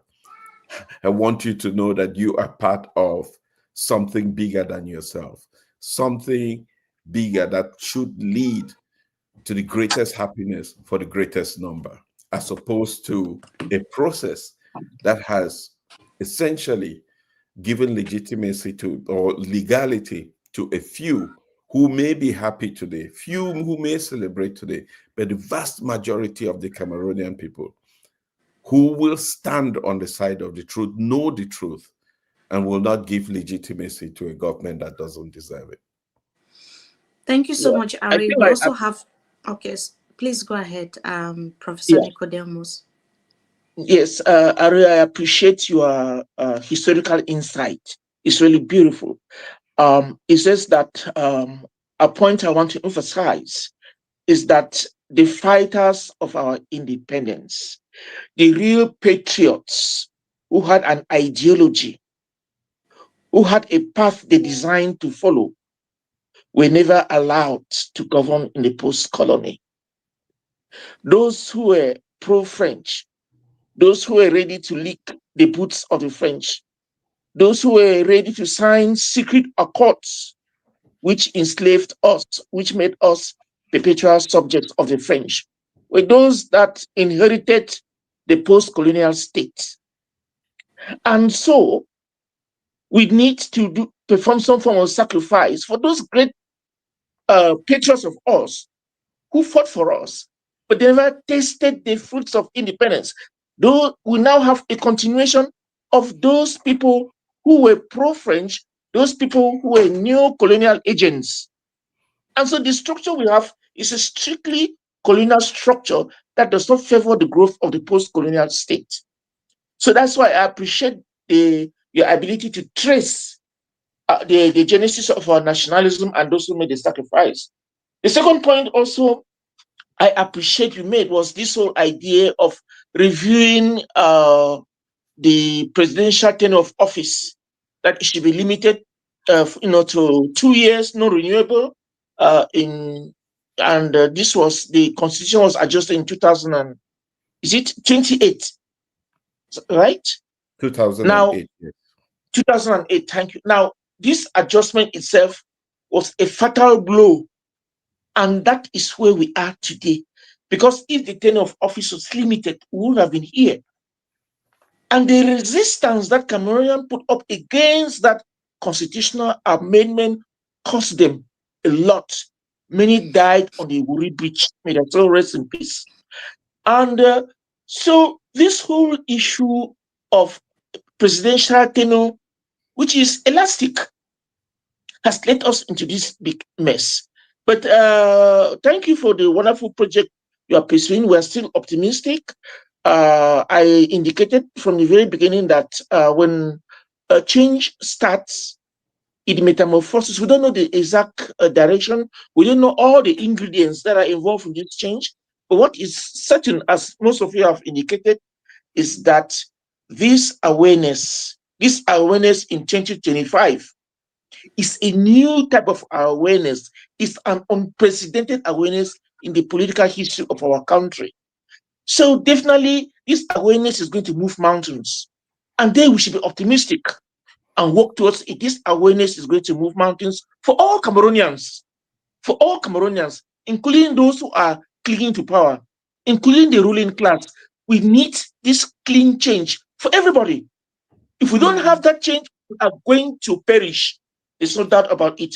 If the change doesn't happen, we shall collectively perish. So it's in our interest that we pursue this change vigorously, optimistically. There should be no room for what we call pessimism. No, we should be hopeful, and we should continue to yearn for the very best. Thank you so much, Professor Nicodemus. I see a lot of people, one person saying that my heart is bleeding for injustice in Cameroon, and another one saying that we are not going to be silent. And Siveng, of course, is not silent because she or he is joining us from the UK. Hello, Siveng Bagnak. Thank you so much for joining us today. Can you tell us why you're here and what you have to say to the thousands of people watching? Hi, I'm a he, by the way. My name is Thank Siveng. you. Thank you, Siveng, for joining. It's all right. Thank you. You've Welcome. probably, thank you. You probably noticed by my name that I'm a French speaker, and my accent will probably also denote Please that. speak in French because you have also French speakers. No, that's fine. That's fine. Let me carry Okay. on. If I can't speak fluently, then I will switch over. I normally don't follow the elections or politics in Cameroon, simply because I like to keep my heart in peace, my mind as well. So there's too much going on. But this has been really particular. These elections. And for some reasons, I decided to follow that because I thought that it is going to, we are going to see an end of the presidential rule of the current, the incumbent president, Paul Biya. Unfortunately, it didn't happen so. But what I did, which is I found interesting actually, because for somebody who doesn't follow Cameroon politics, I'm a Cameroonian, by the way. So while the elections, the results were being proclaimed, I just jotted down some stats from what I heard from the, I don't know the names, but probably the president of the electoral commissions. I don't know, maybe I may be wrong. And what I've noticed is that in the regions where, Tchiroma won, for instance, in the west region of Cameroon, I noticed that you had almost 40% of people who abstained from voting. In the north, you had roughly 50% who abstained from voting, although he won in those parts of the country. So basically, the percentage or the volume of people who abstained from voting was between, let us say, if I'm a bit cautious, it was between 30 and 50%, even when he won. Now let us flip the coin and put that and try to mirror. I mean, not mirror, but try to apply the same statistics in the regions where President Paul Biya won. So it is obvious that the problem with these elections is not actually that the president, Paul Biya won. The problem lies with Cameroonians themselves. So they shout, they scream, they shout out loud that they want a change, but yet statistics demonstrate that they don't vote. So how are we going to bring change in a country? How are we going to put an end to 43 years of rulership if we don't take the step to make our voice heard? That is the major problem in this statistics. So I spoke with few Cameroonians yesterday, and they told me that basically all those statistics are fake. I said, okay, I can take it. I won't go really into that argument. But we have 10 regions. In 12 days, you can fake the statistic from one person, but there were, I think, 9 candidates. For this to add up, you have to fake. The stats for all of them. Yeah. So my first impression was this. Mimi, I think it's important for us to clarify this for Sylvain because people are listening. And I think it's really unfair for the Cameroonian people for that to be said. In very developed democracies, a 40% participation rate is a good rate. So let me commend the Cameroonian people, but I also want Sylvain to pay close attention to the results, right? Do you, Sylvain, know what's happening in the northwest and southwest regions of Cameroon? Do you see the participation rate in those regions? Can you imagine that in those regions in which it's even difficult to see a goat move on the streets, that you had the highest, that 200,000 people in the Northwest region turn out to vote for President Paul Biya? Does that make logical sense? That at the same time, of the people that turned out to vote, 86% of those votes went to President Paul Biya. Think about it. That's 225,000 votes that if you take, that were fabricated essentially in favor of President Paul Biya. So please, it's incredibly important to surrender to Caesar what is Caesar's. The Cameroonian people did the best that they could. And when you look at those statistics, this is for a registration process. That does not determine the number of people that have died. That does not determine the number of people that have traveled out of the country. That does not. So obviously, if you're keeping a voter record that dates back to 2018 to present, it may be logical that 30 to 40% of that. Even 2011, because we have people that have changed regions and their names appeared in Bamenda, whereas they are in Garoua. Yeah. So let's be very clear. This is not about the Cameroonian people. They did everything that they could to, even if you have 10% or 20%, look at the United States. The participation, Cameroon has much to show the United States if you look only at the turnout. So people turned out. It's incredibly important not to put this on the backs of the Cameroonian people. They did what they could. The only people that bear responsibility for where we are, let us be very clear. It is the regime in place which manifestly, evidently, we saw it fraudulent. Can you imagine? I don't know whether you know where Kumba is. And please, if you allow me to come in, because you've said a lot of things. You've said a lot of things, and I will also ask one of Mimi's questions. So, please don't get me wrong. Okay, I don't dismiss the fact that it's not just the Paul Biya government, but even in terms of Aidjo government, we've always had a repressive government in place in Cameroon. Falsified elections, that's not a new thing in Cameroon. I do not support the practices of this government. I think to rule a country at age 92, please, I think that's not on. But this is my point. And I'll come back to what I said before. Mimi said some people live in one part of the country and their name appear in a polling vote, in a polling how do you call it, vote or bureau. Yes, a polling station elsewhere. That has nothing to do with fraud. It could be, but it doesn't demonstrate fraud. I can be living here and then register and be registered to a polling vote and then move to another place. If I don't deregister myself from the previous place and re-register myself in the new place, it is not the government responsibility, it is my responsibility. But that doesn't necessarily demonstrate that there is fraud. So we have to look into those things with some balance. Okay, Mr. Steven, when did the elections governing body ELECAM release the entire list of the electorates after the votes took place? Yes, I can't really answer those questions. I'm now telling you that the electorates, the official list of voters, Bernard, I might be wrong, but that is the fact. The electorates were only released, the official list were only released after the votes had taken place on the 12th of October, I think 2 days after the 12th of October. Mimi? So people didn't even get that information. And some people are not, they don't move because they want to, maybe because of the war. Particularly, I received a lot of messages from Anglophones. They didn't even have the information.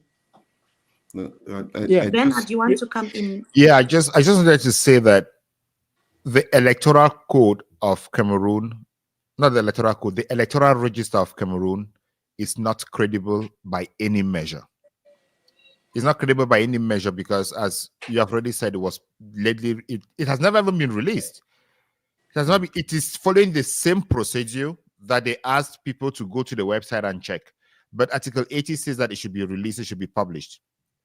As I already said, there is no system of recording deaths and movements in Cameroon, so there is no way it can be released. For the electoral system, for the electoral register to be considered as the fundamental starting block, it needs to be erased and remade from scratch. Because the way it is now, nobody knows the exact number of registered voters. Nobody knows the exact number of polling stations. Nobody knows the exact number of people who even voted at the elections. So it's difficult for us at any point to blame any other person apart from those managing the elections. The responsibility for anything around the elections falls on those who manage the elections. Citizens could take blame in a system where they believe that the system operates fairly and well. I hosted Henry Oben yesterday. He's an international elections expert. He worked with ELECAM for a very long time. And what he told me was, there is no credibility on that. The first thing he said was, Cameroonians don't trust the electoral management system. That is the first point. You cannot impose trust. Trust is earned. The electoral management system needs to earn the trust. Let's imagine for 1 second that Cameroonians trusted the system. Those who trusted the system voted, and those who did not trust the system did not vote. Let's blame those who did not vote. Is the outcome of the vote representative of what we saw on social media, of the data that has been collated? Tchiroma has published original result sheets from polling stations. Do we still want to blame Cameroonians for the poor outcome? What this tells me is that irrespective of how the elections are organized, ELECAM is still going to declare the results they want to declare. Constitutional Council, ELECAM, they're the same people. The government is still going to declare the results they want to declare because from the Divisional Supervisory Commission, there is no control. Henry insisted in the other episode that I had him, the 48 hours after the closure of the polling stations and the start of the supervisory commission meeting is when the magic happens. That is why the CPDM was not publishing their result sheets. They sat on them, seeing the trends, and then they know how to cook them. Remember, before this election, they always said that if you win the North, the 3 northern regions, you win the elections. But this election, they say if you win the rural areas, you win the elections. So it's a question of credibility. It's not a question of voters. Thank you. Yeah. Maybe let me just add that Yes, I please. think we have, maybe Steven was not part of the conversations that took place in the lead up to the proclamation of the results.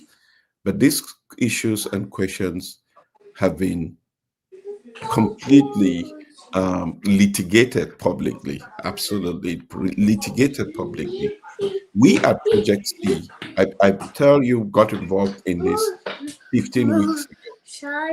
In 15 weeks, we mobilized people. We communicated with people in rural areas. We pushed people to register, to get their voters' cards. We mobilized young people to be involved in this process, to take their destiny into their hands. These people responded in ways that this government never imagined. People participated in the process. My only point here, Steven, is that let us not insult the intelligence of the Cameroonian people, because they did what they had to do legitimately. I'm one of those people. I've always stood up for Cameroon and always believed in a legal and legitimate process and peaceful process to bring change in Cameroon. That's my brand. That's what I've always done. I gave everything of my time to encourage people to be part of the process, and people did participate in this process. The question of whether there was fraud in this, nobody else has been accused. Nobody has pointed the finger at any other political formation for being fraudulent in the process. And so it is documented, it is proven that the only people that orchestrated fraud during this electoral process is the CPDM for its candidate, Paul Biya. And whether you look at those statistics, which are a fabrication of the imagination of the National Vote Counting Commission, it is not representative, I repeat, not representative of the results that were published in polling stations provided by the Constitution, by the Electoral Code itself. It says that the results are published at polling stations. So the results published today are shamefully not a reflection of the will of the Cameroonian people. And how do we call this a country? How do we call this a democracy? How do we call this people living together in a civilized society when theft, because that's robbery, that's exactly what has been manifested in this electoral process. And it is painful, it is shameful for us as a country to even make any attempt to justify what we have just experienced. It's repugnant to good conscience. And would you allow me to come in, please? Mr. Seven, yes, just come in briefly so that we can take Solange, who has also joined us. All right, thank you so much. First of all, Ere, we all share the pain. I want to reiterate that I'm not in any shape or form trying to insult the willingness or the effort of the Cameroonians to change what is going on the political atmosphere in Cameroon. So we are all hurt.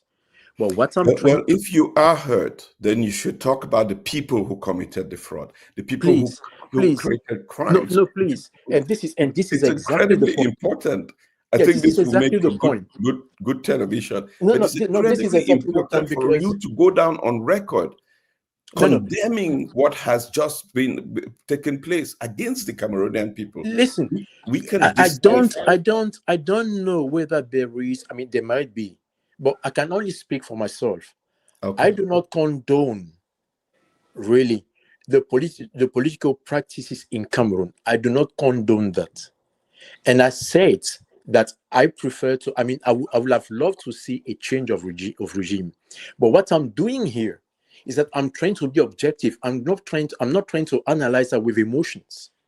Now, we talk about elections that have been rigged. No dispute about it. I don't want to go into that argument, because if I say no, I wouldn't have any proof to demonstrate that. If I say yes, I wouldn't have any proof to demonstrate that. If you joined MMI today, it's because you have been following, right?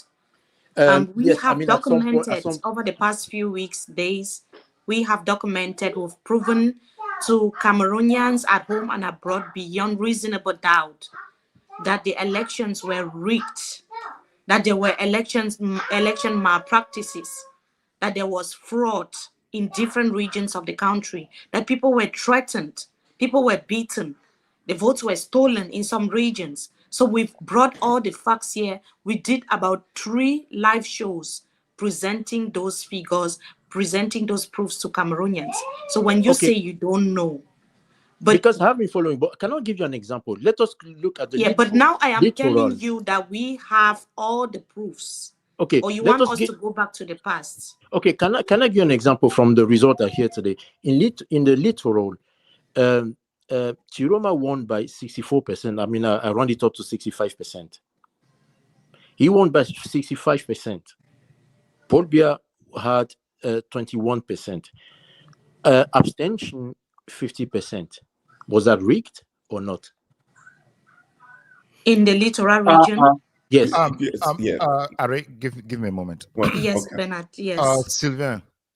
So please let me conclude. Let me conclude my point. Let me conclude. No, you were asking conclude. Let him conclude. Conclude, Sylvain. This is my point. This is my point. This is my point. My point is this: our people must understand that to make change, it is not by demonstrating or by exercising violence on the street, but it is by attacking the policies that will make change. And I salute what Mr. Nicodemus through Awonsum said. He said, will not be discouraged. In other words, the pursuit for a change must continue, but the right way. So we cannot continue to just complain and moan about the wrong practices of the government, but we must continue to attack the policies of those governments that never cease to ignore the will of the population. Thank you, Sylvain. That's it. Yeah. How should Cameroonians attack those policies that the government is using and they are not happy with them? There are various ways. Tell us the ways. Okay. I mean, we have elected people in the parliament, but this is the problem: is that even though we I don't want to. You have highlighted the problem. What are the ways Cameroonians should use to attack those policies? So the normal way to it is to have elected people in the parliament who do that on behalf of the people. But do you think Cameroonians trust the electoral process in Cameroon? This has nothing to do with electoral process. No. You say Cameroonians should elect and rely on those people. Do you think Cameroonians trust the electoral process? Because if you don't trust the process, you cannot trust the outcome. If you don't trust the electoral process, you cannot trust those who have been elected. So do you think Cameroonians trust that electoral process? No one, and I am part of those one. I do not trust the electoral process. But this is what I'm saying. Whether you have a Tchiroma or a Cabral Libri in the parliament, or you have a Joshua in the parliament, those are people that are elected to go there and voice the opinion of the but the National Assembly. If you don't trust those who are in parliament, how would you trust that they would voice your complaint? Okay, how would you then engineer change? Because they are there to represent. Thank you. You have used. I asked you the strategies to attack the policies. You said elections. You have said elections. I didn't say trust the electoral process. What is another strategy? Elected people. What is another strategy? Pardon? What is another strategy? I've mentioned about attacking policies. How do you attack the policies? That's what I'm asking. How do you attack the policies? How do you attack a policy in a government? How do you attack? You do tell us. You are the one to tell us. How do you attack the policies? Tell us. I've just told you through your elected people in the parliament. Do you believe Cameroonians trust the electoral process that leads to those people who are in parliament? But why? I can't see the link.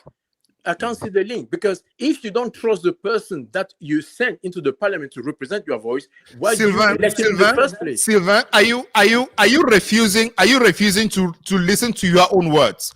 You have said the elections is a problem. You don't trust the electoral process. So Yes. how will you trust the person who has been elected into the parliament? Listen, how do you trust? No, you trust the person because you are part. I mean, you are there to the party of the person. So let me also ask a question regarding the parliament. Let me ask a question regarding the parliament. The parliament has been there. The parliament has been there for many years, and even the Senate has been there. What concrete changes have these two institutions brought to Cameroon? The parliament, the Senate. You see, that those questions I can't answer just by the face of it. Why? Because when you look at how Cameroon, at the current position of Cameroon, things have gone down, things have declined. Now, if you ask me what specific change has been made, I can't answer specifically because I don't know what they've done concretely. They may say that we've changed this and that and that, but I don't see the outcome of their policies. Then I just have one final question before you go, because we have other people coming in. You said that people should not go to the streets and they should not be violent. Are you saying that if one woman who was shot and killed in Garoua and the 4 young men who were killed in Douala yesterday were violent because we saw that they went out to protest peacefully? Are you saying they were shot because they were violent? This is not what I claimed. This is I repeat my words. I didn't say people should not go on the street. I say people should not be violent. They have never been. They were not violent. But on that note, let us. But how do you say? How do you know that? How do you know that? Yes, you are not the only person on the panel, please. You are not the only person on the panel, please. We have other people. Just one observation. Are you aware of the fact that it's impossible, with the way ELECAM and the electoral code is designed, it's impossible to beat the CPDM at its game? Are you aware of that fact? Thank you. I can't answer your question because I don't know how the elections are structured. I mean, how ELECAM structured. But you're speaking so much like someone who knows how it's structured. Sylvain, it was nice. Sylvain, it was nice having you on the program. You cannot make arguments, and then when you're asked questions about the arguments, you say you cannot say to that because you are ignorant of the arguments you are making. That is definitely wasting our time and wasting the time of viewers. Thank you. No, I'm sorry. I think you've also made claims that you don't back up because you. Sylvain, technicians, can we have Sylvain up? Can we have Sylvain off the screen? Thank you very much, Sylvain. We hope to have you next time. Solange Chair, you are welcome to this platform where we're discussing the elections in Cameroon. You've been following from the background and you've been having a lot of input on your podcast. You can be anything. You can be everything podcast. And you've lived the experience in Cameroon. You're now out of Cameroon. What are your impressions about the elections and the way forward? Yeah, thank you for having me. Mimi, I've sung your praises all over the place. Hi, Solange. Welcome. Thank you for joining us. Yeah, I do appreciate the work that you people do. We know what it takes to be able to do stuff like this. So thank you all so much, Project C. Big up to you guys. So again, it's a day of emotions. I don't know why anybody would think that Cameroonians will not be emotional. So to every Cameroonian out there who feels emotional, I just want to remind you that your emotions are very legit. It is an emotional day for every Cameroonian, regardless of where you are. We have followed this and we have hoped and prayed. They say faith without works is futile. But we know that Cameroonians have tried this time. And Mr. Benson, this is something that I stand with you on, to give Cameroonians their flowers. I'm one person that has always spoken out and said, hey, Cameroonians, we cannot talk about change if we do not act on it. And this time around, even though so many Cameroonians failed to register, but we can all see that the people tried their best. They showed up, they spoke out, and it's something that we've not seen in Cameroon for a very long time. So I also add my voice to the fact that Cameroonians tried this time. They did better than they've ever done, and that must be acknowledged. With the way things have gone, one thing we know for sure is, I talked about the Constitutional Council a couple of days ago, and when we hear people saying that, oh, the people's vote and all of that, we all know what the Constitutional Council is made of. We all know who signs that final decree for who should be on there. Sadly enough, today we watched our screens and we saw people who could barely read out numbers telling us our elections gosh, my heart is shaking.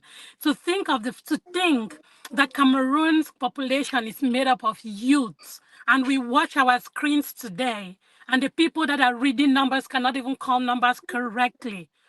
It's so disheartening. And we saw the one thing that struck me is what happened in the north and southwest regions. But now my question that I'm throwing out to you people as we all ponder about this and see what happens next is, why do you think that the international bodies seem to be ignoring this?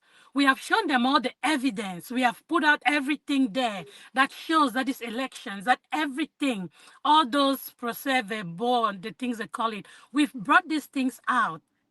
Northwest and Southwest, we can see clearly that the numbers in these two regions in particular are so wrong. Why isn't, let's say that the regime doesn't even listen to the people. Again, I don't like France. And again, I'm not scared to tell anybody this. But is it that the rest of the international bodies are afraid of Macron and France? They don't want to step on their toes? Do they not just care about Cameroon? Or is it that they don't have a vested interest to come and help us pull this thing out? Because it seems like as Cameroonians in Cameroon, Biya is just going to play his same playbook. And this thing is just going to go. It scares me. And that's why I'm on here today. What are you people thinking? What happens next? Just share your thoughts, please.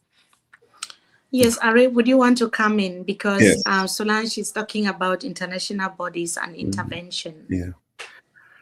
Let me just say to everybody that the international community will only respond or react to what Cameroonians do. Unfortunately, this is the reality. Since we were all reporting, asking people to send information to international media and organizations and governments, the first time that news was picked up on these elections in Cameroon was when the first two people died. That is how the world responds, unfortunately. That we were demonstrating that there was an ongoing rigging, massive rigging of the electoral process. And unfortunately, the first news items about really what was happening in Cameroon was a lot more about two people killed as a result of that. The point that I'm trying to make is that we no longer live in a world where, because geopolitics has changed significantly, we no longer live in a world where which is as interventionist or as philosophically divided as it used to be before.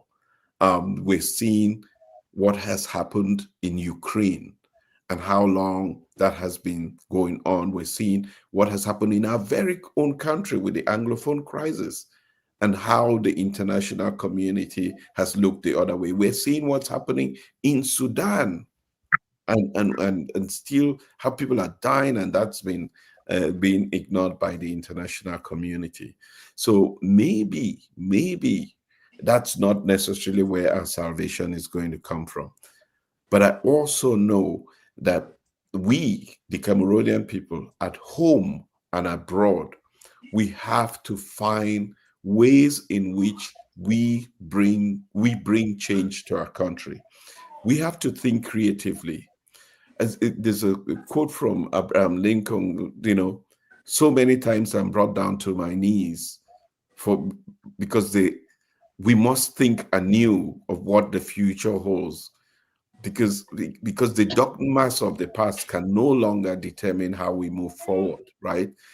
We cannot rely on the same old things that we obtained in the future, but let's bring all our skill sets, all our talents to the table to think about creative, there's diplomatic ways that we must approach this. There are economic initiatives that we can take.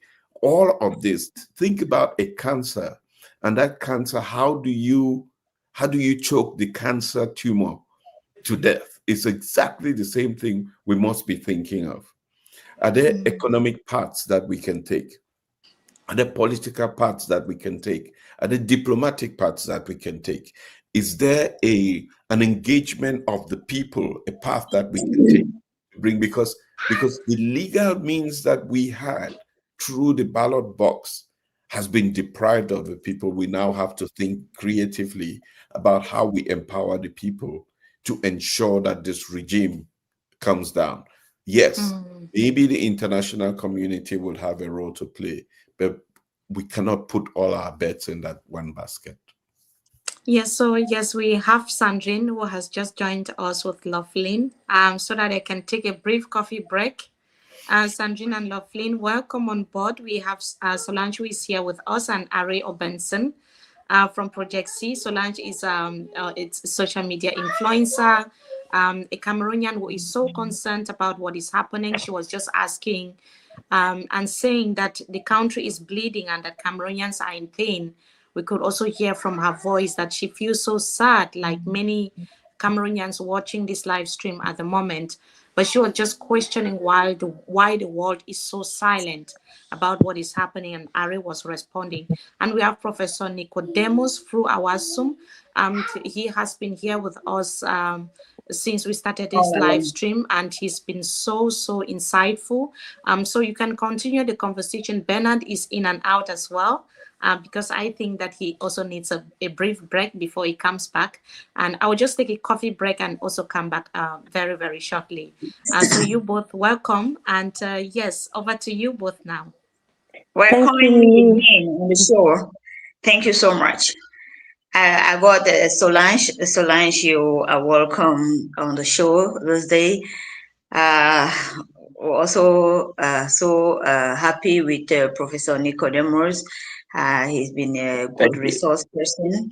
I just want to say that all those parts. Hello, Sandrine. Hi. Good morning, Yeah, Lovelyn. Bonjour, Are. Hello, Solange and Professor Nicodemus. Good morning. So I just want to say that all what has been said, all those parts that have been put on the table, there's nothing that we are throwing away now if we want to change in Cameroon. So everything that has been said, it just needs to be examined. Diplomacy. There was one moment we had a meeting or a training in Douala on the site of a training, excuse me. I was like asking a question, why does it take long for a body like the United Nations to react when it comes to something? I was talking at that time because there was a case in Cameroon where a father was always abusing the children, sexually. And the wife took the matter to court and said she went to the United Nations and they say there was not enough evidence. So I was asking, somebody told me on the sidelines, or let me just say off mic or off camera, that those things like that, they go along with interest. My question now, and also Solange, will be, what is that thing that we need to propose to the international bodies for them? Hey, Prof, what is that thing that we need to propose to them for them to come to our aid? That is now the question. Quick thing, Sandrine. I think Ari answered that question, and I think it quite aligns with what, if you're looking at this from past experiences, from history, right? International bodies will not jump in if they don't see what Cameroonians are doing. So that aligns. I did like that response you gave, Mr. Ray, that if Cameroonians, they will come in if Cameroonians do something for themselves. And this is where it feels like it always chokes us. Like, hey, what are we going to do? This is today. Everybody wants to know what is going to happen. What are we thinking? What are the options that we have based on what we have heard today? And that is where this thing lies. And the question now goes out. International bodies are not going to save Cameroon. They don't have a particular vested interest that they will say, hey, if we come in and kick this person, if these people have their own interest. So if they don't have a specific vested interest, they are not just going to jump in, except they really see that there is some level of humanitarian, whatever is happening, that they'll come in. So it now stays in the hands of Cameroonians. And this is where everything is just bleak. Now people are on the street. Some people, we saw the pictures earlier on that Mimi shared. There is ghost town. Does this mean that people will stay in and not go to work and not do anything at all if they are not heard? Or does it mean that they are Nobody, staying in even classes in Yaoundé, people didn't go to school. No, Even so in that's Yaoundé, what people I didn't go mean. to school. Yeah, so for how long, right? Is that a strategy, or are people going to come back on the streets? So I think the main thing that when some of us are watching and looking, we are wondering what is happening, what is the next step? Are people going to go out and riot? Are people going to lock themselves indoors and say, hey, we are not coming out if people don't give us the right results? So that's the temperature. The now and the what is happening after today is really where most of our hearts are, that we are looking for information and guidance on. I think if I can come in, you've spoken very brilliantly. And the point is that Cameroonians have to take their destiny in their hands. As we're speaking, the crowd in Douala has stormed New Bell and the prisoners are coming out. Now, what does this mean? Yeah, what does this mean? It tells us that it is us and us and us who have to liberate ourselves. The other question which came up, what can we use to flatter, to attract the international community to become interested in our matter? Now, it's a tricky question and also a dangerous question. We may ask ourselves this question: how does the Biya regime succeed to perpetuate itself in power? One of the things they do is that they sign juicy contracts with multinationals who now promise to allow them to be there as long as possible, as long as they continue to bleed their country in their favor. And so the thing is very high. And remember that international relations is also constructed on racism. Who is a black man? A black man is a sheet of paper. He says that to be exploited.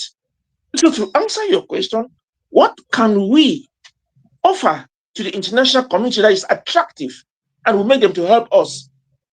We're not going to negotiate to sell our country. We're not going to negotiate to sell our oil, our timber, our this to them. No.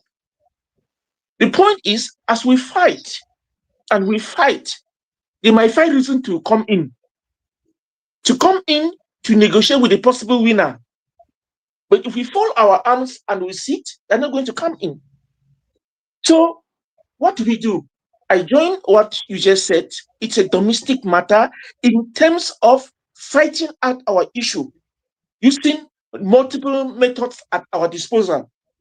In that way, the international community will try to look at the possible winner and they will rush in, not to help because they want to help us, not because they are philanthropic, but because they want to be on the winning side. So at the end of the day, it still comes down, it boils down to us. So that's the way I look at it.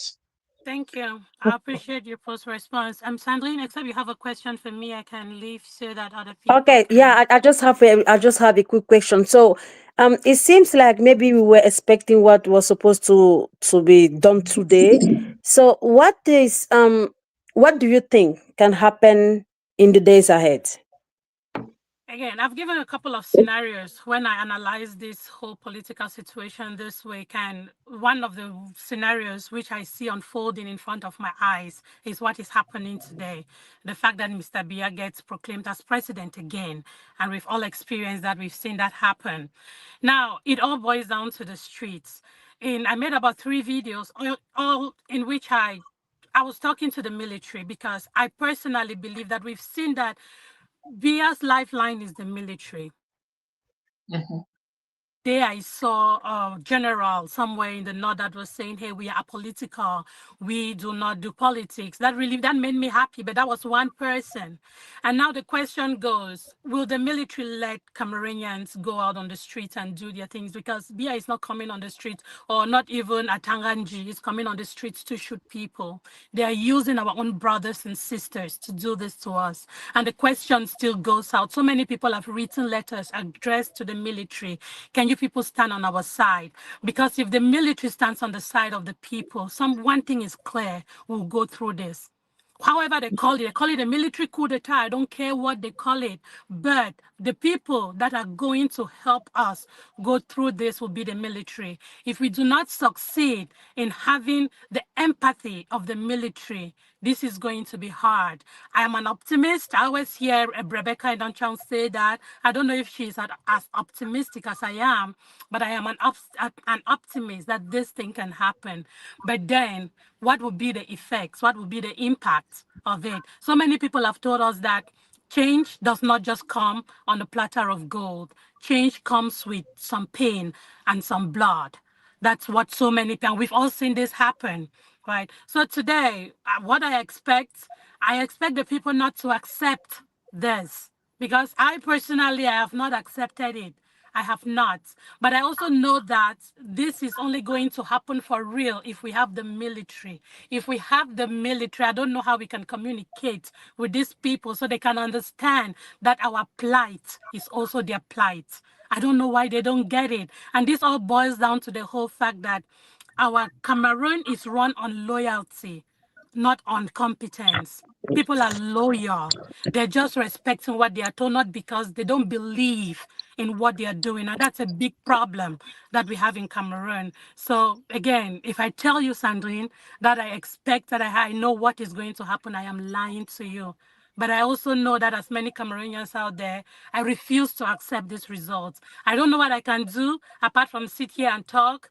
But I also know yesterday I was out protesting in my own little corner in where I'm located, because I know that I have to do my own civic thing. But at this moment, for someone like me, my hands are tied, but I still call on the people. This is not our right result, and we all know it. We've been cheated, but what can we do? And I put it out there. My message goes out. The main people are the military. I wish I could just whisper in the ears of the generals and say, people, hear our cry. Please do not answer to the regime, answer to the people. They are listening to you for sure. I wish they can just hear us. Like it is not the regime. It is the Cameroonian people, your siblings, your children, your parents. These are the people you're going out there to shoot. Thank you. These other people have kept their families safe. And the people that are protesting for their country are the ones that you're killing. So if you can just listen to us and stand with us, we're all looking forward to a better Cameroon. So that's all I have to share for now. Thank you, Solange. Merci beaucoup, Solange. So I just wanted to ask you, Professor Nicodemus, are you sharing the same vision than Solange? So thinking that the military need to get in the situation, but do you believe in that? Let me put it this way. Change is made up of a concatenation of factors. You can't have one factor that will bring about change. For now, we see that the principal motor of change is made up of the people. For the first time, the people have moved to New Bell, they've thrown open the gates, they've liberated people. Now, I'm trying to say that power is in the hands of the people. That's point number one. Point number two, I spoke about the Issa Tchiroma fever, which has caught the whole country. It has caught the military, it has caught the government party, it has caught even Mr. Biya, it has caught the Constitutional Council. Everybody is shaking from the Tchiroma fever. That's a very powerful force. And I'm sure that all of that will come together, will bring about a configuration of new forces that will favor change. So we can't just rely or count, because the military belongs to everybody. The military does not belong to the government exclusively. It belongs to everybody. So let's look at the forces of change. Let's look at the forces of change in its entirety. And let's not just focus on the military, because the military is not owned by anybody. Apparently, the government is controlling the military, but the military belongs to the people. That's supposed to serve the people. And we look at the demonstrations in Douala. Unfortunately, they're not answering to the people. Moving with the people, trying to ensure that they don't get into excesses. That's the very powerful signal. That's not like Cameroon.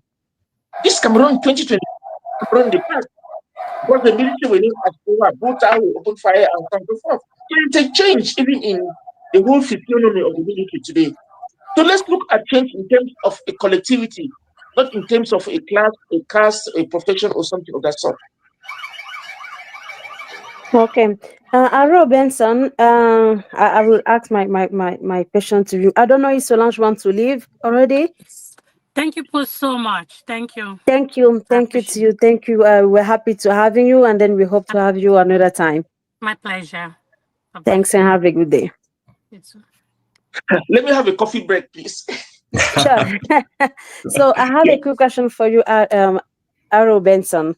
OK, alors, on y est. Je pense c'est un scénario qu'on pensait arriver depuis la fin des travaux de la Commission nationale de recensement général des votes. Je pense qu'on s'attendait à ce que le Conseil constitutionnel déclare M. Issa Tchiroma vainqueur. Alors, comme je demandais aux autres, à quoi est-ce qu'on peut s'attendre dans les prochains jours? Malheureusement, la réponse à cette question revient au peuple camerounais. Ils ont donné ce qu'ils devraient donner. Ils ont respecté la loi, ils ont participé à une élection. Et nous avons tous assisté à cette mascarade qui s'est passée cet après-midi au Cameroun, où la Cour constitutionnelle, avec l'appui du régime en place, a effectivement silencié la voix des Camerounais. Alors, comme je le dis toujours, la souveraineté revient au peuple camerounais. Le peuple camerounais doit, à ce moment, comprendre que le combat pour un changement, un nouveau Cameroun, vient de commencer. Il y aura plusieurs niveaux, plusieurs initiatives, mais c'est un combat qui vient de commencer, effectivement. Un combat que j'ai lié même à la lutte pour l'indépendance pour notre pays. Cette fois-ci, c'est la libération de notre pays qui est prise en otage par une minuscule groupe de personnes qui sont privilégiées, qui est au détriment de tout le reste. Je ne peux pas dire exactement comment ça va se passer, mais on sait toujours quand une révolution commence, on ne sait jamais quand ça va terminer et par quel moyen. J'utilise toujours l'exemple de ce qui s'est passé en 2017 avec ce problème anglophone qui pouvait être résolu, qui n'a pas été résolu, que presque ignorer ce que les gens revendiquaient. Ils ont ignoré ça et on se retrouve ici. Maintenant, voilà encore une situation où le président Biya, parce qu'il s'agit du président Biya, c'est lui qui est responsable de tout ce qui se passe, ignore encore une fois ce que les Camerounais sont en train de dire. Ils ont envoyé un message très fort, un message éloquent, soit disant qu'ils veulent un changement dans notre pays. Malheureusement, encore, le président Biya et sa bande ignorent encore ce qu'ils ont dit. Et je pense que maintenant, il ne reste pas de moyens pour les revendications. Ça revient naturellement au peuple camerounais. Et je vais aussi dire, les revendications dans un pays n'est pas, c'est comme quand les gens disent on veut la paix. Non, les revendications, c'est un processus dans tous les pays du monde, même dans les dictatures. Les gens, parce que chaque pays est constitué par des individus, par des peuples, les gens ont le droit, ils ont la responsabilité de militer pour un changement, de descendre sur les rues quand ils ne sont pas contents, de manifester quand ils ne sont pas contents avec l'évolution des choses. Donc, on ne sait pas comment ça va se passer, mais ce qui est sûr est qu'il y a un mécontentement dans le pays. Ce qui est sûr est qu'une grande partie de ce pays, Cameroun, n'est pas d'accord avec ce qui se passe, ce qu'ils ont vu aujourd'hui. C'est pour ces raisons que les gens ne sont pas dans les rues pour célébrer leur victoire. Pourquoi les gens sont dans les rues pour manifester contre cette décision? C'est clair, c'est évident. Mais on ne sait pas ce que demain va apporter pour le Cameroun. Yeah. Vivre le quotidien. Do you think that the citizen or the people, I think that they are already sent a message to the government. So there is a lot of protestation. There is a lot of like, how can I say that, like administrative, like buildings that are being burned at this time.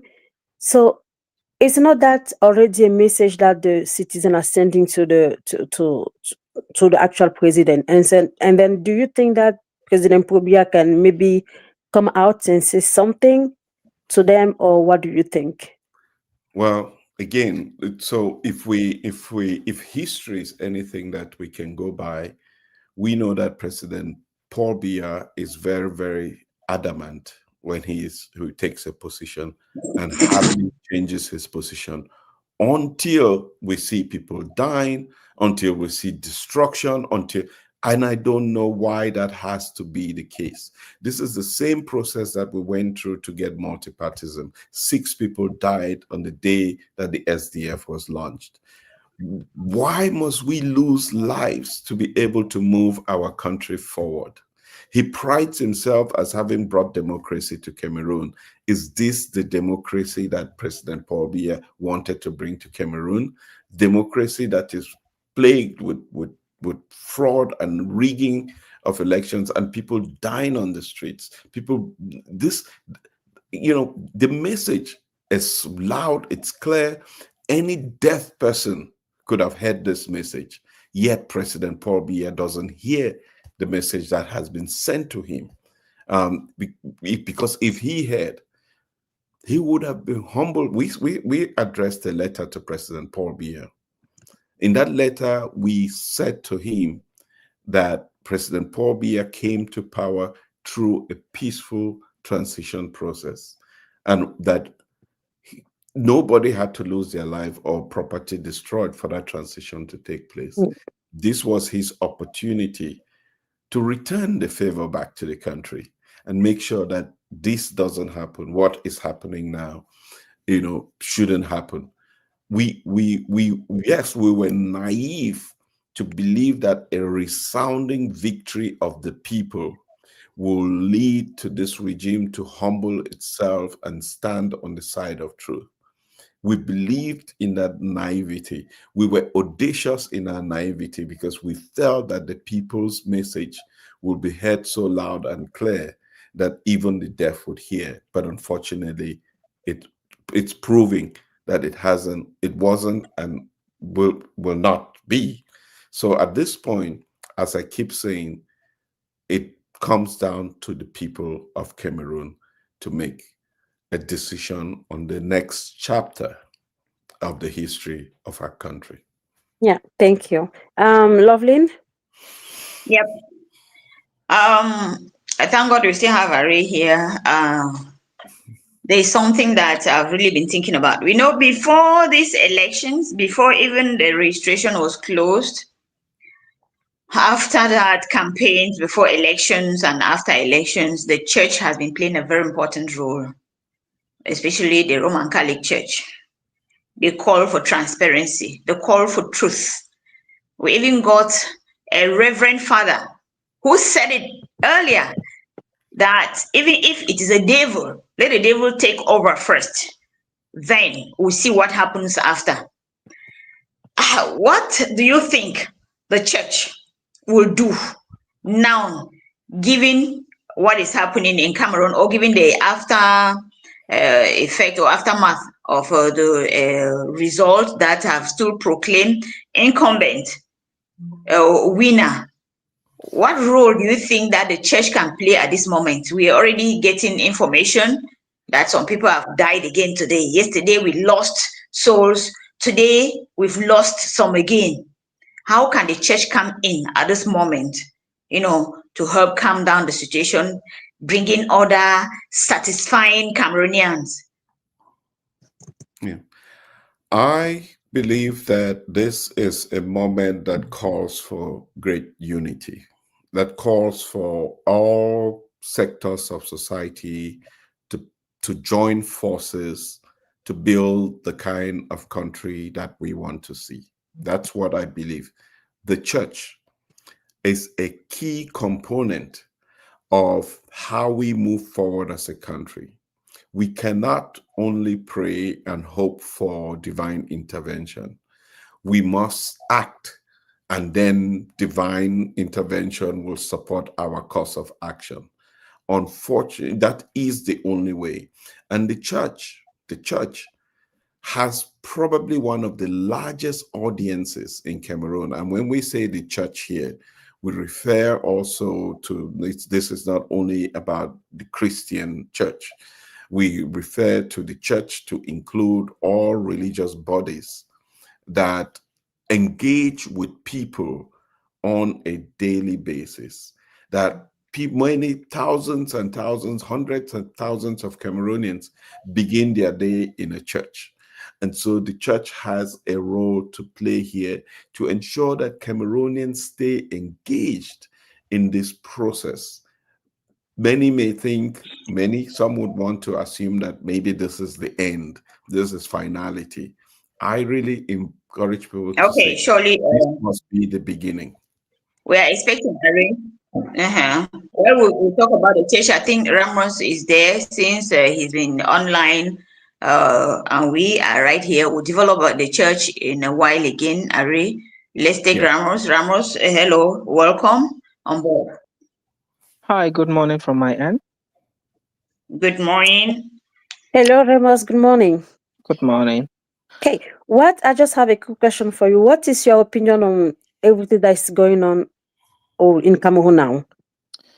Okay, first of all, I appreciate you guys for putting endless time, working overtime without pay.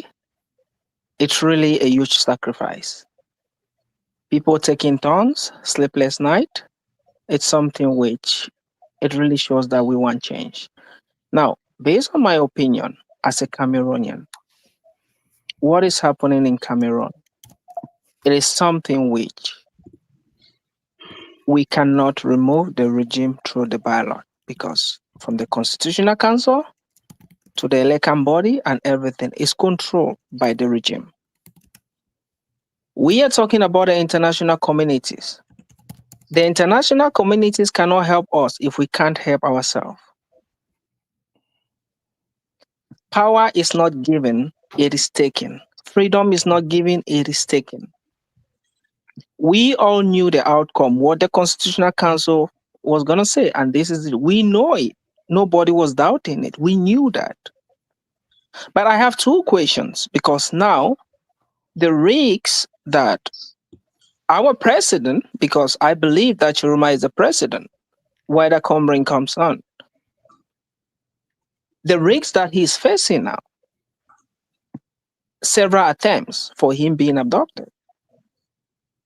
What are some of the mechanisms that have been put in place Is there any other person, any spokesperson, in case he's being arrested, that can give further instruction to the people on how to go about it? Because the power that Tchiroma is having, whatever he says, the people are going to follow. And as the situation stands now, the government is so desperate to get him either alive or dead. That is my first question. What are the mechanisms that have been put in place? Is there anybody that they can say, okay, if something happens today, that person is ready to take over, that the people are going to listen to, that the people are going to follow, that they can give an instruction like what he said, go out and protest, and they showed up. Because we have trusted him since from the time when they came with an offer to say, we want you to be the prime minister. He said, I cannot betray my people. That is my first question. Mm-hmm. And okay, you have your second question? Yeah, go ahead with you can answer that. Oh, honestly, I'm not the expert here. I'm thinking that maybe Aris can come and then maybe try to answer to your question. But I think that if you have your two questions, you can just like throw them to us, and then I think the live is still going on. We might have Rebecca Inonchon coming soon. Mr. Ari can answer to your question. Then maybe Lovin and I will try to give you some insight, but. No, Sandrine, We are I was not not the like experts here for sure.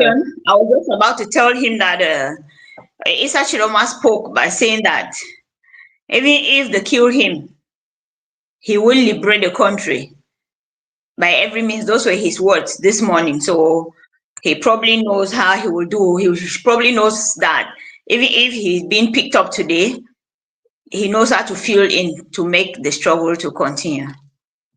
Mm-hmm. And my number two, it's not everything, it's not everything that he will surely say it out. It will like letting the cat out of the bag. And my number two question is, now that Mr. Biya has been announced the president of Cameroon, which we all knew, like I said, that was what is going to happen because their taste for power, they are willing to hold the power at all costs. They don't mind about the people. The regime doesn't respect international law. The regime doesn't respect human life and whatever. Now, what is the way forward for Cameroonians to take back their freedom by force? It is not by going to the court or going away, because nobody in Africa has ever took back power by court, because it is controlled by the same system. That is what Cameroonians are waiting for. What is the way forward? What are they going to do? What are the mechanisms in place? People are going out there to protest. Is there a legal team that can secure their release? People are being shot. Like right now, I just watched, tanks are rolling out. That is how the Anglophone crisis started. And the Cameroonians are willing to take back power. 43 years is not 43 days. Since I was born, I was hearing about Biya till now. I'm still hearing about Biya. Thank you, Ramos. Thank you so much for coming up and then share your question and then your opinion with us. We appreciate it. So we will try to have someone to maybe go on that, and then I think that our expert said so. It is something that even if you knew that the Constitutional Council will say that Biya won, people are not happy, and then this is something that we can see. Everyone can see that on the field. So thank you to you, and then very wish you a good day. Maybe we can try to have someone else who would like to speak to us and then maybe share his opinion while we are waiting for another expert and maybe political men of civil society that can come up to them. And I think the technical team maybe can try to go to that way. So, si on a des personnes qui veulent réagir à ce qui se passe aujourd'hui, à la situation au Cameroun, je pense que vous êtes les bienvenus. Je sais pas comment est-ce que ça se passe avec l'équipe technique, mais vous êtes les bienvenus à laisser vos messages, à laisser vos opinions et nous allons nous faire le plaisir de les partager ici. En attendant, bien évidemment, d'avoir d'autres experts qui vont arriver, d'avoir d'autres probablement hommes ou femmes politiques ou ceux de la société civile pour discuter avec nous de la situation actuelle au Cameroun. En ce moment, des tensions sont enregistrées pratiquement dans beaucoup de villes, notamment dans la ville de Douala, du côté de l'Ouest Cameroun, où on a eu des images tout à l'heure montrant à Bafang, notamment où le palais de justice a été incendié. Un des commissariats a été attaqué et le siège Election Cameroun du côté de Banja, pas loin de Bafang, a également été incendié. Du côté de Douala également, il y a eu des tirs dans certaines parties de la ville, des manifestations aussi, des populations qui continuent de réclamer la vérité sortie des urnes. Il y a également que des barricades ont été érigées par des populations à plusieurs endroits de la ville. On a également aperçu tout à l'heure des prisonniers, dont des personnes qui sont dans la prison de Newbel en train d'être sorties de toutes parts. Qui en est l'instigateur? Il est difficile pour le moment de le savoir, mais à noter que hier, après les manifestations, le gouverneur de la région du littoral a fait une sortie dans laquelle il a bien évidemment précisé que 4 personnes ont été tuées dans les manifestations et que ces manifestants essayaient d'attaquer l'une des brigades de gendarmerie situées du côté de Newbel. Il a également relayé une liste de plus de 25 citoyens, un peu plus d'ailleurs, qui devaient être gardés à vue à la prison centrale de Newbel. C'est à Douala pour une garde à vue administrative de 15 jours renouvelable de ce côté-là. Alors que du côté du nord, c'est à Garoua, des snipers, c'est comme ça qu'on les appelle, ont été aperçus pas très loin de la résidence de Issa Tchiroma. Ils continuent d'être gardés par une marée humaine, par des populations de Garoua, alors que Issa Tchiroma redoute le fait qu'il soit enlevé ou même peut-être tué par ces contradicteurs de l'autre côté. Alors que le Conseil constitutionnel, on l'a dit, a déclaré M. Biya vainqueur à la dernière élection présidentielle avec un peu plus de 53% de voix ou de suffrages exprimés, dans une salle pas très pleine, pas très courue, une cérémonie qu'on pourrait dire pas très courue, mais qui a été massivement où il y avait des membres du gouvernement, où il y avait également des membres du comité central du RDPC et quelques partis politiques et quelques représentants des partis politiques. Et aussi, à noter que les résultats n'ont pas été proclamés comme cela a été le cas très souvent il y a quelques années plus tôt, où on avait des résultats par arrondissement, ensuite la compilation. Les résultats se sont passés le plus vite que l'on aurait pensé ou plus que prévu. Kingsley, good morning. Good morning where you are, it's afternoon where I am. Yeah, I know that the time difference, as soon as I woke up, I just saw the result everywhere. I was like, oh, I thought that this could take a while, but you were not there. Okay. So I'm just wondering why they were what so results rushing. are you talking about? Because we had the results already a few days ago. Yes, no, I'm just saying like the time to them to read it. In the past, it was not that way.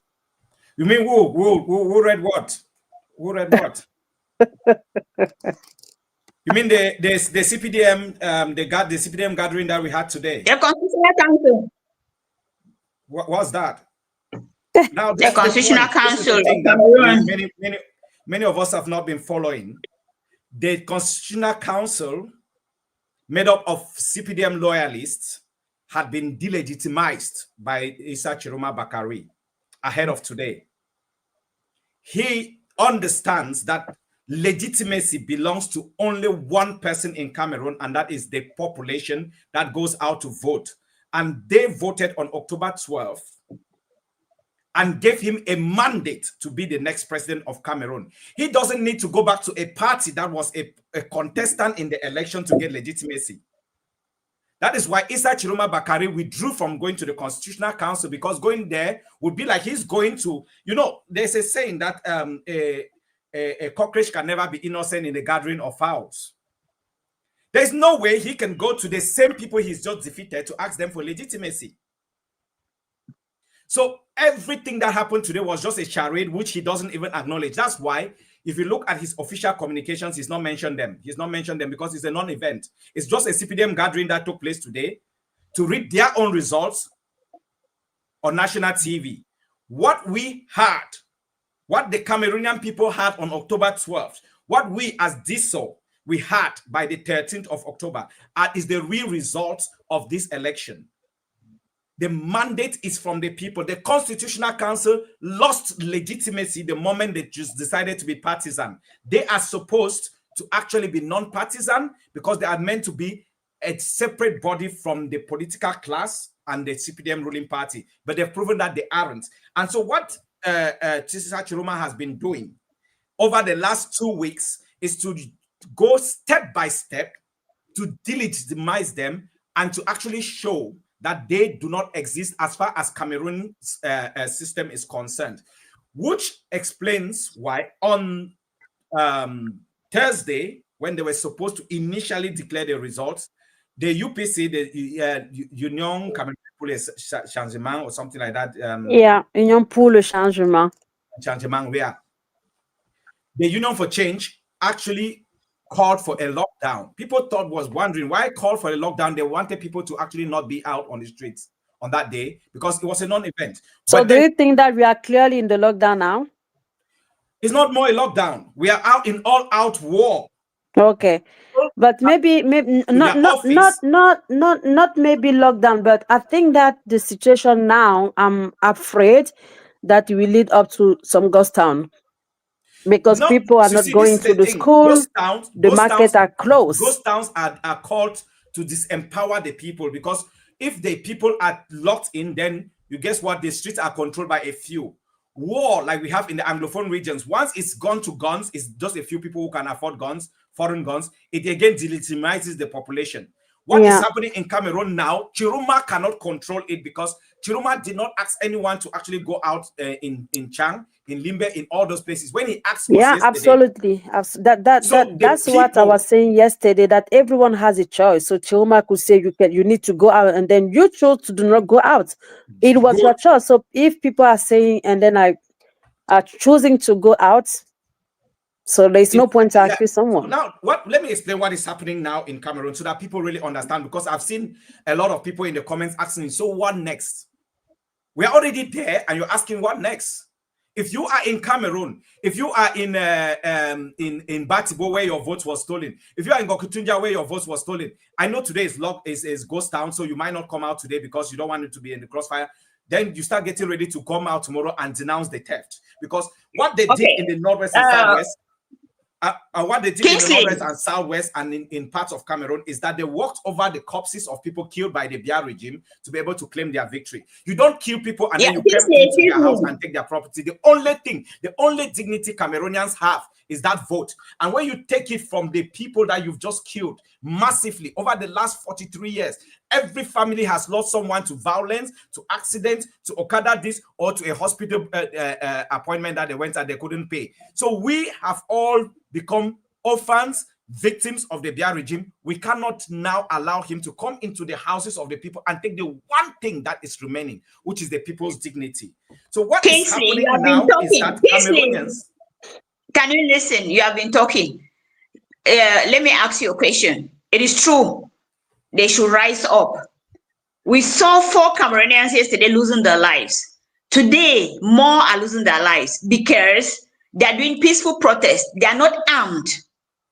But the military is armed and they're using live bullets. So when they're asking that what next, is that how do I, armless with hands raised, go before somebody who has a gun and is ready to shoot? How do I succeed in front of that person?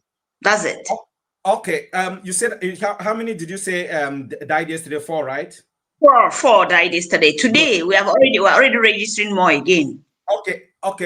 Do you know that in Cameroon, in 1 year, we have 16,000, according to the World Health Organization statistics, we have 16,583 road accidents that are fatal each year in Cameroon. I'm talking 16,583, and trust me, those are very moderate figures.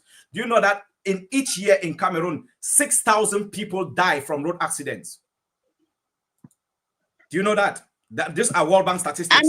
Oh yeah, for Good. sure. Yeah. Okay. Now, this is That who has like declared obvious. war on Cameroonians without Cameroonians being out on the streets. If you are out on the streets of Boya, you're out on the streets of Douala, you're out on the street traveling to Douala or Yaoundé, you are going to be killed. Not by bullets, but by cars and bad roads and all that. So Biya had declared war on Cameroonians a long time ago. Cameroonians are basically simply trying now to reduce those numbers. 6,000 in 1 year. Trust me, the people out on the streets will never die. Most of them who are not out on the streets today will die from road accidents tomorrow or the next. That 6,000 is not just made up. Now, another statistic that we need to take into consideration. Cameroonians, the life expectancy of a Cameroonian now is 47 years. It means that you are winning a lottery. You are lucky if you reach 50 years in Cameroon.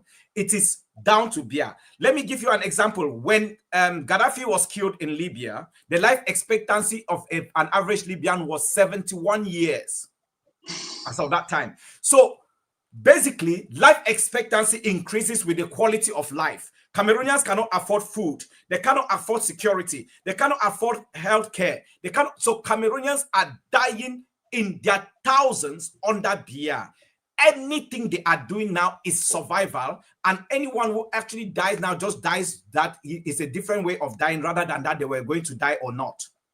So what you are saying is that because in one way or the other we will die, we should just move to the street and expose or give ourselves to the military? What, to which military? You saw a video of people in Douala where the military shooting at them. The more, how many soldiers are there in Cameroon? It's because of this thinking that we actually allow the few who are benefiting, because 90% of soldiers are not benefiting from them. 90% of police officers are not benefiting. 90 or 95 of gendarmes are not benefiting. They also suffer. They die. The ones, let me tell you something that happened in Wulgo, in the north, in the Nigerian border in the north. We had 20 Cameroonian soldiers killed in one night. Did Biya come out to even acknowledge them as the commander-in-chief of the Cameroon Armed Forces? He did not. You think that they or their families are happy that they died needlessly because Boko Haram had more sophisticated weapons than them? Just a few weeks ago, 9 were killed in Fako. 8 during one attack in Moyoka and 1 in Limbe the next day. Did they acknowledge them? So you think their families are happy? These people going out on the streets are fighting for those soldiers because the soldiers cannot do it. The soldiers are in a system which is called command and respond. Soldiers have to act and respond, but once the crowd is massive on the streets, that is the end. They won't shoot at protesters. They can only shoot at people when they are few. I worked on the diesel project with Michelle Doki, and there was something she said in 2018. When she was shot, she said, if we had been many on the streets, this would not have happened. Barrister Alice Nkom kept saying the streets are the people's office. One thing that is the regime wants us to do is think that, oh, they will kill you if you come up on the streets. Just tell them you've already been killing us anyway. But the more you are on the streets, the lesser the chances of anyone being killed. The more people are on the streets, the lesser the chance of any one person killed. So if somebody dies on the street today, it's because some people chose to sit behind and watch that one person fight for them. So if everyone in Douala, Yaoundé, Garoua, if everyone understands that their livelihoods have been taken away from them, that the only chance of survival is to do what we have done. I talk with tears in my eyes because I don't want to be where I am. I am now like someone who has no home, nothing. I don't even know what to tell my children when they ask me that, Daddy, what is home?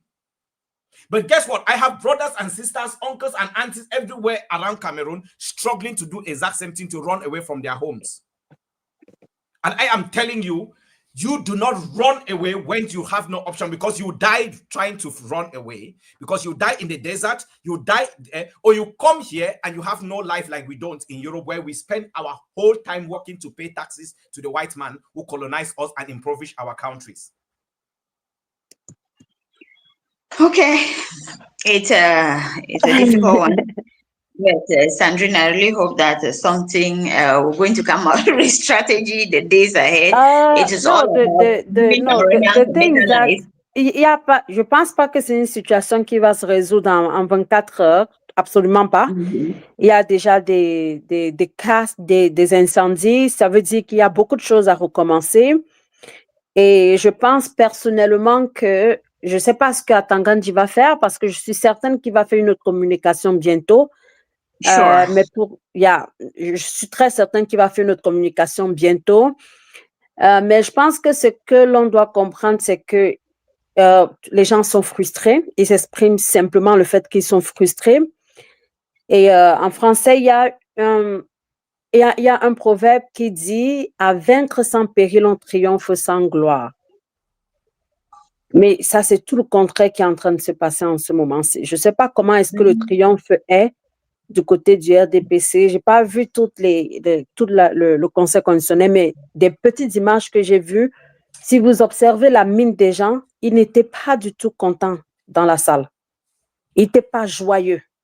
They were not like happy, like, oh, we are doing this. We are like, no, because there is a real situation going out there, and they know that. Yeah. Okay, only thing that is comment est-ce qu'ils vont gérer la situation. So, je ne sais pas si ils se sont dit we just need at least to take the power first and then try to make some adjustment. Parce qu'il y a des choses qui doivent être faites. Sinon, je ne sais pas comment est-ce que ces 7 années vont se dérouler. En ce moment-ci, on est déjà parti sur une division en 2 du pays. Pratiquement, je suis presque sûre que l'extrême nord, le nord et la Damawa, ça va être des zones plus ou moins incontrôlables. Dès ce moment-ci, ajouté aux 2 régions du nord-ouest et du sud-ouest, en fait 5. Qu'est-ce qui reste? Le centre, le sud, l'est, l'ouest, le littoral et le centre. J'avais dit donc 5. Quand vous parlez même de l'Est, l'Est n'est même pas là. You know, l'Est is also a country that has an international boundary. So they have intrusions from there, Central Africa and all that. So it's shaky. But le truc, c'est que pour le moment, l'Est reste encore une province du Cameroun et on la considère comme telle. Et elle est sur les papiers. What I'm saying, Sandrine, is that it shares an international boundary. That's what I mean. That, if you said so, that means you say the same thing for the Southwest. We share another boundary with the Nigeria, and the same thing maybe for the Adamawa or some maybe for Marwa. We say the same thing with the Chad. So we are not there yet. So s'il faut, je regarde juste en fonction de la carte du Cameroun et je compte les 5 provinces d'un côté maintenant et les 5 autres provinces de l'autre. Alors, est-ce que le gouvernement Biya va régner sur 5 provinces sur 10? Comment est-ce que les choses vont se passer? Comment est-ce qu'on va créer des choses juste pour ces personnes-là? L'Assemblée législative, l'Assemblée nationale va reprendre le service le mois prochain, dans quelques jours seulement, dans quelques semaines. Moi, j'ai hâte de voir ce qui va se passer. On a vu Kaba Ege Djibril à Maroua, qui était à peine capable de dire 2 ou 3 phrases normalement construites. Est-ce que les députés du RDPC, parce que c'est ce qui se passe, vont encore lui accorder d'être président de l'Assemblée nationale? Vers quoi est-ce qu'on est en train de s'avancer? Est-ce que c'est devant lui et devant Nia Dufendi qu'on n'a même pas aperçu aujourd'hui que Biya va prêter serment? Pas seulement aujourd'hui. Moi j'ai un peu pas la conviction, je me dis que peut-être, et on le sait, tous ceux qui sont autour de Biya ne veulent pas laisser ce qui se passe. On sait très bien que c'est un groupe de personnes. Et je pense qu'ils veulent juste contrôler les choses. Peut-être qu'il y a des modifications qui vont être faites, probablement, mais ils vont essayer de contrôler le plus longtemps possible. Mais je pense qu'au fond, ce qui dérange ceux qui sont à l'extérieur, comme nous, c'est que ce soit une honte. Moi, j'ai du mal à me tourner et de dire à mes collègues que j'ai le président de la République dans mon pays qui va faire 50 ans au pouvoir. That's too much. It means half of a century. Yes, c'est-à-dire que tu penses que Biya va être président de Cameroun, n'est-ce pas? Ben oui, c'est ce qui est normalement. Non, mais sur les papiers, c'est ce qui est. Biya n'est pas président du Cameroun parce que le peuple lui a rejeté. I'm just trying the French because someone said I should talk. Le peuple a le mandat de décider qui est le président du Cameroun. Mais comment ce peuple qui est martyrisé, je ne dis pas non, I'm totally okay with that. Si ça restait seulement pour la commission qui comptait le vote, si ça restait sur eux seulement, ou bien la Cour constitutionnelle, c'est qu'on ne devait pas avoir le scrutin le 12 octobre. They should have just waited, attendre pour que les gens soient assis, et ils donnent les fiches à Paul Biya et ils décident que Paul Biya va être président. Because that's what they've done. You cannot distinguish the two. No, I agree with that. Je pense que les gens sont allés au vote parce qu'ils croyaient encore qu'on peut passer par la voie des urnes. Maintenant, la stratégie de Issa Tchiroma Bakari. And let me explain to you now what we did at the DISO project. One thing people thought was that with the DISO project, we were starting that with the objective that we just wanted to be able to win, and we expect that these guys will go out from the ballot box. It doesn't happen. I'll give you an example. People ask me this question over and over when Michelle and I were talking about vote and protect your vote. People ask the question, what will you do if it's proven that the incumbent lost and he refuses to go, like it happened in Venezuela with Maduro? Maduro lost the elections in Venezuela. He's still there, right? The difference with that and Madagascar is that the people were thinking that Maduro will look at the results and leave. We were not under that illusion. Issa Tchiroma Bakari is not under that illusion. And let me tell you why. Look at his communication today. Have you seen him talk about the Constitutional Council? Nope. Have you seen, what did he say when people were shot and killed? Let me read it out so that people understand where Issa Tchiroma's this is. He said, told of their attack to death. I wonder what will be said this time. Shooting point blank at your own brothers. I can't help but wonder if you are mercenaries. What he has just done is just delegitimize the people who shot. You cannot be a soldier of the Republic of Cameroon or a police officer who swore an oath to protect the Cameroonian people, and you shoot them because of money. You become a mercenary, and for that reason, you are no more legitimate. By calling those who shot Cameroonians today mercenaries, he has just distinguished them from Cameroonian soldiers and from Cameroonian police. Mercenaries are people like the Wagner group, like the Tuaregs in Mali, that you pay them and they come in and kill. Any soldier who raised his hand and pulled that trigger is now a mercenary in Cameroon, and they are illegitimate in the eyes of the Cameroonian constitution. Let me proceed. He said, kill me if you want, but I will liberate this country by any means necessary. End of quote. That was Issa Tchiroma Bakari on the 27th of October 2027. He is not saying, I will claim the victory, we will get the ballot box, I will go for an appeal, I will do this. He is not talking that, he's talking liberation. That is the active word in what Issa Tchiroma said today. Issa Tchiroma never once expected that. But also because there's nowhere to appeal now. It's over. Cameroon is a state that has been captured for a long time by a few individuals who has Biya there as a party. They are controlling and all that, and it needs to be liberated.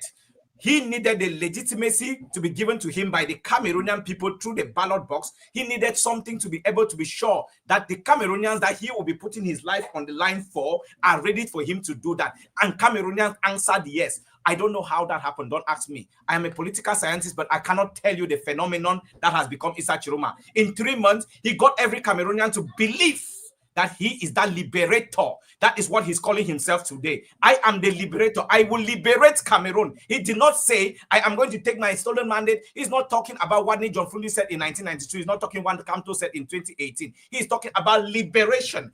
That liberation comes in one way and one way only. When the people whose mandate has been stolen decides that enough is enough, we are going to stop this, which has already started happening. We say that it should be peaceful, it should be coordinated, get out on the streets. It was 1 million people in 2014 on the streets of Burkina Faso. Blaise Compaoré fell.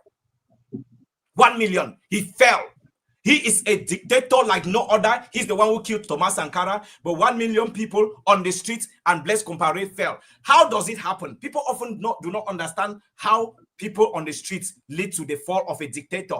It's because once the people turn out on the streets and you have 1 million Cameroonians across the streets, or there are more Cameroonians on the streets more than the people who voted for Biya, Biya loses legitimacy and the military will tell him, you step down because we cannot protect the national territory. If we get an attack from Nigeria, if we get an attack from Central Africa, we will not defend the territory because the people are on the streets. The military suddenly is in a very difficult position because they cannot control the territory anymore. They will force Biya down, and then they will have to look at the next step forward. Tchiroma is not looking to be president of Cameroon. That's what people are mistaken about. He's not looking to be president. He is looking to be the liberator of Cameroon. He's not talked about presidency today. He's not talked about himself as president. He's talked about himself as a liberator. Cameroonians, if you want to be liberated, this is your moment. You've got someone saying he's willing to die to liberate you, but you only can make that happen. The youth of Madagascar chose to chase out a 51-year-old president. Cameroonians can do that in Cameroon if you want to. Come out, do not burn anything because you are giving them excuse to shoot or do something. But the numbers on the streets, what we want to do from the diaspora is that we want to mobilize to be able to feed the people who are out there on the streets. I'm calling on anyone in the diaspora. If you want Cameroon to be liberated, let's stop the talking. Let's go to Project C and start contributing the money that can be able to tell boulangeries to be roasting bread and giving people. People should start coming out in your quarters. Don't go to a central position. Everywhere, come out and know that you are in a funeral. You want to be liberated. C'est le moment de la libération. C'est le pas fraude électorale, ce n'est pas electoral hold up. No, it's liberation. That is, I'm not quoting myself, it's Issa Tchiroma. He's talking about liberation. Cameroonians need to liberate themselves. Okay, Kingsley, thank you so much. Really, seeing how much they so you know, when you start talking, Kingsley, at some point you go up and up and up. The power is in you know. I can understand. But remember what I said to Loveline a couple of days ago. Don't let the emotion going over. Oh, you know what you're saying. Sorry, I would say someone said to me another time. I know you're getting emotional. I cannot be rational in a very irrational situation. Anyone who tells me that you don't need to really get I am very emotional. Very, very emotional. I'm talking the tears in my eyes. I am very emotional and intentional. Thank you. A friend in the USA called me 2 days ago, and this person has not talked to me for years. Called me, and the first thing they said was, Kingsley, I lost my brother. I said, oh, was he sick? He said, no, he died on an Okada accident in Douala. Okay. So Loveline, before you ask something to Professor Nicodemus, I think that we have like maybe the last question with him, and then I think we just need to say goodbye for now. And after Professor Nicodemus, we will try to make sure to come back in a couple hours, maybe 2 or 3 hours, so in the evening, so that we can keep talking on it, and then we will have more images and maybe we have more guests to take the time to go over the situation on the whole day, and then have like a very big conversation on it. So I don't know if you have maybe a last question to Professor. Just short observations. Absolutely, from Kingsley and from you, Sandrine. Kingsley makes a point about the president-elect, or President I can't pronounce it. Tchiroma Bakary. He makes a statement that he is not sort of fighting to become president, but he wants to liberate the people. Now, this type of thinking, and that's why I say that people can be very inventive. This type of thinking is because of what he's undergoing. And so he sees himself in that position. And so he's communicating. That's the politics. He's communicating. It's so much about, because you are liberating as a leader. So he's communicating to a constituency. So that's a very clear point. The second thing I want to say, Sandrine raised the issues about the geopolitical location of the Northwest, Southwest, and the one of the Grand North. I think there's a difference. If you take the Northwest, Southwest regions, Nigeria is their border, but Nigeria is not sympathetic to what's happening in the North and Southwest problems. In fact, they are an obstacle to a certain extent. But when we come to the Grand North is cohesive. And I think it's important that Cameroonians should understand this. By Cameroonians, I mean the government and people who are not in government. Everybody should understand this. If we look at the issues, some of the problems in Northwest problems, particularly the farmer grazer problem, Fulani people from Nigeria cross over to whom? That is, Fulani from Nigeria crossed into Cameroon to fight. What does that tell you? Now, if we translate this to the Grand North, we realize that the Grand North is an ethnic continuum with Nigeria. In fact, we think the Grand North and Nigeria, they are the same people, same ethnic groupings, religion, amongst other issues, and they are very cohesive. They are what you call my brother's keeper. So that's the first point. The second point is that with Chad, with Central African Republic, and with Nigeria, where arms are just, circulating so freely. This up now translates the Grand North into a volatile and a dangerous region. And if any problem, any trouble starts there, what we have in the Northwest and Southwest region will be a child's play. Because we are talking about the people who are cohesive, we are talking about the people whose boundaries are friendly. Yeah, no, I'm so sorry, Paul. So maybe you didn't get me well. I understand that there is a lot of. I'm just going on the part that they say that there are crises in the Northwest and the Southwest region that are not being solved until now. And then with something, with the election, like presidential election that is going on now, we can see clearly that the Grand North, is completely, I could say, little bit down. Not in the same way. I'm not talking about the same causes. No, it's not. They are not the same causes. But I was just saying that if the system in place does not have the technical control on those 5 regions, it's like we are kind of split. That's what I was trying to say. I was not trying to know. No, I agree with you 100%. I agree with you. The Grand North is a special region, but it's very difficult to control. That almost underscore that point. It may be easier to deal with the Northwest Southwest region than with the Grand North. The Grand North is slippery, it's complicated, it's more cohesive than what you find in the Northwest and Southwest region. And once it's more cohesive, it poses a special security problem.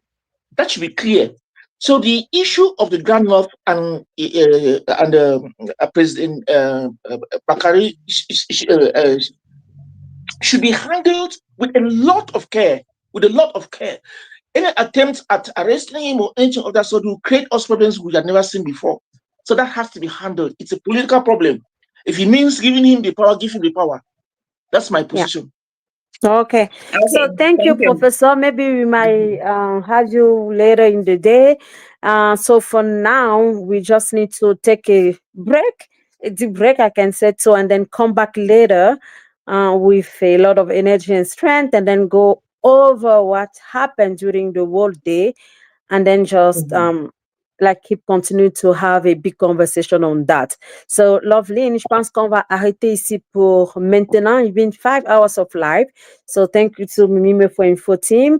On va arrêter pour ici en ce moment. Si on reviendra probablement en fin de, je pense, on reviendra en fin de cette journée autour de 18 ou de 19 heures avec des hommes politiques, avec d'autres experts de la société civile, et on va revenir sur tous les événements, toutes les manifestations qui ont eu lieu cette journée au Cameroun après la proclamation des résultats de l'élection présidentielle et continuer cette grande conversation.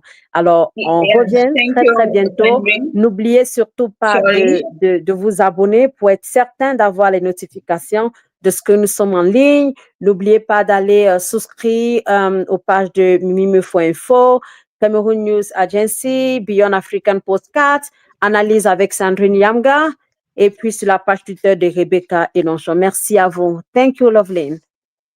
Thank you, Sandrine. Thank you, our viewers all over the world. Just like Sandrine has said, will surely be coming back in a few hours' time. Time for us to also get a break and think of other new strategies, and we're also encouraging, those who think that they can say something, especially on the way forward, to get to MMI team, so that we can have their reactions on the way forward in Cameroon with the present situation. And surely we'll surely be having guests when we will surely come back. So thank you so much for keeping it a rendezvous on MMI and trusting in MMI. Till we meet À très again. bientôt. On vous envoie Ciao. beaucoup d'amour et de cœur. À tout à l'heure.